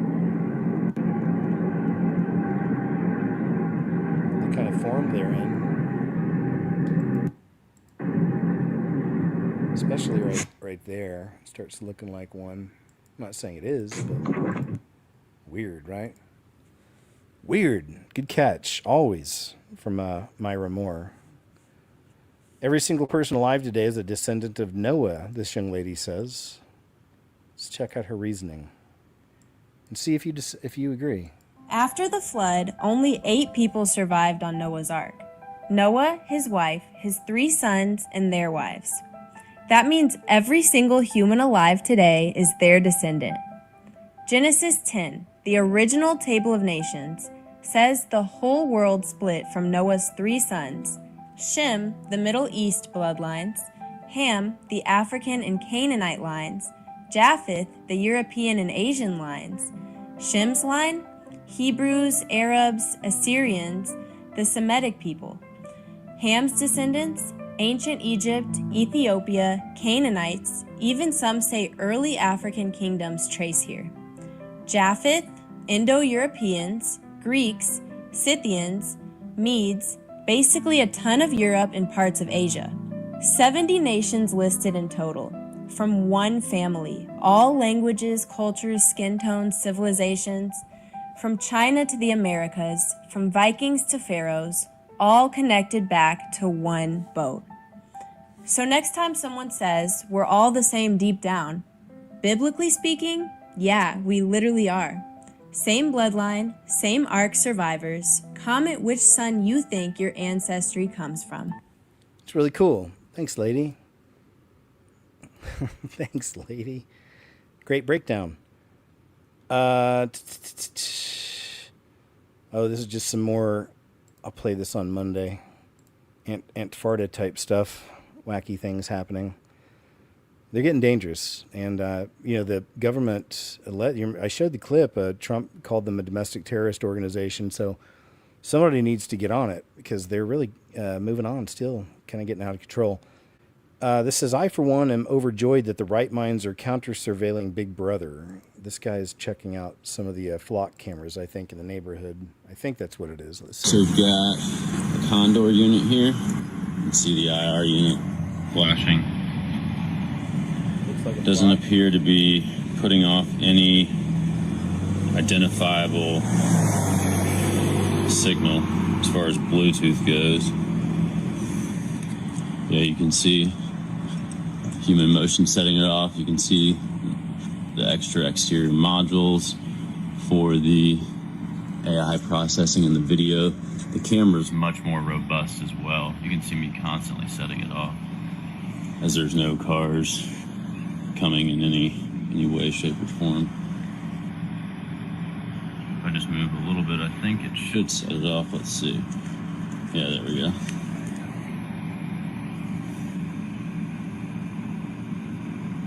Yeah, nothing. I don't know what that is. The code reader, I'm assuming, is coming from inside Home Depot.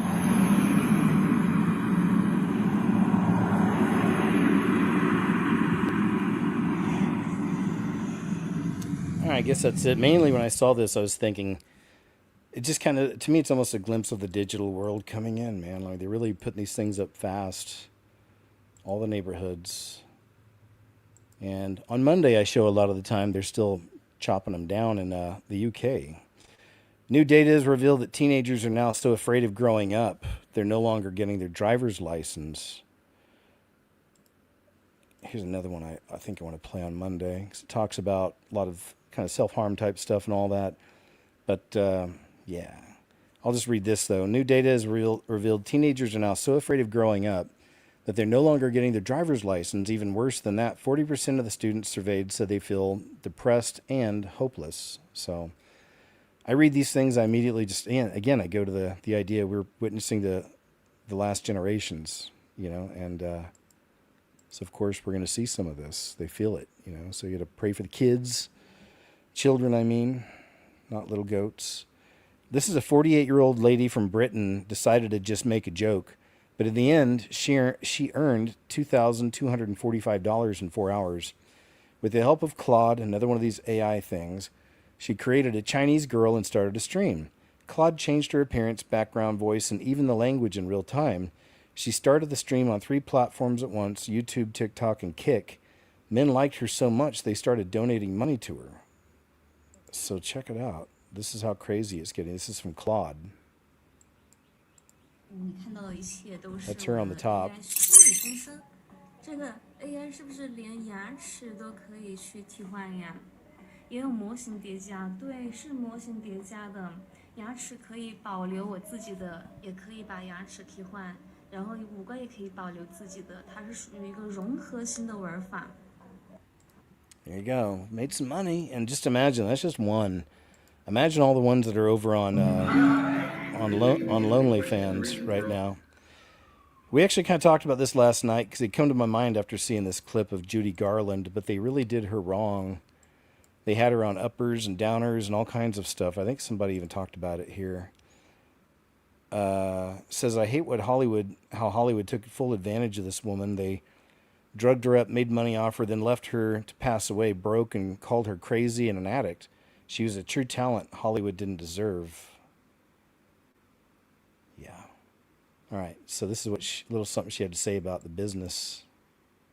Really? Are you beginning to question the reason for all this foo-for-all? You mean showbiz? Showbiz, yeah. The biz? The biz. I think it's hideous. Except for the audiences. I like them, but I don't like all the, junk that goes with it. Bloodstained runners that Bloodstained separate runners. the artist from the audience. Well, you know about that. You all know about that. Maybe you're out there. I don't know. You know about I it. wonder myself. Listen, when we come back, I have, you can stay a Where while. are we going? Yeah, time to go. She said bloodstained runners, you know, like the red carpet. It's pretty interesting. This is hard because I know what it sounds like when I say it out loud.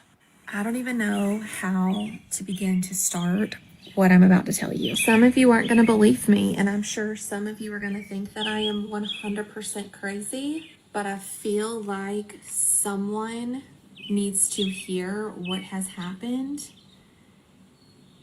I don't know. We're just going to do it, okay? So, last night, I 100% had a demonic spirit come over me. I'm fully aware of what it sounds like. I did not go to sleep until 2:26 to be exact from my Apple Watch. I am in the bed. My bedtime reminder goes off at 8:30, okay? I am not a night owl. So, less than an hour later, as I am in the bed, finally dozed off, I have this dream, nightmare. I'm in my living room. My pastor is in my living room. My husband and my 2 children are in the living room. There is this thing that comes across the floor and starts to move up my leg. It has a magician wand. Stay with me. I know this sounds crazy. This creature takes a magician wand and sticks it on the side of my boot. So it's going down the side of my leg. I take the wand and I throw it towards this door, in my living room. I throw it towards this door and I said, I don't accept. I rebuke you in the name of Jesus. When I say that, this thing is overtaking my body and wrapping me so tight, I cannot breathe. I keep trying to say, I rebuke you in the name of Jesus, but I was being suffocated, and I'm telling you, I could not get the words out. So at that moment, I woke up. I'm in my room, I am fully awake at this point. My body is in so much pain, and I still cannot breathe, and I am awake, and my body is still gripped in this tightness where it is hurting all over from head to toe. And I start just saying Jesus, and I could not, it was hard for me to even get out the words, but I said it maybe 3 times, Jesus, Jesus, Jesus, as I'm being taken over by this thing. Again, I am fully awake. I know you're gonna think you're just dreaming. No. I was fully awake, in my bed next to my husband. And I'm like, I can see my husband. As I'm saying Jesus, I literally feel this thing release. Like the moment it releases me, my whole body gets this like tingle of relief when it releases me, and it was gone. I am like in literal shock at this point, and I'm like, thank you, Jesus, thank you, Jesus, thank you, Jesus. Then my brain, my mom brain, is like, what if that thing just went upstairs and it's getting my kids? Like, what if, and my husband was beside me, he did not seem like he was in distress. He was fine, he was snoring.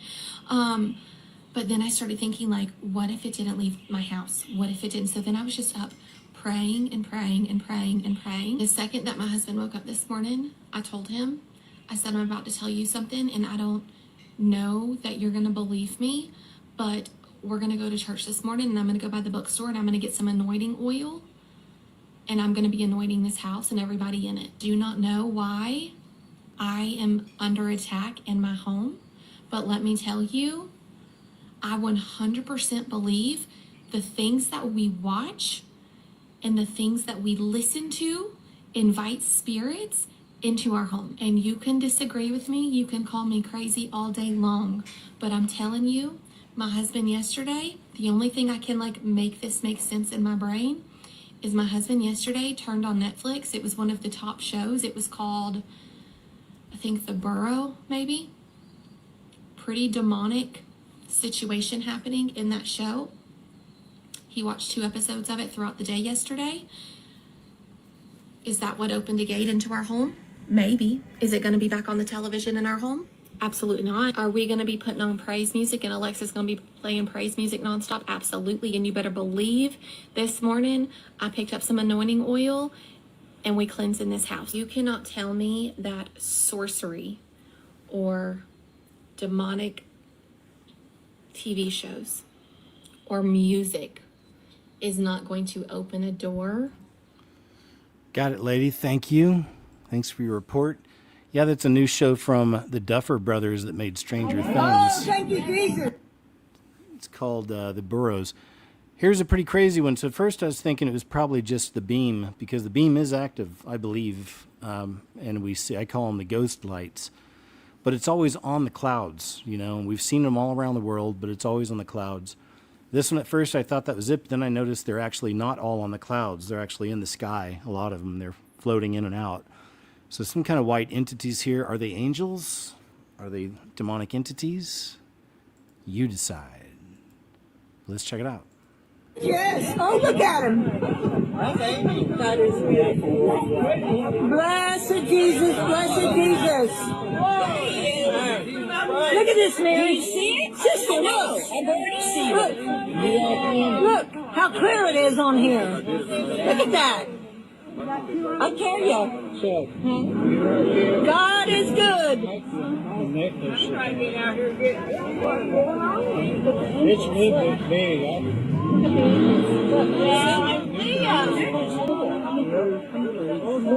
Oh, blessed Jesus, look at that. How many?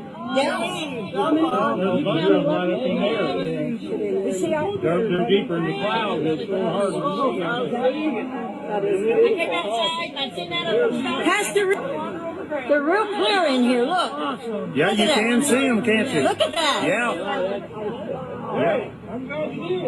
Hallelujah. You have to put that on Facebook so we can all get it. I'm going to. I definitely am. Praise you, Jesus. Oh, I've never seen nothing like it in my life. Praise God. Look way over yonder, and what do you think I see? I see a band of angels, Lord, they're coming after me. Ain't no grave gonna hold my body down. Ain't no grave gonna hold my body down when I hear that trumpet sound. Gonna get up out of the ground. Ain't no grave gonna hold my body down. Well, me, Jesus, meet me in the middle of the air. Gonna rise to meet my Lord. I'm gonna say goodbye down here, but I look way over yonder. And what do you think I see? I see a band of angels. there we go. I think we're good. But yeah, you know what I mean? Like, you can see them actually in the sky also, not just projected onto the clouds. A from lot above. of witches operate. This gentleman says a lot of witches work in hospitals, jails, hair salons, and restaurants. I think he's got a good point. In hospitals, hair salons, jails, nursing homes, near or in graveyards, and funeral homes. They have unlimited access to hair, blood, graveyard dirt, freaking all types of stuff, man. If you know, you know. Am I saying that everybody that works in those fields are like that? No. But a lot of the witches, they do operate in those fields, and some outside of that. I know a witch that worked in McDonald's, homie. You can place curses over food, dog. People do it all the time. That's why it's important to pray and stay as grounded as you can be. Pray over your food, pray over your vehicle, pray over yourself. Do all of that, man, because you just never know what somebody on, homie, so stay protected. A lot of... Good message, sir. Thanks. Agreed. It's pretty scary to think some of those people in fast food restaurants are doing that. Hollywood actress blows whistle on systemic anti-white discrimination in casting. My advice to those in Hollywood who are silent right now, we have to break the silence before it's too late. My name is Samira Armstrong, and this is my story. I was born in Japan, in Tokyo, Japan, because my father is in a study of anthropology that's confident to exist in that space. But the one thing that always spoke to me was storytelling and acting. So I came out to Los Angeles when I was 18, turning 19, and I eventually, not very long after, got the Anna on the OC. She wasn't the girl next door. She was authentic to herself, and she inserted confidence into people that required it, and she showed the mirror other people's who needed to take a look at themselves and reflect. And that was awesome to me. Over the last 6 years, I've heard nonstop, they're not looking for white. It's going to diverse. They liked you, but you're white. And, you know, I kept that to myself in silence because on the one hand, it's like, hooray, like, great, diversity is finally here. Oscars were so white for decades, you know? But the pendulum has swung so far. I think nowadays it's different for the sake of being different because it's politically correct. You know, like, we're gonna fit this transgender character in here now that we're PC. Natural organic stories stopped being told, and you had to make a checklist of what was acceptable. All right, I'll stop there. We understand, lady. It's unfortunate. It's over on PragerU on YouTube if you'd like to hear the rest. What? Carl, oh, we saw this earlier. This is the young man getting taken away. Well, we're going to go and put you on a psychiatric hold. What? Andover, New Jersey cancels data center project and passes complete ban. Rural New Jersey is fighting back against big tech, so it worked. There's one community that came together. A lot of them are. They have to. It says when it's her own kids, Nithya Raman, oh, this is the lady running against Spencer Pratt, suddenly cares where homeless people or people encampments are set up. But when it's your children near schools and parks, she votes to keep the tents there. Oh, yeah, that's right. I may have the video up, but a bunch of people got together and they created a homeless encampment in front of her home. And that really upset her, I believe, so I might have that video. Jeff Bezos' new Glenn rocket just went boomy into a massive fireball on the launch pad at Cape Canaveral. This is a big one. Look at that. This is from recently, a few days ago, right?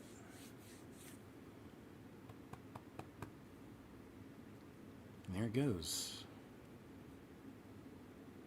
Looks cool, though, I think.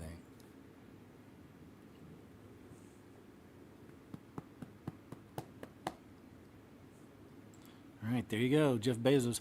A lot of people are saying he looks different now. He just did an interview recently, and some people think even he looks different. I don't think so, but she's pressing charges after the administrator did this to her at the graduation ceremony. So here's what happened. See, she was trying to wild out after getting her certificate. Yeah, you know, tongue sticking out like they do. And I think he did right. He stopped her, shook her hand. Moving on, like, you know, please be a young lady. I know that's hard to do for for some of the young ladies these days. All right, there you go. There you go. Keep it classy. At least you're indoors. It could be worse. Trust me. Here it is. Los Angeles citizens have begun setting up fake homeless encampments outside mayoral candidate Nithya Raman's home in response to her stating that she doesn't care about encampments near schools or daycares. This is happening all over the city, so we brought it to her door. This is cool. Set up outside LA City Councilwoman and mayoral candidate Nithya Raman's home. This is happening all over the city, and we brought it to her doorstep so she can see what other people are going through. A man who claims he helped organize the stunt spoke exclusively with Fox 11 with his face covered. All the political violence that's been going on is really important that people protect their identities. Tents, trash, old tires, and a barbecue Monday morning, all outside Raman's home. Basically doing a parody ad for her. Like, if we were in charge of her campaign, this was the ad that we would make. They feel like this draws the line. Yeah, I think that, it's a public street, and I can see where she's upset, but to think about everybody else that's going through the same thing constantly that are being ignored. Fake homeless encampments set up outside. I love it. Isn't that great to see? It's like, so many times you're used to just... Yeah, I don't know. I like to see it. Give them a dose of their own medicine, American actor Duncan Trussell, who attended Peter Thiel's Antichrist lecture, says that Thiel wants to change the book of Revelation. This is wild.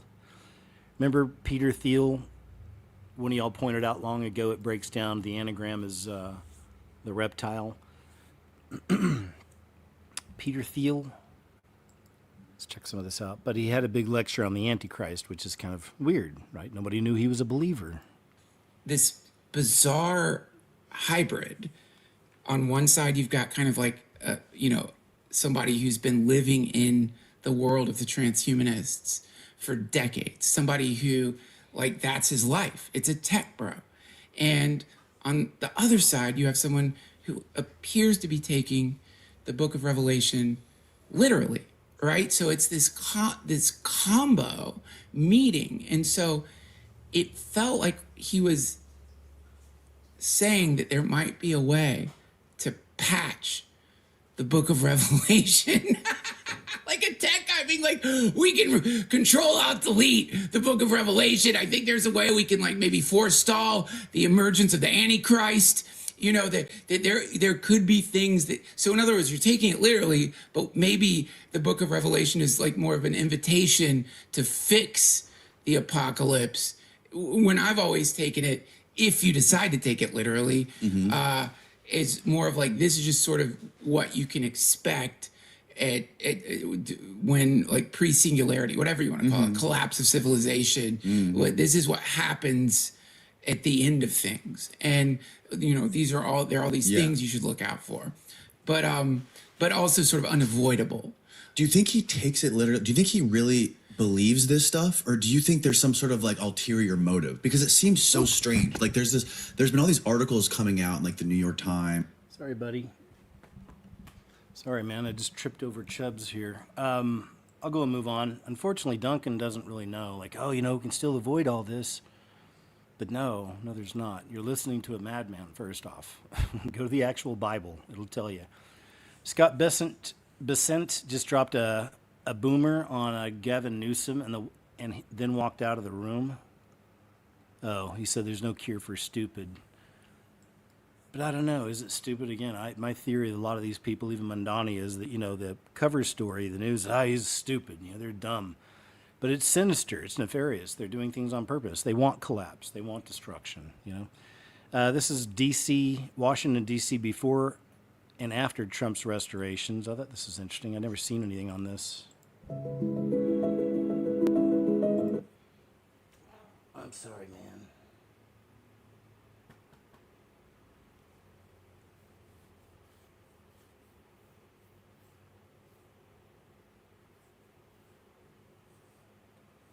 There you go. Good to see. All right. There we have it. They cleaned it up. Cross and puts his hands together, and he's in vertical position at the cross. Are you convinced yet? If not, there's more videos. Okay. It gets crazy, y'all. And then we're going to look at some verses in a YouTuber that is confirming that animals make it to heaven, which is something that I always thought about But there may be, I'm gonna show you this verse. This is crazy, man. Let's continue on.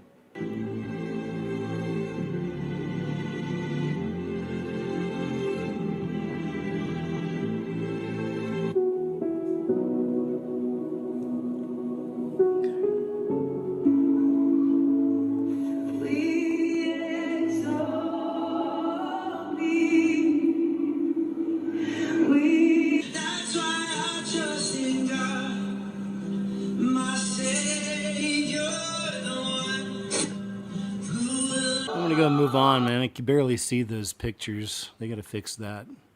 But anyway, you can go find some videos of that. There's multiple of animals reacting to worship music, which is pretty interesting. This guy's saying that animals do go to heaven. Let's check this out. Animals. So do pets specifically go to heaven? We know that feeling is really sad. If God remembers in Matthew every sparrow, if God remembers every tear, if he remembers every creature, I don't think he forgot about your dog. Amen. Hallelujah. And God is not like cruel enough to give you a companion for life, just erase it from all eternity, right? Animals were a part of Eden scripturally. Animals were part of Noah's salvation, right? They came into the ark. Animals are basically part of God's covenant. And animals, even in the new heaven and a new earth, after the 1,000-year reign, etc., are also there too. The thing about God is he's a restorer. Restoration is his thing. He restores and reconciles things. So he restores all creation, not just human beings. He didn't breathe life into them and then throw them away forever. Like, that's not how it works. Yes, animals go to heaven, but I'll explain. Genesis chapter 2, verse 19. And out of the ground the Lord God formed every beast of the field, every fowl of the air, and brought them unto Adam to see what he would call them. And whatsoever Adam called every living creature was the name thereof. So God formed what? Every beast. And then what did he call them? Living creature. When you learn Hebrew, nefesh chaya, right? In Hebrew, it means living being, living soul. Do animals have souls? According to the lexicon, yes. Wow. And if they have a soul, can they be saved? Yes. God gave life, Rach Elohim, the Holy Spirit, to all the animals too. So Genesis chapter 9, verse 9 and 10. And I behold, I establish my covenant with you, with the seed after you, and with every living creature that is with you, of the fowl, of the cattle, and of every beast of the earth with you, from all that go out of the ark to every beast of the earth. So they're basically being saved by what? Noah's covenant. So if you're saved, your animals también. Let's read Romans chapter 8, verse 19. For the earnest expectation of the creature, not just human, creature, waiteth for the manifestation of the sons of God. For the creature was made subject to vanity, vain things, not willingly, but by reason of him who had subjected the same in hope, because the creature itself also shall be delivered from the bondage of corruption into the glorious liberty of the children of God. So he's saying creature and children of God. You see the difference? 22. For we know that the whole creation, all creation, groaneth and travaileth in pain until now. You guys know when I say so, I'm going to back it up with scripture. He's restoring everything, not just souls, but everything that was broken by sin. So Jesus, he's amazing, right? All right, thank you, sir. That's Jesus is the Way 913 over on TikTok. If you're interested, check him out. Trump supporting, this is another one where it's sad to see how triggered people are. They've been programmed, so many people, with this political stuff, political minds, and so much hatred. Now, this is from the 26th, 4 days ago. Trump supporting Army veteran passes away after being attacked by a man outside of his MAGA-themed home in California. So we got another one of these. That's the man that, yeah, he was beaten to a pulp, apparently, for being a MAGA man. And right here, the guy in the far left with a Star Wars shirt on, a triple P, a perfectly programmed person. You're a MAGA. Yeah, it's just so much programming. I know they really pushed the programming on this show. I didn't watch it after maybe the first season, but Homelander, you know, The Boys, it's the name of a TV series. And Homelander was Trump, and they made it really obvious throughout the whole series. And, you know, people eat that stuff up. Not all of us, but, you know, and sadly some people do, and they get programmed by that. You know, like it just strengthens their programming. This was outside of Bishop Maramari. This is whenever somebody attacked him, if you guys remember that. And it's a good catch here. I got to re-save her. And somebody caught this outside the church after he was attacked. Bishop Mari Emmanuel.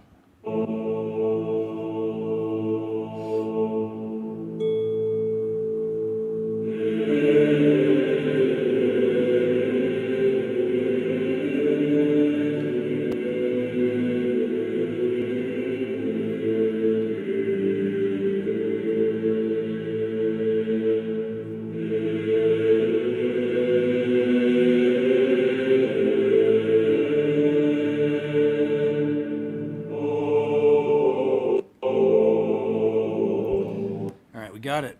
Some scary music there. Darn demons. Reminds me of that Travis Scott footage also from his concert. It says, what happened to our society? This is a really good little comparison, I guess. 5 million views it's got. Can't play the music, but look at that. 65, 2026. What a difference. Looks about right. Monster. Checked out, brah. Isn't that crazy? What a world. It's what it looks like. It's one of the examples of the end. It's what it looks like at the end. What they really tried to transform us all into, you know? A lot of people have turned into that. What movie is that where everyone's overweight and they fly around in little cars and watch entertainment all the time and eat snacks? Police running down, harassing this guy over a post on Facebook about protesting the data centers. So it begins, man. And they're doing the whole thing where they're checking your social media. Is that what? Came by because I'm trying to organize a community protest against a representative who's trying to push in a data center owned by a out-of-state company, trying to suck up all our energy. I made a post. I made an event on Facebook trying to organize the community to get together. And what's your badge number? Name and badge number? Detective Henson. And name and badge number? Sure. SHRP and it's 160. Okay. Yeah. No, I have a First Amendment right to protest. And if I organize a protest on a public road, there's nothing wrong with that. I sent an email to that representative, and I can show you the email. I never made a threat. I told no. This is my house, and I'm going to talk. You guys are on my property trying to intimidate me because I'm organizing a protest against a data center. Then why are you here? Well, that's if you let me. Okay, so first off, do you want to talk about this? Talk about what? There's nothing to talk about. I'm organizing a protest, and I'm allowed to do that. It's a First Amendment protected activity. 110%. Yeah. The issue is some of the communication, the Facebook posts. I would disagree that there's... I haven't made a single threat. Tell me what threat I made. Okay, well, you know what you posted. No, give me quote me. Quote a threat, because I didn't make one. I'm organizing a protest on a public street demanding a representative... What about the safety of his children? Huh? What about the safety of his children? Someone else made a comment about the safety of his children. Did you? No. You didn't? No, what I said if he valued his children's safety, he probably wouldn't be trying to ruin the world that they're being brought up on. And that isn't a threat. That's the fact that I'm watching this man ruin the world around here. And yes, I'm allowed to say that if someone cares about their kids, they shouldn't destroy the community that their kids are being raised in. That's not a threat. The problem is you didn't say that in the post. Yes, I did. You did not. Pull it up. Pull it up and read it. Pull it up and read it. I've been dealing with this all afternoon. Cool. Pull it up and read it. Okay. So that's the concerning part is obviously, yes, you have the right to make an event, you have the right to public protest, everything else, right? I never made a threat. Okay. Well, we disagree, and our state's attorney disagrees. Okay, so you're going to be charged today for a couple of offenses. Seriously? I'm going to get charged for what? For stalking and intimidation. For stalking? When did I ever go to his house? So we'll explain that to you more. Okay, so you are going to be placed under arrest right now, okay? All right. Okay, so let me... conclude your live stream. Wow. We need you to stay here with you. Isn't that crazy? That's here in America. In Illinois. But Illinois is turned very blue. It's pretty rough out there from what I understand now. what I see about Chicago especially. 5 people passed away, including 13-year-old and 7-year-old, after a driver of a motor coach slammed into stopped traffic I-95. I bring it up because the man was from China and doesn't speak English. Received his commercial driver's license in New York State in 2024, so just a couple years ago, and has destroyed a bunch of lives. So they have more of that. The devil, he's a real dinker. He's good at what he does. You got to give him that. I mean, I can't stand the guy, but... The clone theory rabbit hole. Do celebrities get cloned? Are members of Congress part of a government replacement program? This is a good one. I thought this was interesting from this young lady.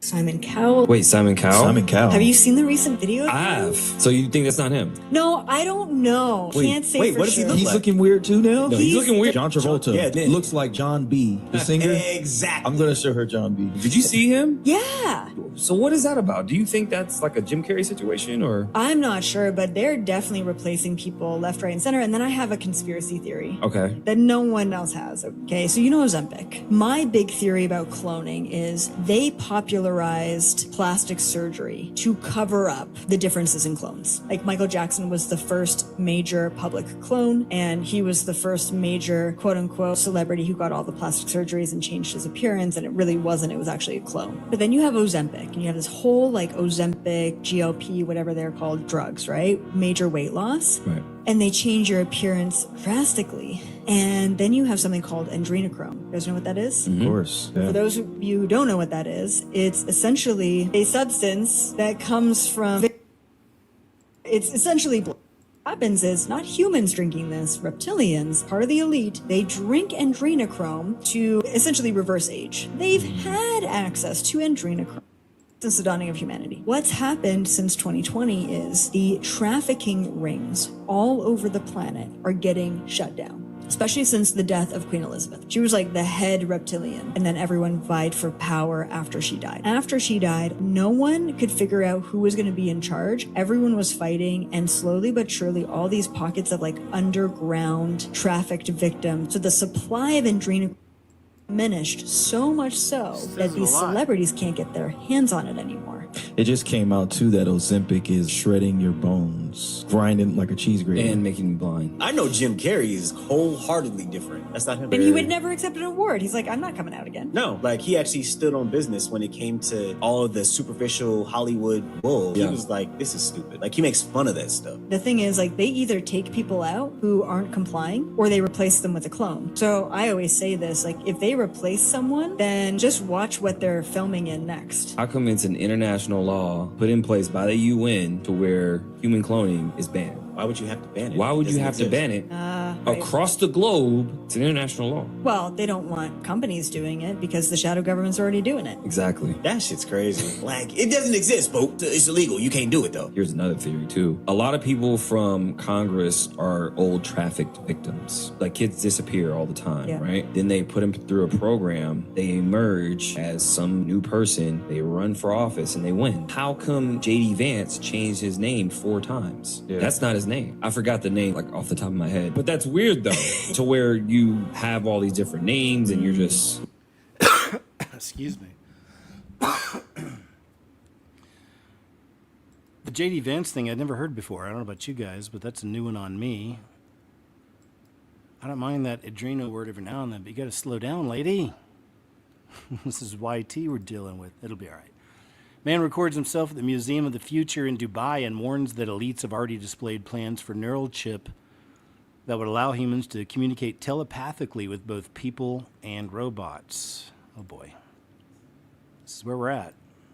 It's going to allow us to communicate with telepathy, with people, and with robots. No thank you. I'm here at the Museum of the Future in Dubai. This right here, this system, is the first payment implant under your skin for contactless payment. There's a reason that Neo and John Connor tried to take out the robots of the future, because artificial intelligence. This is the neural chip. Look at that. That's crazy. On display, too. World's first underskin chip implant for contactless payments. So here we go, man. Cling to Christ, y'all. Cling to Christ. For whatever comes, however long it takes. Washington Nationals president of baseball operations apologized on live TV to Catholics, Christians, etc. So this goes back to the James O'Keefe investigation, man. That's why this guy's are rocking. I love it. Love to see these. Remember? So now he's coming out and addressing it. It's important for us to address with our fans head on and be open and transparent about what happened. First off, I want to say unequivocally, we're not anti-Catholic. I myself am Catholic. We do not track people's Google search history. We do not hide players from social media. Even just last week, we featured several players, including Trevor Williams, actually, on Instagram as part of their visit to the Museum of the Bible. All that being said, we're horrified by the comments that were made on the video. The comments don't reflect us as an organization, our values, and who we are. We took action right away, and the individual is no longer employed by the team. Good. I think I want to also take a minute and apologize to Trevor Williams, who's been brought into this. It's important our fans. There we go. I think we get the idea, but it's nice to see that they're taking some accountability, right? And see, good job, O'Keefe Media. Bizarre manhole, 6 identified. Yeah, this is a kind of a weird one. Why is nobody talking about what happened in Brooklyn overnight? And if you don't know what I'm talking about, a bizarre incident was captured on surveillance camera. 6 individuals were seen coming out of a manhole in Brooklyn. You heard what I said. 6 individuals went down into a manhole around 2 a.m. and then emerged slowly one by one. It was all captured by surveillance video. Have a look at this wild and bizarre video for yourself. Keep an eye right there. That's the manhole right there. Watch this.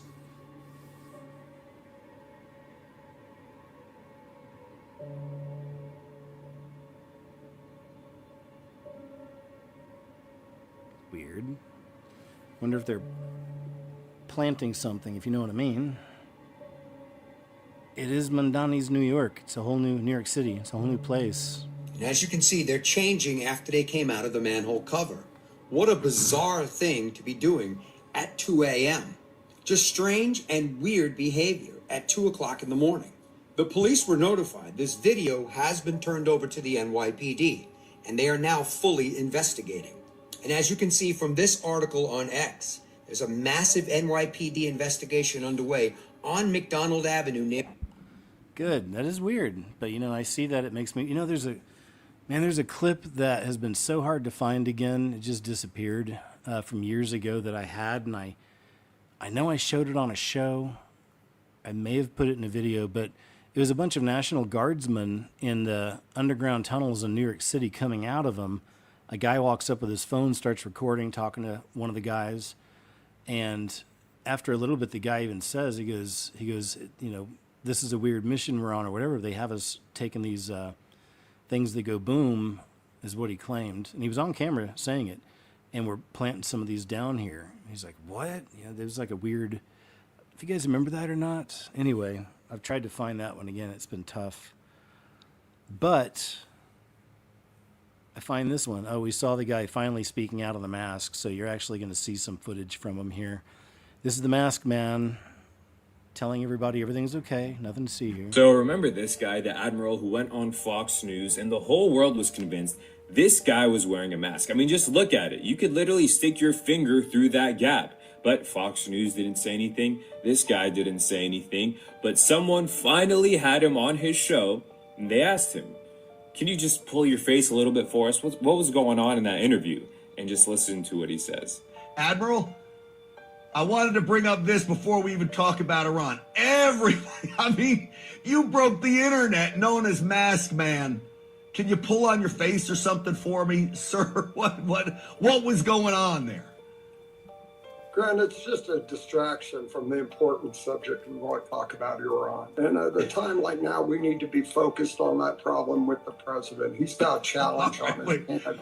Got a short Admiral, hold on a second. You realize if you answer like that, this is going to send the internet into the stratosphere. If you don't tell me what was going on. And you know I love you, and I know you're an American hero, and I don't think you were wearing a mask. but just tell me something so I can let the internet be happy and then we can move on here. Grant, the internet's not my problem. Okay, I'm here to talk about Iran. Oh boy. The internet's going to do what the internet wants to do, and I'll let it be at that. But let's not lose track of what's important here. Oh my gosh. Where we are with All right, Iran. hold on. Worst hold response on, ever. Real quick. Can you just give me a tug and then I'll move glad on? you're on Just it, one man. Stay second. on.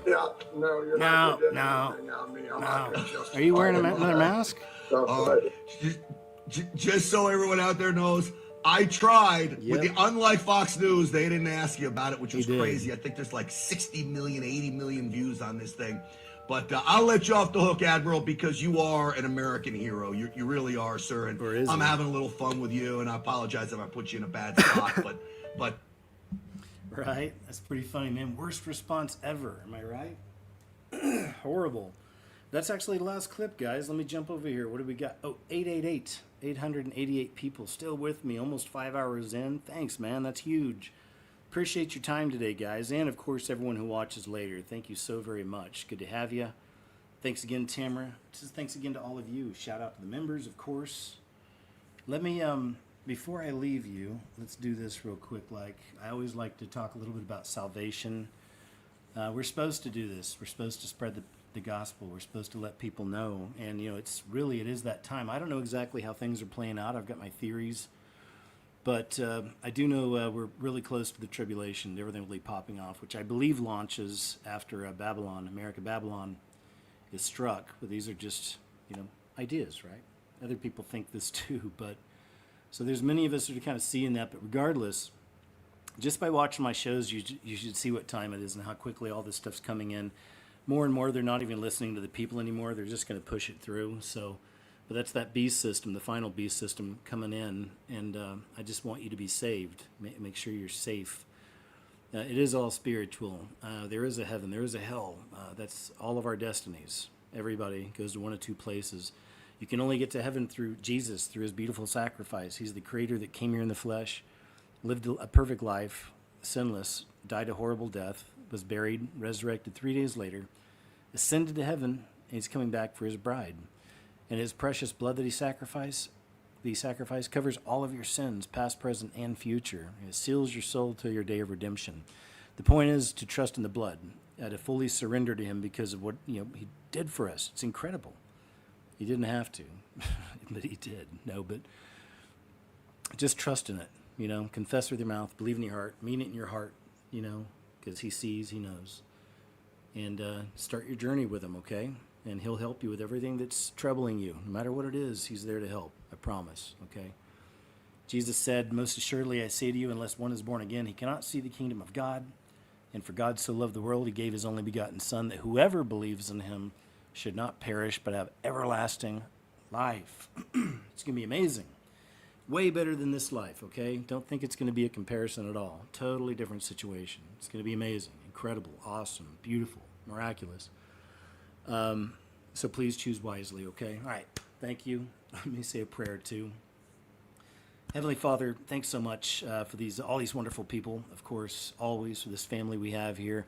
Please help us to always really have each other's backs, truly grow in love for each other as brothers and sisters in Christ. Spread that out to all the new people coming in, especially those who don't know you yet. Just to help us to be a light in this world, Lord, the best way we can, and help.